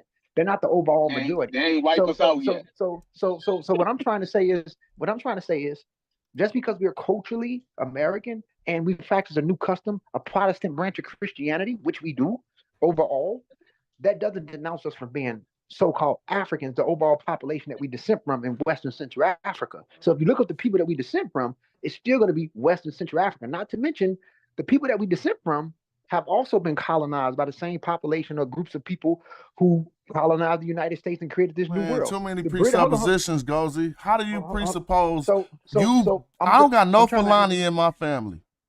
So how you keep saying the people we descend from? First of all, let me just say something correct, Brother Smash. You probably do got some Fulani in you because Fulani was how you keep saying no. Yeah, that's what I'm saying. You're not really addressing what I'm saying. You just gonna tell me what I probably got in my family. Smash. Can I say what I'm saying? Let's take what I'm saying as an absolute that I don't got. I get what you're saying. I get what you're saying. But listen to me, brother. Just listen. Every African American got some Fulani in them. Fulani was one of the major ethnic groups that they were snatching. They were snatching Fulani, they were snatching Yoruba, they were snatching Igbo. But the thing about all those people, the Fulani, the Igbo, the Yoruba, they're all genetically West African. The Fulani are the only ethnic group within West Africa that may have some ancient Berber ties because they was in the Sahel, but they're still overall West African genetically at like 70%. So what I'm saying is Fulani was one of the ethnic groups they took. The Yoruba was one of the ethnic groups that they took. Igbo was one of the ethnic groups that they took. Mandinka was one of the ethnic groups. So every African American got some Fulani. Fulani people are not but what special. if mine only They're say not special. Igbo and don't say nothing about Fulani? See, I'm just You say only what? talking Special? about when you say we, like we all like Bro, African Smash, Americans listen to arrive Smash. here by different means. Smash. Listen to what I'm saying, King. Listen to what I'm saying, bro. When you look at our DNA composition, for most African Americans that take 23andMe DNA tests, it has the same status. It's going to say Nigeria at top, Sierra Leone. It's the same. We were snatched from the same coastlines. So our affinities are mainly the same. It's a unique cluster that belongs to us, mainly from different populations of Western Central Africa. That's a Fulani broad is included. generalization is all I'm saying. All of the quote unquote we was snatched from here, those broad generalizations limit how the diaspora was large before the slave trade. I mean, Africans that got out, and I ain't saying to America, but got all over the place, right, before the slave trade. So anybody could descend from someone else. I told you my oldest ancestor was traced back to France. Real quick, before I get cut off, I told you my oldest ancestor named Commodore Martin. Anybody could look him up. He was traced back to France. Now, how did he get to France in the 1800s if I supposedly came from the coast of West Coast of Africa? Okay, now let me answer your question. That's your European line, and when you look at the European, he black. Okay, so he was an African man who went back to France. You guessing, bro? No. You just talking. You saying, bro? Why you? Hey, hold on, dude. I'm not even. Hey, listen. I'm not even talking to you because you niggas want to be Asian. I'm not talking to you, bro. I'm talking to Smash. You want to be. Hostile escapes. Let's keep it cool. We ain't gonna do hostile escape. We want to hear from you, guys. I'm talking to because I don't like that shit. These niggas are too emotional. But listen, all I'm saying is this. Listen to what I'm saying, Smash. Your African Smash. Listen, we know about the brothers in California, right? The Africans in California. A lot of y'all tend to came through Louisiana, and a lot of y'all have ties to Mississippi, and then you have the Belizeans that came much later. But I'm talking about the Africans that went through. Listen. So what I'm saying is, if your grandfather was an African man who went back to France, he probably went through the Louisiana phase of the Louisiana Purchase where they were going back and forth, just like the Haitians. A lot of Haitians, like the founder of Chicago, his name was Dusabo. He was part Haitian and part French. Louisiana had French ties, so it makes sense based off the population that you come from within California, that some of your ancestors came through Louisiana. That's part of the history of the Black Americans in California. And not to mention, I'm going to say something else. The European components in African Americans also fall in line. Most of us are Northwestern European. We are British, Irish mixture, and some of us even have the Central European from the French, especially if you're coming from Louisiana and different places. We have the same genetic affinity. So yes, one of your lines, who probably was an African man from Louisiana, had a chance to go back to France. And he probably was biracial, that man. You know what I'm saying? Well, this is what I'm saying. This is like Greg. This is going almost late 1700s. Like he probably was biracial. Yeah, nobody knows. Yeah, he probably was, it appears, but I'm going to go into my family group and see if I can see what they say about it. But anyway, y'all can go ahead. So what I'm trying to say is that when it comes to Egypt, which is a country, not a population that was taken from one place and absorbed in a new society. Now tell me, what he look like to y'all? There he go on the screen. This is my whole family's Facebook group. I swear to God, wallahi, you can see you in him, but he looks biracial. But you can also see you. He do look biracial because look at that straight ass beard. I mean mustache. And that makes sense though. That makes sense, Smash, because remember, a lot of brothers from brothers and sisters in California, y'all got a long run in Louisiana. You know what I'm saying? And it's amazing. People don't even know that. But it go the other way because like he was in Florida. I mean, and not in Florida. You making me say that. He was in France, so to speak, at the time period of slavery and stuff. A free man, right? Yeah, and so I'm saying he could have still came from West Africa. I'm not denying that. But what I'm saying is his path wasn't straight from Angola to the Americas. And I'm only saying this to say, because you keep saying we come from here, and I'm like, okay, but how you know everybody's path here was the same? But what I'm saying is it's still similar, Brother Smash, because here's the thing. Even though this brother, your grandfather, who went back to France, we have to look at the ports that the French colonized. He never went back to France. It went the other way around. No, this like is what I'm saying. When we try to trace ourselves back to Africa, the furthest we could go is to him, is what I'm trying to say, Gozy. Smash. That's just one of your ancestors. Listen, you're right. On the Smash, I'm trying to get you to understand something. You're Smash, right. you got four. You get Smash. You got 4 grandparents. You got 8 great grandparents. You got 16 great. And so he probably with the 32. That's how far back he is. You feel me? Exactly. So what I'm trying to say is that's one of your grandparents, and not to mention, if you want to know about that French lineage, look at the places that the French colonized in the process or in the phase of what we were going through. But hold on, though. Explain this to me, Gozy. I understand what you're saying, but my whole mama side of the family is Martins. And so how could that be the fact that if that's the last name tell you about the male DNA being passed through the family? You see what I'm saying? But see, your mother. So if his name was Martin and my mama maiden name was Martin, then how that shows that male DNA passed through, and we don't even have to know DNA to know that. If your uncles is still alive, I'm sorry, I'm sure they are. You should have some of them is. Here we go ahead. Yeah. So you should have your uncles who's still alive, your mother's brothers, to take the DNA test to see what their Y chromosome is. If now this brother looks biracial, meaning it looks like he probably had a French father and an African mother, right? So if that paternal line is still traveling down on your mama's side, your mom's side may be R1B. Your mom brother may be R1B, because here's the thing: the French, the Spaniards, the British, the Scottish, the Irish all have the same paternal Y chromosome, which is R1B M269 that they received from the early Yemenis that brought the Indo-European language into Northwestern and Central and Southern Europe. That came from the Russian steppe. So your paternal line on your mother's side, if your uncle has the same male line of the Martin brother, they may be R1B. And 30 to 40% of African-American males are descendants of Northwestern Europeans paternally. But I mean, I'm with you, and I know he came from, ultimately, he came from Africa. All I was saying was, don't we see that since he wind up in France, that his course to getting his lineage into the Americans was different than the one that you had forecasted or projected? Not really, because a lot of Haitians, especially after they beat the French, a lot of Haitians, like, again, Dusabo that discovered Chicago, a lot of the French started recruiting Haitians, right? People from Haiti, and letting them become part of like the part of the people that was excavating America. They used Haitians in a lot of tactics when it came to war. They even helped the war in Georgia, a lot of Haitians. And a lot of black Haitians a lot of black Haitians or biracial Haitians went back to France. So I don't know your story, but here's the thing: the African component that your grandfather was, not his French side, was probably from the same coastlines that most Western Central Africans come from, because that was one of the major colonies that the French was doing. The French was colonizing the same borders. So he probably had ties in between Benin or Togo on his African side, which is still part of those slave coasts where people were taken from. That's all I'm saying. That's cool. Well, I hope y'all see. All I was just showing was to show that if he wound up in France in the 1700s, somehow his trip was a little bit different to get me to the Americas. That's all. Yeah, everybody's different, has a different genetic makeup. To say to somebody that I understand what Ngozi is saying about a clustering, but everybody has a different genetic makeup, so it is kind of impossible to say how one was genetically, because I was just looking at my JED match, and the stuff that it says in Ngozi, it like, watch this. Let me just show you this real quick, man. Watch this. Can you see this? This is my JED match results.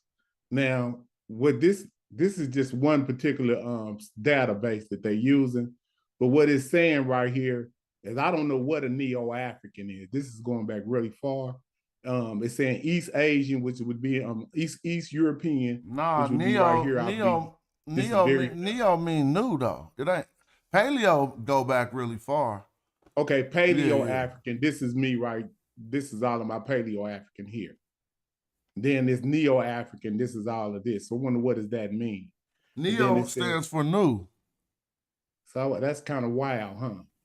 I don't know I guess I'm more. What you want to know is how that's defined in genetics, basically.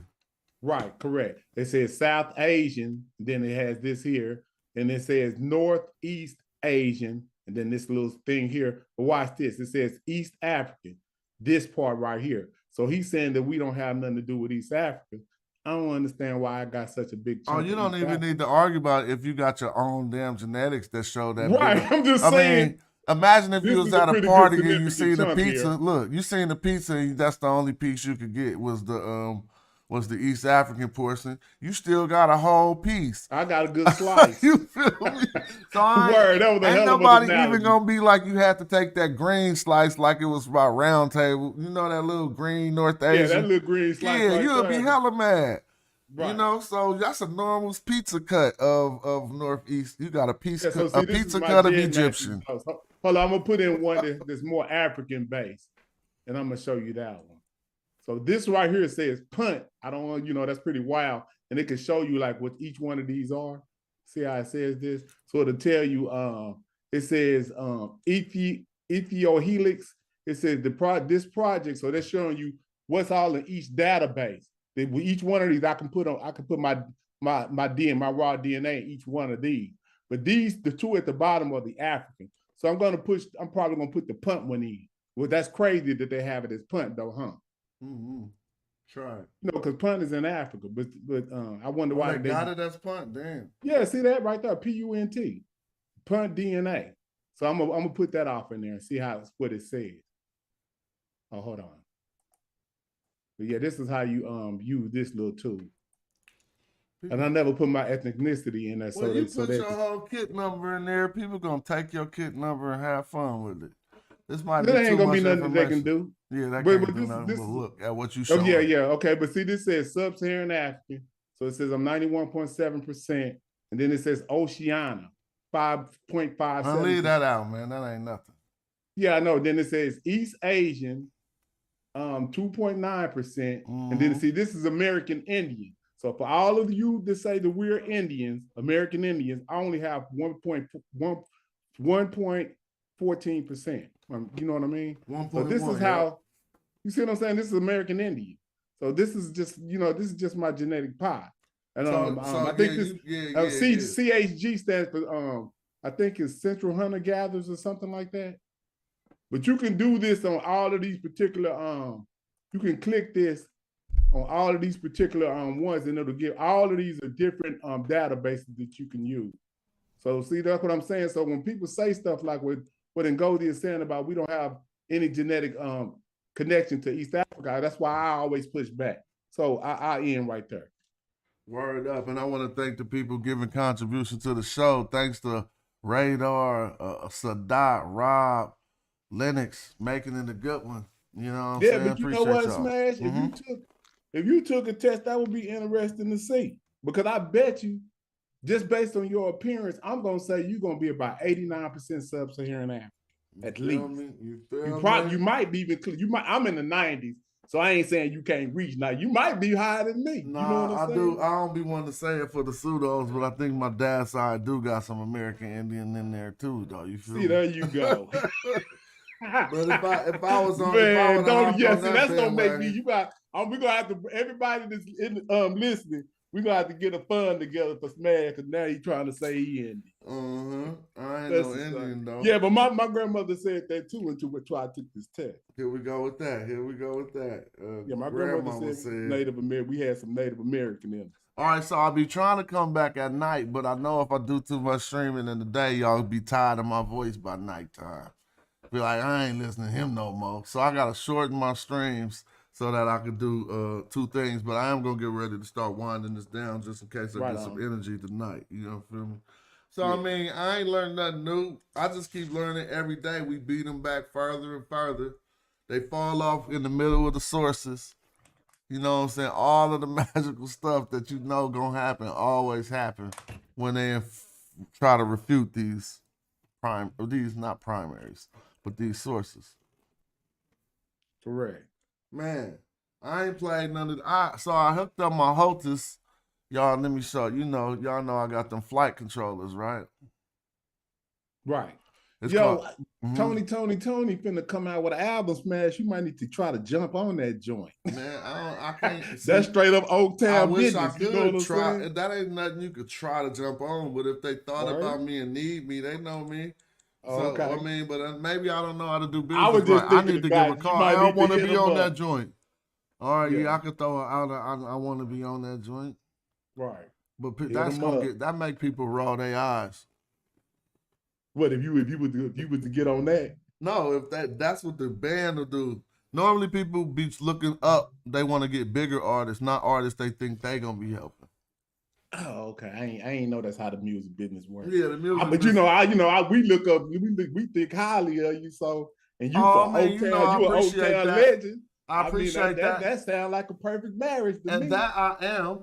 But like I said, you can't get too much unsolicited work in hip hop. Basically, correct. You ain't gonna knock on the door. Hey, I got a rap for y'all album. You know what I'm saying? People gonna look. Just come in humbly, like, hey, man, y'all need an MC, because they had a couple of tracks where they had an MC on there. So I would just think, when I heard, that's one of my favorite groups. When I heard they was coming out with a new album, I immediately thought, man, Smash.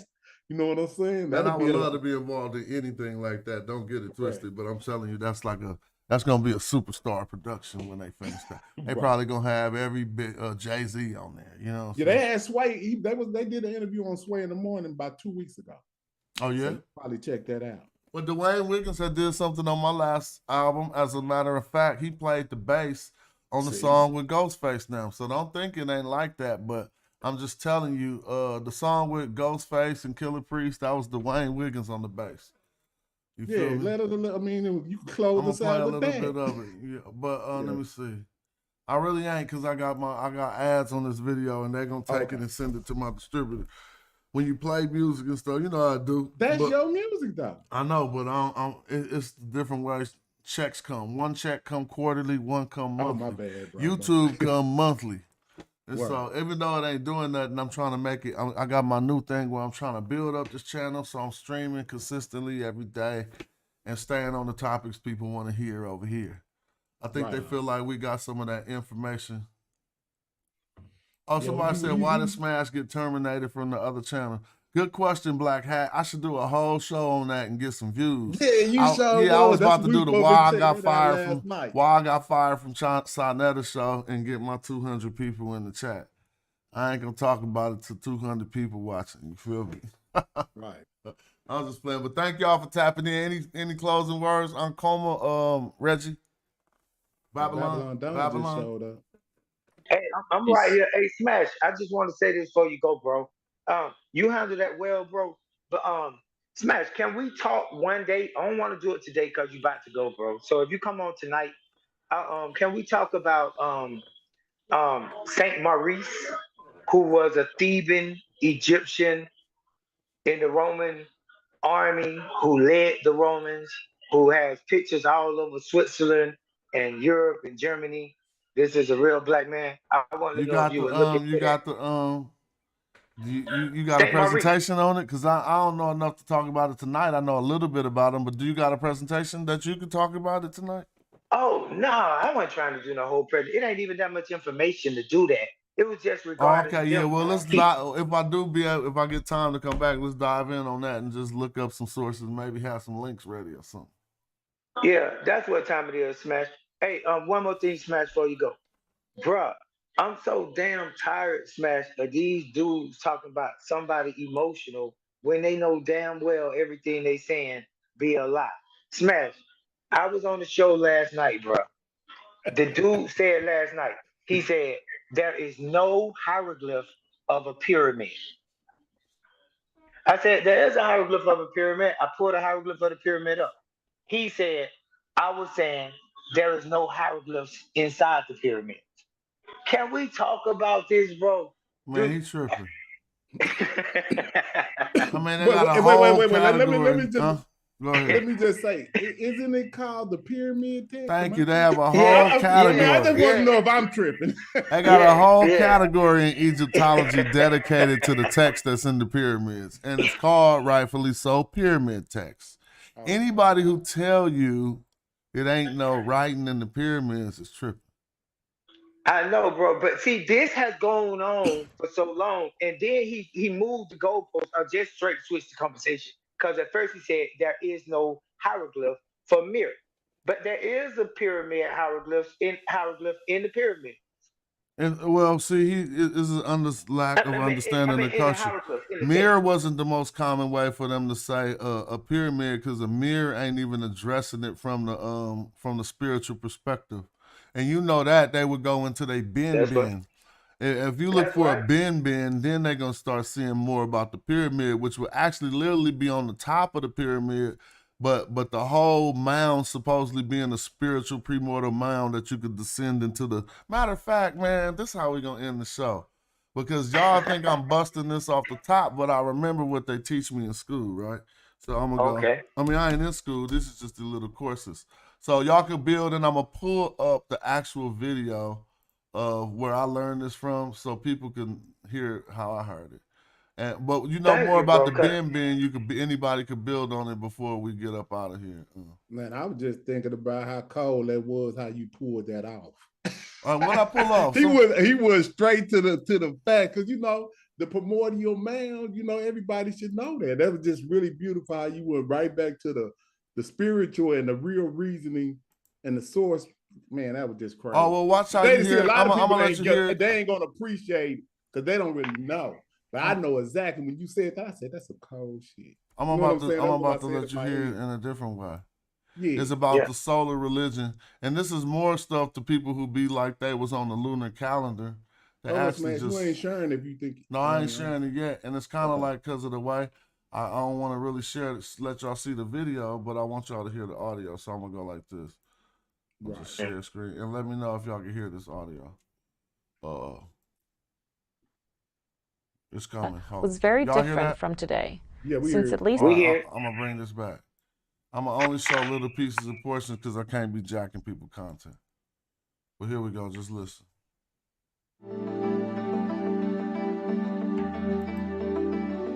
Blah blah blah blah blah blah blah blah blah blah. I shouldn't have let that play. But anyway, pyramids are one of the most common of all human architectural forms and one of the most stable. But the reason for building a pyramid is also related to a set of religious and funerary beliefs that the Egyptian espoused. Some of these beliefs are intimately connected to the Egyptians' own landscape. Until very recently, the Nile waters would annually flood and recede, leaving behind deposits of fertile silt, creating a visual effect that associated floods and mounds of earth to the regeneration and conception of life. The pyramidal form represents quite well the visual idea of the primeval mound of creation, emerging from the fertile floods. What? In fact, some early Egyptian temples kept a miniature primeval mound, which could take the form of a pyramid carved from a block of stone called benben. This was a representation. See? Now, that right? They would bring small forms of the pyramid into the temples, and it would be called a benben. Let's hear her say it again. The pyramidal form represents quite well the visual idea of the primeval mound of creation, emerging from the fertile floods. In fact, some early Egyptian temples kept a miniature primeval mound, which could take the form of a pyramid carved from a block of stone called benben. This was a representation of the first mound of land, which appeared after the waters of creation receded. From this primeval mound, and according to the Egyptian view, the sun rose for the first time, giving life and warmth to the newly created earth. Representations of the benben incorporated the very power of life itself. As such, monuments had not only aesthetic value, but were also imbued with powerful religious symbolism.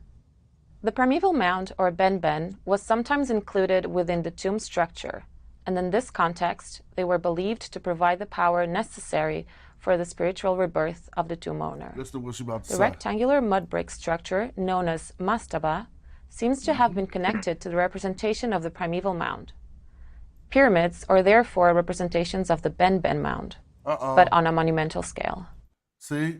Pyramids are therefore representations of the benben mound and not the other way around. You know what I'm saying? Fact. Yeah, the benben mound is something anybody can have in their tomb, and a great king or whoever came along was like, make my benben hella big. You see what I'm saying? And now we got these pyramids. That's the only way I can understand it if I get the culture as the way they teach us in academia. And then guess what, Smash? All of those benben mounds, guess where they at? in the South now. Well, let's listen to her. Let me ask you. Do they got benben mounds in the north? Do they got benben? Well, Cairo is in the north, but do they got benben mounds in the Mediterranean? manner. The rectangular mud brick structure, known as mastaba, seems to have been connected to the representation of the primeval mound. Pyramids are therefore representations of the Ben-Ben mound, but on a monumental scale.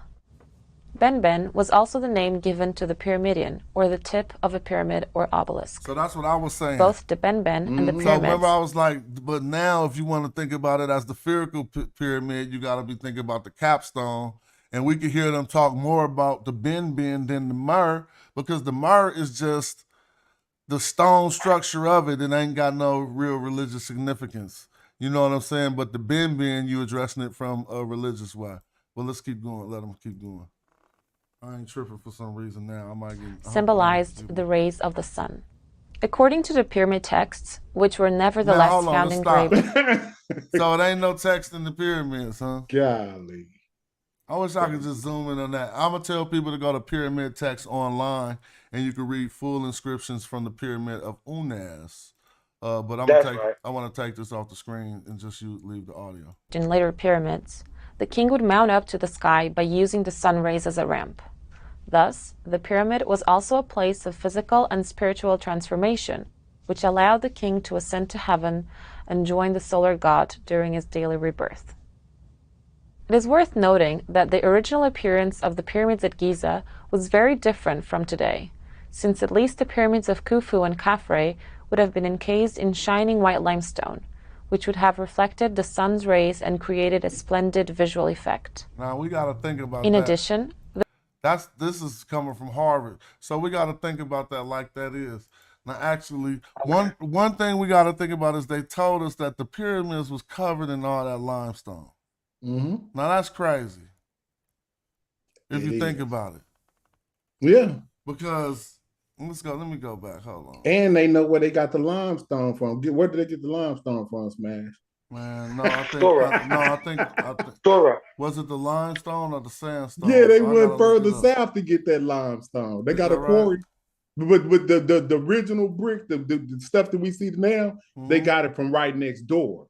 But that limestone they had to go down the river to go get, and they was carrying them back in like 1 to 2, 3 ton blocks. They was carrying it back up that river. But you know the stuff that we see now, the brown stuff, they got that from the site. But that limestone they got that from, I forget how many miles south they got that from. So listen to this. Hold on. Go ahead. There are 2 points I want to bring. The inside the Great Pyramid of Khufu, it have minimal inscriptions, like much less than like all the other regular pyramids and things. So that is where that talking point is come from. Yeah, you know what I really think we know from? That. I think it come from a misnomer of they didn't find no. You know, they say they never know why the pyramid was. They thought it was tombs, but they never found a body in one or something like that. And I think the person just messed up his information and said they didn't find no writing in them. But just like you said, he could be just taking it from the pyramid of Khufu that has only minimal writing, and they found a scroll, a papyri in that pyramid. So that might be what that is. But if we could go to Unas, we could go to Pepi, we could go to plenty of the pyramidal structures and see what they got. And the second point concerning the construction technique. It actually have a geologist and certain scientists and things that come with the hypothesis that they cast the stones on them, using a kind of slurry limestone mixture. That's that new trash, bro. That's pseudo. I mean, I don't even want to use the word pseudo, but I mean, it's millions of people that have been to the pyramids. You could go there, you could look at the pyramids, you could look at the blocks yourself. The stones were cut. We could see the quarries, just like Pan-African James just said. We know where they went to get it from. The limestone is from Tura, Tura. Okay, they got the blocks from Giza. They got the granite limestone that's in the pyramid chamber, in the king's chamber from the south, just like the brother was saying. It's no big deal. Wasn't nobody mixing nothing. That's just anybody can say anything. I'm just gonna end on this. Anybody, wait, just let me say this, bro. Anybody could say anything. Anybody could come up with any kind of hypothesis. Somebody could say that aliens built the pyramids. Somebody could say that they mixed dirt and water. Somebody could say that they levitated them from Sirius A or Sirius B. All of that shit, anybody could say. Sorry about that, Smash. Anybody could say anything, but y'all don't need to bring it up just because they say it. That's not cool. Calm down, damn, that was one of the most beautiful, however you said, sequelities I've heard. That's hold on there. That is a sound bite, man. Like every time they get with the yapping, you need to cut that in right there. Hold on a second, right? Because the reason I brought that up is the scholar that talking that is the post is one that Reggie brought up earlier, Davidovich, right?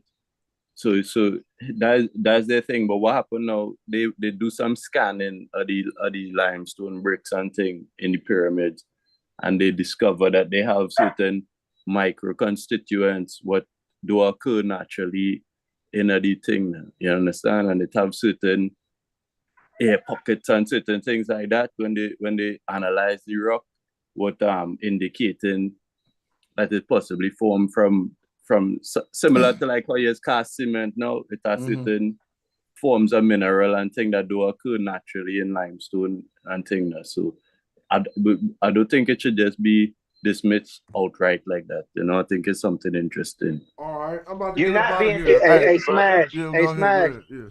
I thank you for allowing me to come on, man. I had a field day like beating up everybody, and Reggie tried, man. You was getting hands put on today. I don't know what's wrong with you. Alhamdulillah, mashallah, it was great, wallahi. I really appreciate y'all. Don't get back to the I wish I knew how to respond to that. I'll say Alhamdulillah back to you. You know what I'm saying? But yeah. I've been going for too long, and I want to come back tonight. Last words, anybody? Nah, peace, man. Right, peace, everybody on the panel. Peace, y'all. Right, Hey, Gozy, stop crying and running, bro. Don't do that. Oh yeah, no, we still got Chuck Morgan waiting on you. Y'all never gave me a date.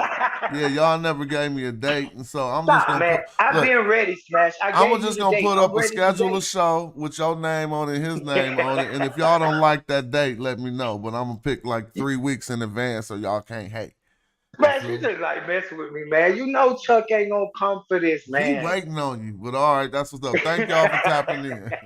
Peace, all man. Right, peace. Peace. Yeah, okay, another good show and another good, more good support by the Magi Archers and the Magi Army.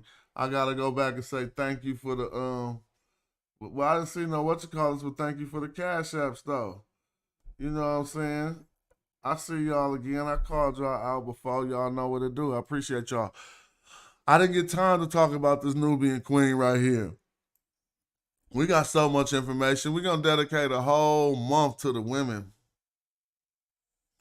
Bring us up to speed on the Nubian Queens. If y'all want to do some of the work on the Nubian Queens, I'm going to just give y'all the lines. You could just go right to Wiki, bro. Let me see. But you got to put Queens of Kush, maybe, and then put Wiki. And I want y'all to see this. No, they just got this one right here. Hold up. Queens of Kush. Man, they got this whole list. Look at this list. All these ladies we don't be talking about. All this content. And I was just, you could go make a whole YouTube page that's just the Queens of Kush. Use the AI like I was, her name is Akaka. So we're going to go in and then you just copy this into the AI. Oh, I'm about to do that right now. All right, I'm about to work on my Nubian women page. Subscribe to it when I see y'all.